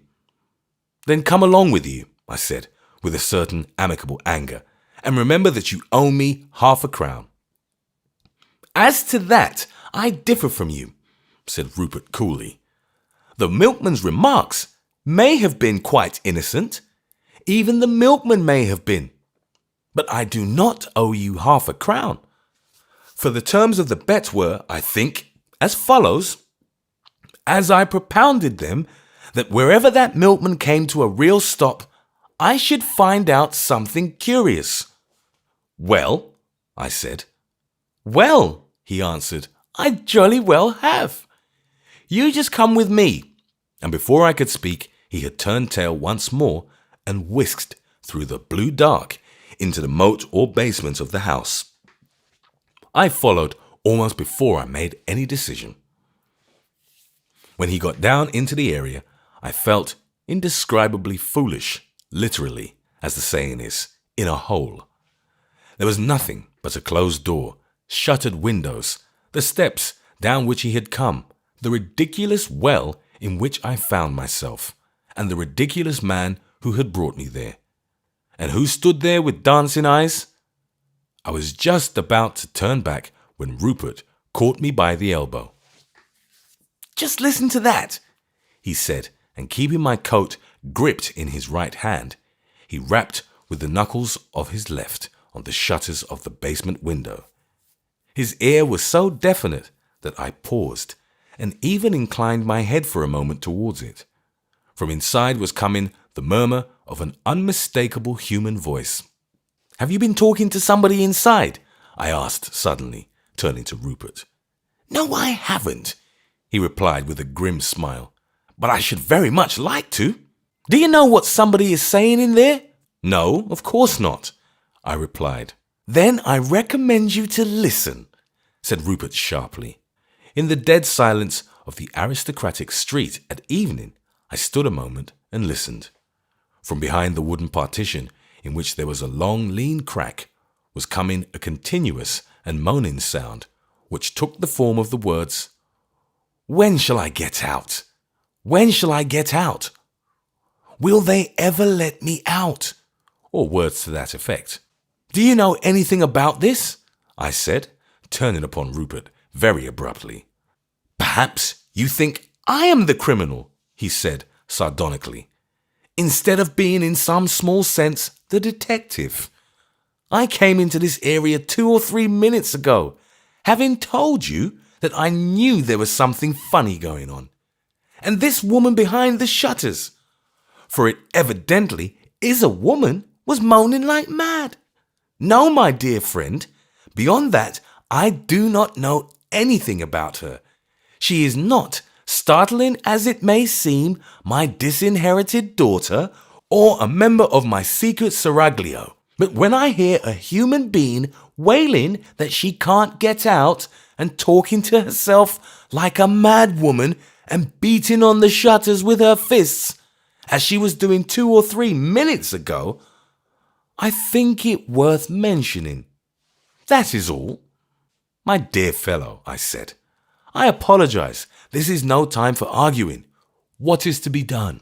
Rupert Grant had a long clasp knife, naked and brilliant, in his hand. "First of all," he said, "housebreaking," and he forced the blade into the crevice of the wood and broke away a huge splinter, leaving a gap and glimpse of the dark window pane inside. The room within was entirely unlighted, so that for the first few seconds the window seemed a dead and opaque surface, as dark as a strip of slate. Then came a realization which, though in a sense gradual, made us step back and catch our breath. 2 large, dim human eyes were so close to us that the window itself seemed suddenly to be a mask. A pale human face was pressed against the glass within, and with increased distinctness, with the increase of the opening came the words, "When shall I get out? What can all this be?" I said. Rupert made no answer, but lifting his walking stick and pointing the ferrule like a fencing sword at the glass, punched a hole in it, smaller and more accurate than I should have supposed possible. The moment he had done so, the voice spouted out of the hole, so to speak, piercing and querulous and clear, making the same demand for liberty. "Can't you get out, madam?" I said, drawing near the hole in some perturbation. "Get out? Of course I can't," moaned the unknown female bitterly. "They won't let me. I told them I would be let out. I told them I'd call the police. But it's no good. Nobody knows, nobody comes. They could keep me as long as they liked, only—" I was in the very act of breaking the window finally with my stick, incensed with this very sinister mystery, when Rupert held my arm, held it with a curious, still and secret rigidity, as if he desired to stop me, but did not desire to be observed to do so. I paused a moment, and in the act swung slightly round, so that I was facing the supporting wall of the front door steps. The act froze me into a sudden stillness like that of Rupert, for a figure almost as motionless as the pillows of the portico, but unmistakably human, had put his head out from between the doorposts and was gazing down into the area. One of the lighted lamps of the street was just behind his head, throwing it into abrupt darkness. Consequently, nothing whatever could be seen of his face beyond one fact, that he was unquestionably staring at us. I must say, I thought Rupert's calmness magnificent. He rang the area bell quite idly, and went on talking to me with the easy end of a conversation which had never had any beginning. The black, glaring figure in the portico did not stir. I almost thought it was really a statue. In another moment, the grey area was golden with gaslight as the basement door was opened suddenly, and a small and decorous housemaid stood in it. "Pray excuse me," said Rupert, in a voice which he contrived to make somehow or other at once affable and underbred. "But we thought perhaps that you might do something for the waifs and strays. We don't expect—" "Not here," said the small servant, with the incomparable severity of the menial of the non-philanthropic, and slammed the door in our faces. Very sad, the indifference of these people," said the philanthropist with gravity, as we went together up the steps. As we did so, the motionless figure in the portico suddenly disappeared. "Well, what do you make of that?" asked Rupert, slapping his gloves together when we got into the street. I do not mind admitting that I was seriously upset. Under such conditions, I had but one thought. "Don't you think," I said a trifle timidly, "that we had better tell your brother?" "Oh, if you like," said Rupert in a lordly way. "He is quite near, as I promised to meet him at Gloucester Road Station. Shall we take a cab? Perhaps, as you say, it might amuse him." Gloucester Road Station had, as if by accident, a somewhat deserted look.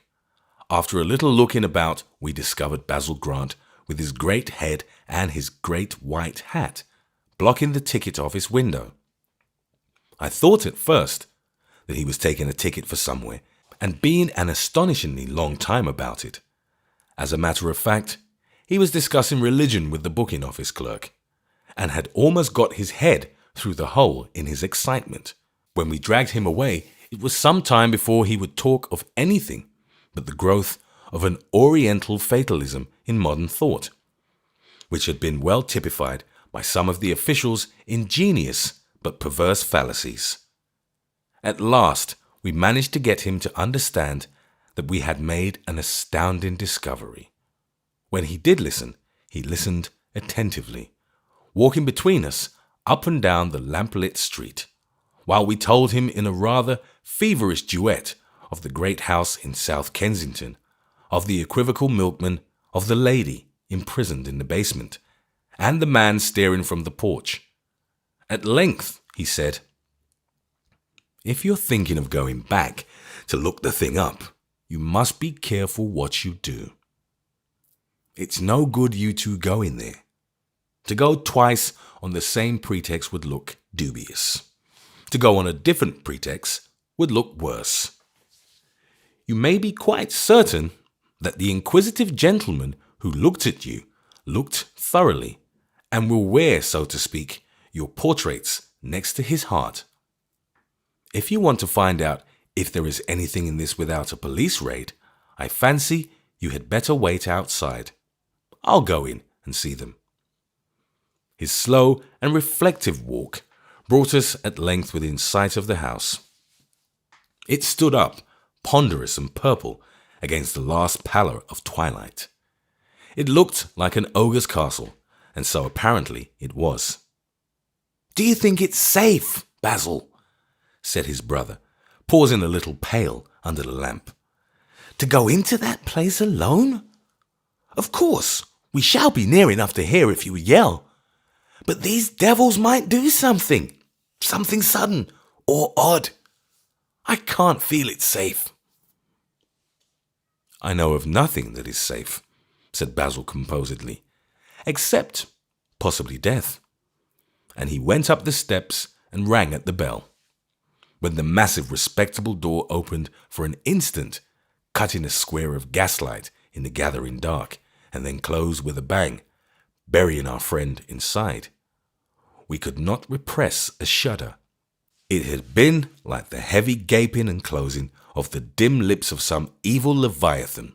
A freshening night breeze began to blow up the street, and we turned up the collars of our coats. At the end of 20 minutes in which we had scarcely moved or spoken, we were as cold as icebergs, but more, I think, from apprehension than from atmosphere. Suddenly, Rupert made an abrupt movement towards the house. "I can't stand this," he began, but almost as he spoke, sprang back into the shadow, for the panel of gold was again cut out of the black house front, and the burly figure of Basil was silhouetted against it coming out. He was roaring with laughter, and talking so loudly that you could have heard every syllable across the street. Another voice, or possibly two voices, were laughing and talking back at him from within. "No, no, no," Basil was calling out, with a sort of hilarious hostility.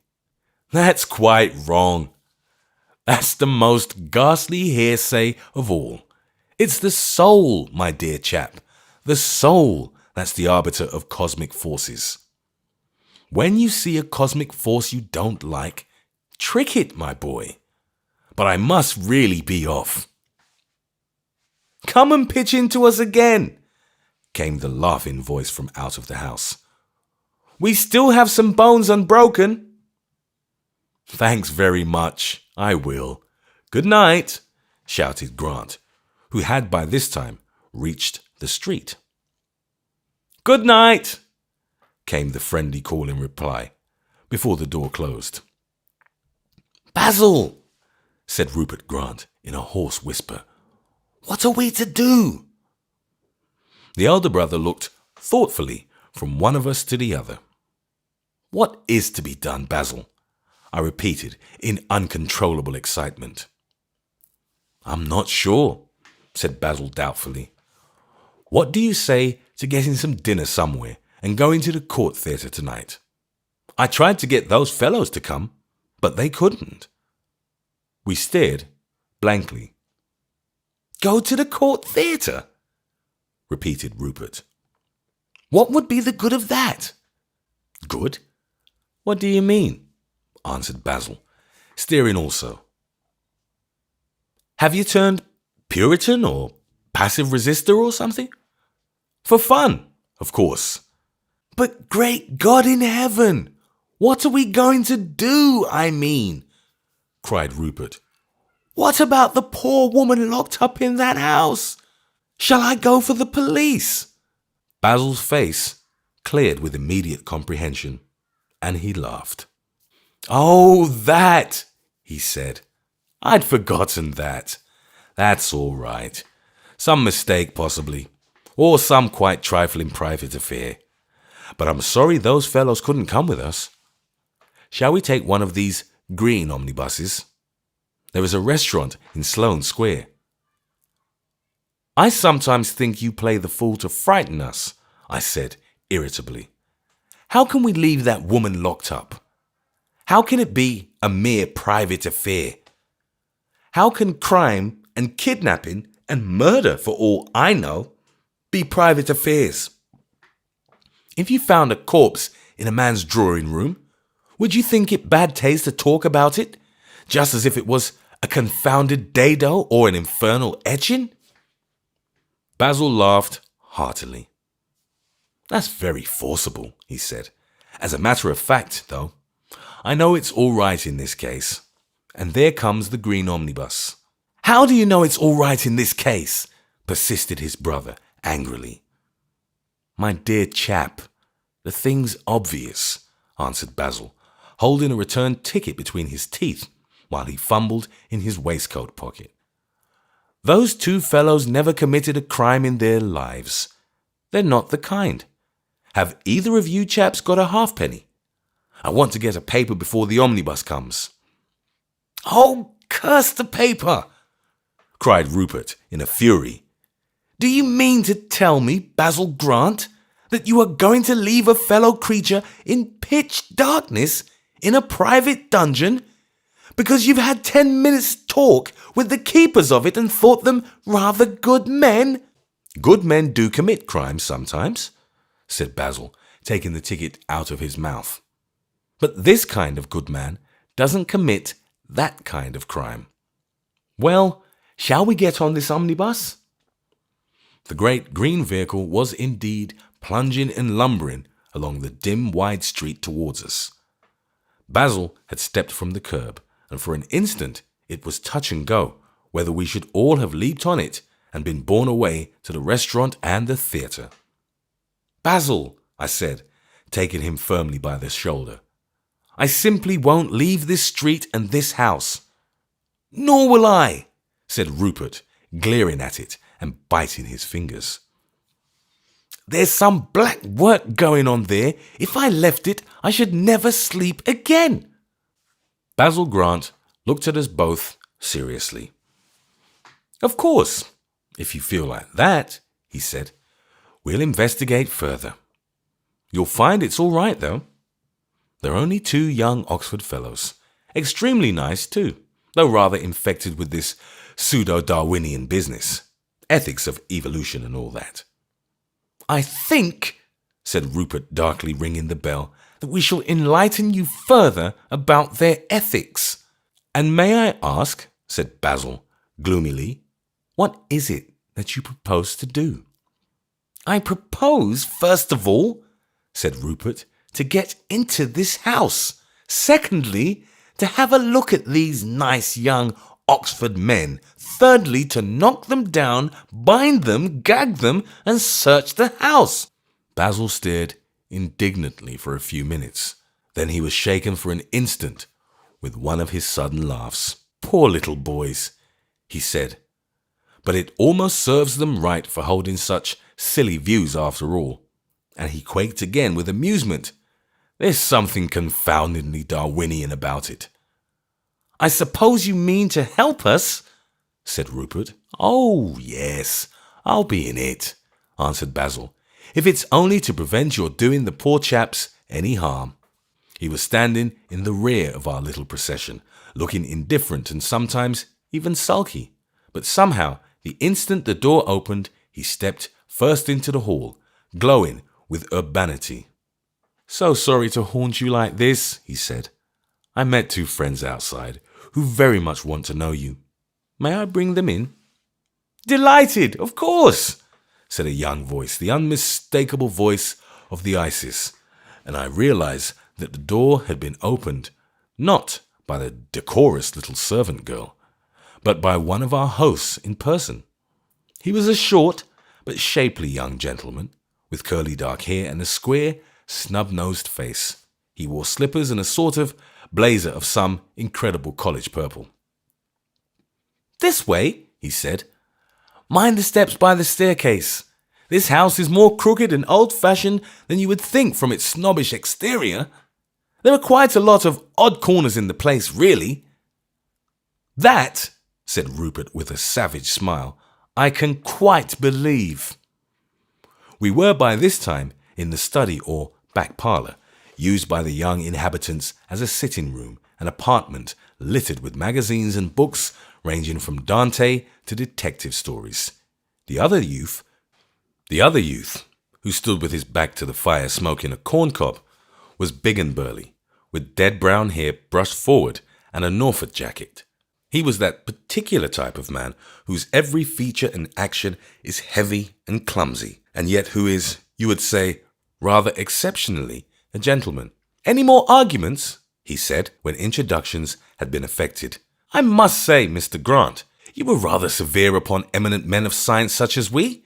I've half a mind to chuck my DSc and turn mine a poet. Bosh, answered Grant. I never said a word against eminent men of science. What I complain of is a vague popular philosophy which supposes itself to be scientific when it is really nothing but a sort of new religion and an uncommonly nasty one. When people talked about the fall of man, they knew they were talking about a mystery, a thing they didn't understand. Now that they talk about the survival of the fittest, they think they do understand it, whereas they have not merely no notion, they have an elaborately false notion of what the words mean. The Darwinian movement has made no difference to mankind, except that instead of talking unphilosophically about philosophy, they now talk unscientifically about science. That is all very well, said the big young man, whose name appeared to be Burroughs. Of course, in a sense, science, like mathematics or the violin, can only be perfectly understood by specialists.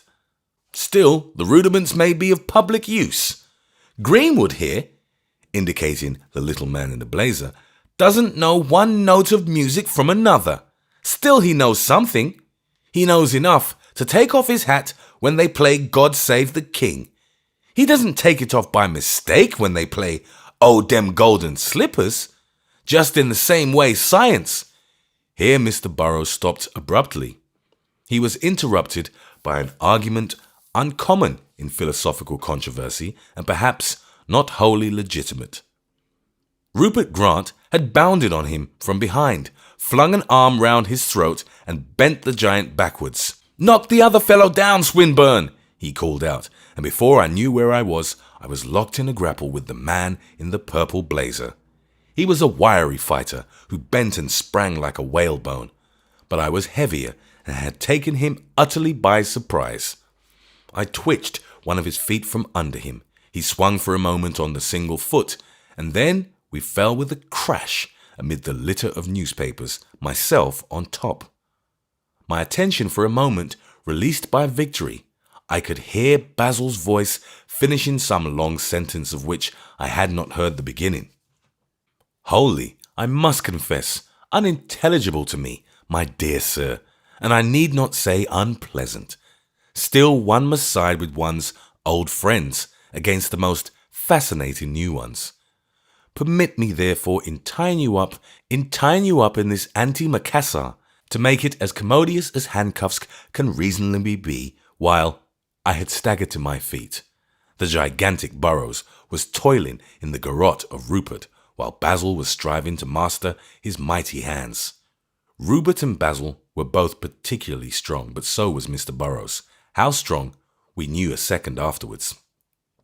His head was held back by Rupert's arm, but a convulsive heave went over his whole frame. An instant after, his head plunged forward like a bull's, and Rupert Grant was slung head over heels, a Catherine wheel of legs, on the floor in front of him. Simultaneously, the bull's head butted Basil in the chest, bringing him also to the ground with a crash, and the monster, with a berserker roar, leaped at me and knocked me into the corner of the room, smashing the waste paper basket. The bewildered Greenwood sprang furiously to his feet. Basil did the same, but they had the best of it now. Greenwood dashed to the bell and pulled it violently, sending peals through the great house. Before I could get panting to my feet, and before Rupert, who had been literally stunned for a few moments, could even lift his head from the floor, 2 footmen were in the room. Defeated even when we were in a majority, we were now outnumbered. Greenwood and one of the footmen flung themselves upon me, crushing me back into the corner upon the wreck of the paper basket. The other 2 flew at Basil and pinned him against the wall. Rupert lifted himself on his elbow, but he was still dazed. In the strained silence of our helplessness, I heard the voice of Basil come with a loud, incongruous cheerfulness. "Now this," he said, "is what I call enjoying oneself." I caught a glimpse of his face, flushed and forced against the bookcase from between the swaying limbs of my captors and his. To my astonishment, his eyes were really brilliant with pleasure, like those of a child heated by a favorite game. I made several apoplectic efforts to rise, but the servant was on top of me so heavily that Greenwood could afford to leave me to him. He turned quickly to come to reinforce the 2 who were mastering Basil. The latter's head was already sinking lower and lower, like a leaking ship, as his enemies pressed him down. He flung up one hand just as I thought him falling and hung onto a huge tome in the bookcase, a volume I afterwards discovered of St. Chrysostom's Theology. Just as Greenwood bounded across the room towards the group, Basil plucked the ponderous tome bodily out of the shelf, swung it, and sent it spinning through the air so that it struck Greenwood flat in the face and knocked him over like a rolling ninepin. At the same instant, Basil's stiffness broke and he sank, his enemies closing over him. Rupert's head was clear, but his body shaken. He was hanging as best as he could onto the half-prostrate Greenwood. They were rolling over each other on the floor, both somewhat enfeebled by their falls, but Rupert certainly the more so. I was still successfully held down. The floor was a sea of torn and trampled papers and magazines, like an immense waste paper basket.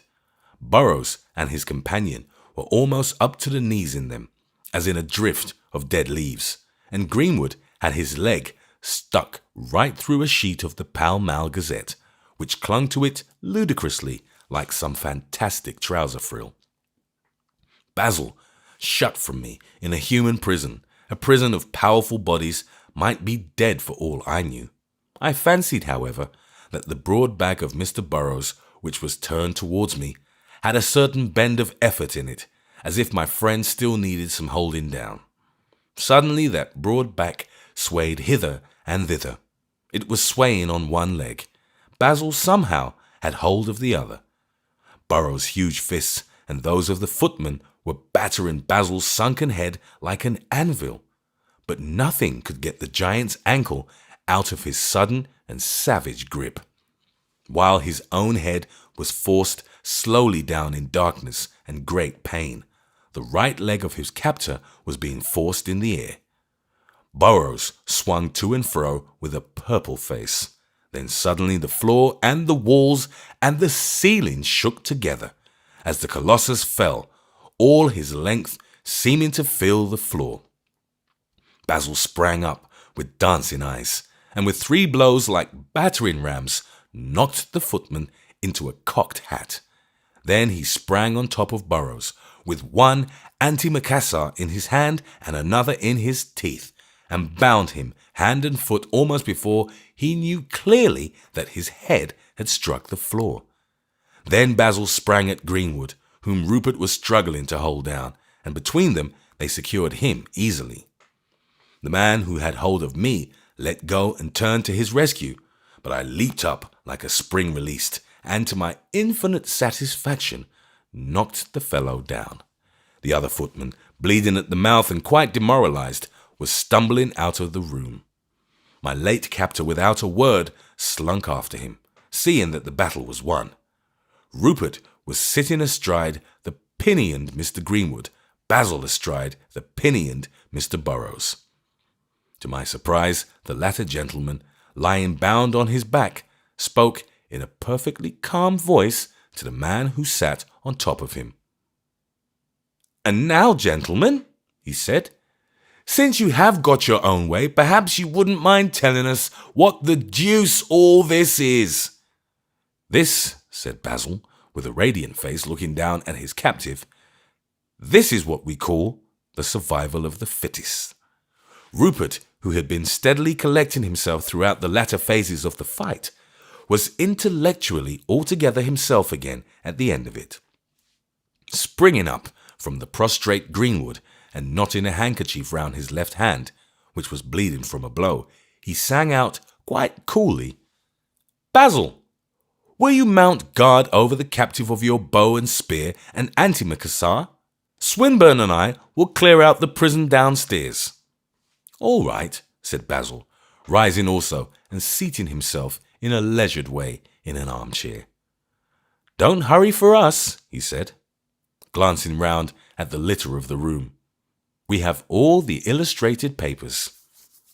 Rupert lurched thoughtfully out of the room, and I followed him, even more slowly. In fact, I lingered long enough to hear, as I passed through the room, the passages and the kitchen stairs, Basil's voice continuing conversationally.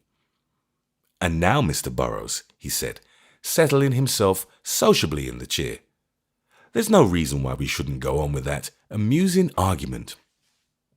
I'm sorry that you have to express yourself lying on your back on the floor, And as I told you before, I've no more notion why you are there than the man in the moon.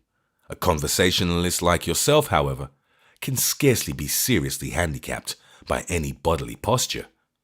You were saying, if I remember right, when this incidental fracas occurred, that the rudiments of science might with advantage be made public. Precisely, said the large man on the floor in an easy tone. I hold that nothing more than a rough sketch of the universe as seen by science can be. And here the voices died away as we descended into the basement. I noticed that Mr. Greenwood did not join in the amicable controversy. Strange as it may appear, I think he looked back upon our proceedings with a slight degree of resentment. Mr. Burroughs, however, was all philosophy and chattiness.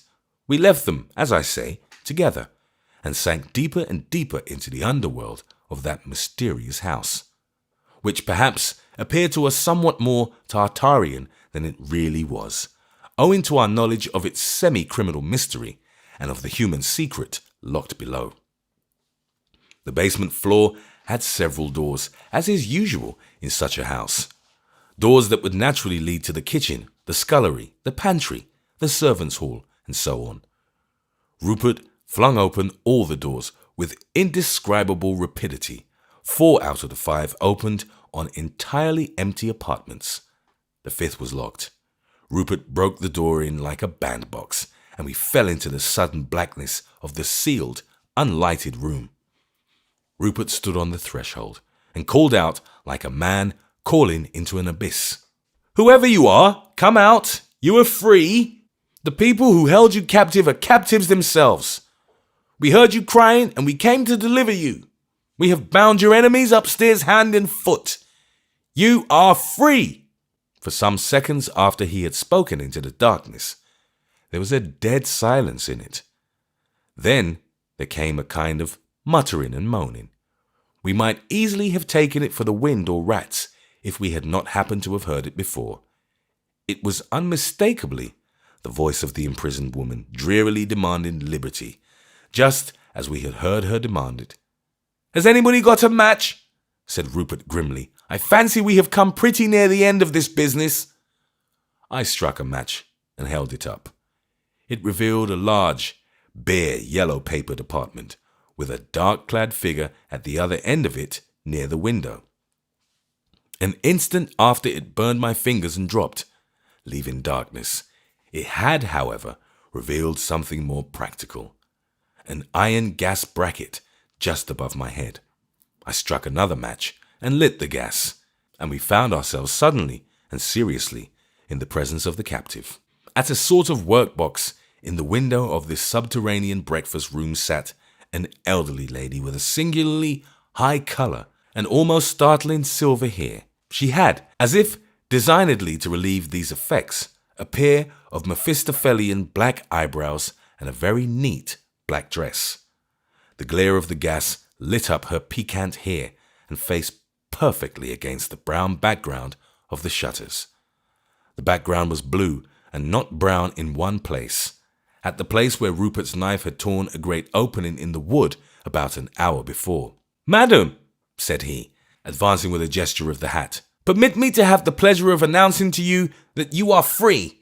Your complaints happen to strike our ears as we pass down the street, and we have therefore ventured to come to your rescue. The old lady with the red face and the black eyebrows looked at us for a moment with something of the apoplectic stare of a parrot. Then she said with a sudden gust or breathing of relief, Rescue? Where is Mr. Greenwood? Where is Mr. Burroughs? Did you say you had rescued me? Yes, madam, said Rupert with a beaming condescension. We have very satisfactorily dealt with Mr. Greenwood and Mr. Burroughs. We have settled affairs with them very satisfactorily. The old lady rose from her chair and came very quickly towards us. What did you say to them? How did you persuade them? She cried. We persuaded them, my dear madam, said Rupert, laughing, by knocking them down and tying them up. But what is the matter? To the surprise of everyone, the old lady walked slowly back to her seat by the window. Do I understand, she said, with the air of a person about to begin knitting, "that you have knocked down Mr. Burroughs and tied him up?" "We have," said Rupert proudly. "We have resisted their oppression and conquered it." "Oh, thanks," answered the old lady, and sat down by the window. A considerable pause followed. "The road is quite clear for you, madam," said Rupert pleasantly. The old lady rose, cocking her black eyebrows and her silver crest at us for an instant. "But what about Greenwood and Burroughs?" she said. "What did I understand you to say had become of them?" "They are lying on the floor upstairs," said Rupert, chuckling, "tied hand and foot." "Well, that settles it," said the old lady, coming with a kind of bang into her seat again. "I must stop where I am." Rupert looked bewildered. "Stop where you are?" he said. "Why should you stop any longer where you are? What power can force you now to stop in this miserable cell?" "The question rather is," said the old lady with composure, "what power can force me to go anywhere else?" We both stared wildly at her, and she stared tranquilly at us both. At last I said, "Do you really mean to say that we are to leave you here?" "I suppose you don't intend to tie me up," she said, "and carry me off. I certainly shall not go otherwise." "But, my dear madam," cried out Rupert in a radiant exasperation, "we heard you with our own ears crying because you could not get out." "Eavesdroppers often hear rather misleading things," replied the captive grimly. "I suppose I did break down a bit and lose my temper and talk to myself. But I have some sense of honour for all that." "Some sense of honour?" repeated Rupert, and the last light of intelligence died out of his face, leaving it the face of an idiot with rolling eyes. He moved vaguely towards the door, and I followed, but I turned yet once more in the toils of my conscience and curiosity. "Can we do nothing for you, madam?" I said forlornly. "Why," said the lady, "if you are particularly anxious to do me a little favour, you might untie the gentleman upstairs." Rupert plunged heavily up the kitchen staircase, shaking it with his vague violence. With mouth open to speak, he stumbled to the door of the sitting-room and scene of battle. "Theoretically speaking, that is no doubt true," Mr. Burroughs was saying, lying on his back and arguing easily with Basil. "But we must consider the matter as it appears to our sense, the origin of morality." "Basil!" cried Rupert, gasping. "She won't come out!" "Who won't come out?" asked Basil, a little cross at being interrupted in an argument. "The lady downstairs," replied Rupert. "The lady who was locked up. She won't come out. And she says that all she wants is for us to let these fellows loose." "And a jolly sensible suggestion," cried Basil, and with a bound he was on top of the prostrate Burroughs once more and was unknotting his bounds with hands and teeth. "A brilliant idea. Swinburne, just undo Mr. Greenwood." In a dazed and automatic way I released the little gentleman in the purple jacket, who did not seem to regard any of the proceedings as particularly sensible or brilliant. The gigantic Burroughs, on the other hand, was heaving with Herculean laughter. "Well," said Basil in his cheeriest way, "I think we must be getting away. We've so much enjoyed our evening. Far too much regard for you to stand on ceremony. If I may so express myself, we've made ourselves at home. Good night. Thanks so much. Come along, Rupert." "Basil," said Rupert desperately, "for God's sakes, come and see what you can make of the woman downstairs. I can't get the discomfort out of my mind. I admit that things look as if we had made a mistake, but these gentlemen won't mind, perhaps." "No, no," cried Burroughs, with a sort of Rabelaisian uproariousness. "No, no, look in the pantry, gentlemen. Examine the coal hole. Make a tour of the chimneys. There are corpses all over the house, I assure you." This adventure of ours was destined to differ in one respect from others which I have narrated. I had been through many wild days with Basil Grant, days for the first half of which the sun and the moon seemed to have gone mad. But it had almost invariably happened that towards the end of the day and its adventure, things had cleared themselves like the sky after rain, and the luminous and quiet meaning had gradually dawned upon me. But this day's work was destined to end in confusion worse confounded. Before we left that house, 10 minutes afterwards, one half-witted touch was added which rolled all our minds in cloud. If Rupert's head had suddenly fallen off on the floor, if wings had begun to sprout out of Greenwood's shoulders, we could scarcely have been more suddenly stricken. And yet of this we had no explanation. We had to go to bed that night with the prodigy and get up next morning with it and let it stand in our memories for weeks and months. As will be seen, it was not until months afterwards that by another accident and in another way it was explained. For the present, I only state what happened. When all 5 of us went down the kitchen stairs again, Rupert leading, the 2 hosts bringing up the rear, we found the door of the prison again closed. Throwing it open, we found the place again as black as pitch.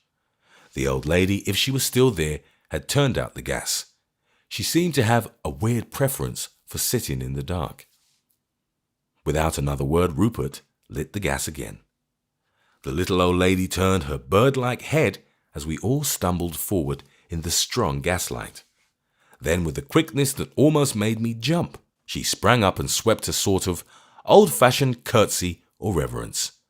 I looked quickly at Greenwood and Burrows, to whom it was natural to suppose this subservience had been offered. I felt irritated at what was implied in this subservience and desired to see the faces of the tyrants as they received it. To my surprise, they did not seem to have seen it at all. Burrows was paring his nails with a small penknife. Greenwood was at the back of the group and had hardly entered the room. And then an amazing fact became apparent.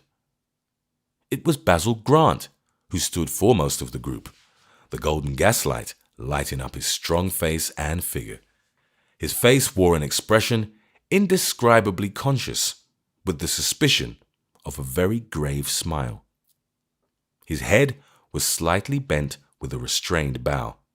It was he who had acknowledged the lady's obeisance, and it was he, beyond any shadow of reasonable doubt, to whom it had really been directed. "So I hear," he said in a kindly, yet somehow formal voice. "I hear, madam, that my friends have been trying to rescue you, but without success." "No one, naturally, knows my faults better than you," answered the lady with a high colour. "But you have not found me guilty of treachery." "I willingly attest it, madam," replied Basil, in the same level tones. "And the fact is that I am so much gratified with your exhibition of loyalty that I permit myself the pleasure of exercising some very large discretionary powers. You would not leave this room at the request of these gentlemen, but you know that you can safely leave it at mine." The captive made another reverence. "I have never complained of your injustice," she said. "I need scarcely say what I think of your generosity." And before our staring eyes could blink, she had passed out of the room, Basil holding the door open for her. He turned to Greenwood with a relapse into joviality. "This will be a relief to you," he said. "Yes, it will," replied that immovable young gentleman with a face like a sphinx. We found ourselves outside in the dark blue night, shaken and dazed, as if we had fallen into it from some high tower. "Basil," said Rupert at last, in a weak voice, "I always thought you were my brother. But are you a man? I mean, are you only a man?" "At present," replied Basil, "my mere humanity is proved by one of the most unmistakable symbols, hunger. We are too late for the theatre in Sloane Square, but we are not too late for the restaurant. Here comes the green omnibus," and he had leaped on it before we could speak. As I said, It was months after that Rupert Grant suddenly entered my room swinging a satchel in his hand and with a general air of having jumped over the garden wall, and implored me to go with him upon the latest and wildest of his expeditions. He proposed to himself, no less, a thing than the discovery of the actual origin, whereabouts, and headquarters of the source of all our joys and sorrows. The Club of Queer Trades. I should expand this story forever if I explained how ultimately we ran this strange entity to its lair. The process meant 100 interesting things: the tracking of a member, the bribing of a cabman, the fighting of roughs, the lifting of a paving stone, the finding of a cellar below the cellar, the finding of the subterranean passage, the finding of the Club of Queer Trades. I have had many strange experiences in my life, but never a stranger one than that I felt when I came out of those rambling, sightless, and seemingly hopeless passages into the sudden splendor of a sumptuous and hospitable dining room, surrounded upon almost every side by faces that I knew. There was Mr. Montmorency, the arboreal house agent, seated between the two brisk young men who were occasionally vicars and always professional detainers. There was Mr. P.G. Northover, founder of the Adventure and Romance Agency. There was Professor Chadd, who invented the dancing language. As we entered, all the members seemed to sink suddenly into their chairs, and with the very action, the vacancy of the presidential seat gaped at us like a missing tooth. "The president's not here," said Mr. P.G. Northover, turning suddenly to Professor Chadd. No," said the philosopher with more than his ordinary vagueness. "I can't imagine where he is." "Good heavens," said Mr. Montmorency, jumping up. "I really feel a little nervous. I'll go and see." And he ran out of the room. An instant after, he ran back again, twittering with a timid ecstasy. "He's there, gentlemen. He's there, all right. He's coming in now," he cried and sat down. Rupert and I could hardly help feeling the beginnings of a sort of wonder as to who this person might be, who was the first member of this insane brotherhood. Who, we thought indistinctly, could be maddest in this world of madmen? What fantastic was it whose shadow filled all these fantastics with so loyal an expectation? The door flew open, and the room was filled and shaken with a shout, in the midst of which Basil Grant, smiling and in evening dress, took his seat at the head of the table. How we ate that dinner, I have no idea. In the common way, I am a person particularly prone to enjoy the long luxuriance of the club dinner, but on this occasion, it seemed a hopeless and endless string of courses. Hors d'oeuvres, sardines seemed as big as herrings, soup seemed a sort of ocean, larks were ducks, ducks were ostriches, until that dinner was over. The cheese course was maddening. I had often heard of the moon being made of green cheese. That night, I thought the green cheese was made of the moon. And all the time Basil Grant went on laughing and eating and drinking, and never threw one glance at us to tell us why he was there, the king of these capering idiots.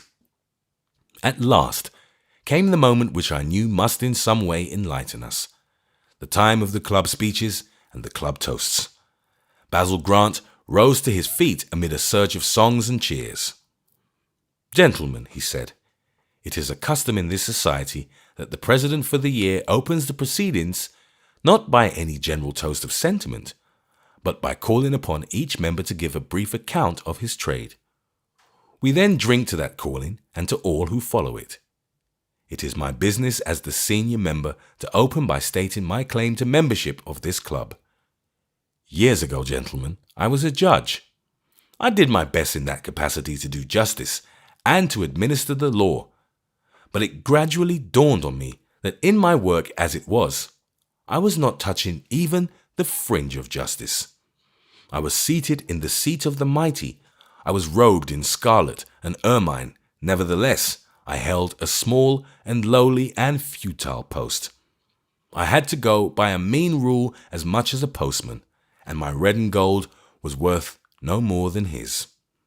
Daily there passed before me taut and passionate problems, the stringency of which I had to pretend to relieve by silly imprisonments or silly damages, while I knew all the time, by the light of my living common sense, that they would have been far better relieved by a kiss or a thrashing or a few words of explanation, or a duel or a tour in the West Highlands. Then, as this grew on me, there grew on me continuously the sense of a mountainous frivolity. Every word said in the court, a whisper or an oath, seemed more connected with life than the words I had to say. Then came the time when I publicly blasphemed the whole bosh, was classed as a madman, and melted from public life. Something in the atmosphere told me that it was not only Rupert and I who were listening with intensity to this statement. Well, I discovered that I could be of no real use. I offered myself privately as a purely moral judge to settle purely moral differences. Before very long, these unofficial courts of honor, kept strictly secret, had spread over the whole of society. People were tried before me not for the practical trifles for which nobody cares, such as committing a murder or keeping a dog without a license. My criminals were tried for the faults which really make social life impossible. They were tried before me for selfishness, or for an impossible vanity, or for scandal-mongering, or for stinginess to guests or dependents.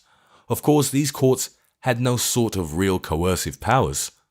The fulfillment of their punishments rested entirely on the honor of the ladies and gentlemen involved, including the honor of the culprits. But you would be amazed to know how completely our orders were always obeyed.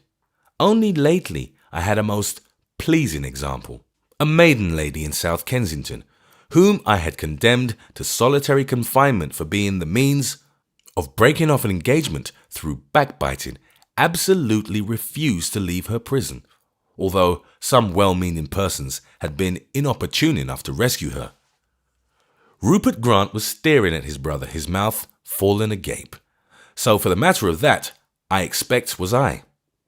This, then, was the explanation of the old lady's strange discontent and her still stranger content with her lot. She was one of the culprits of his voluntary criminal court. She was one of the clients of his queer trade.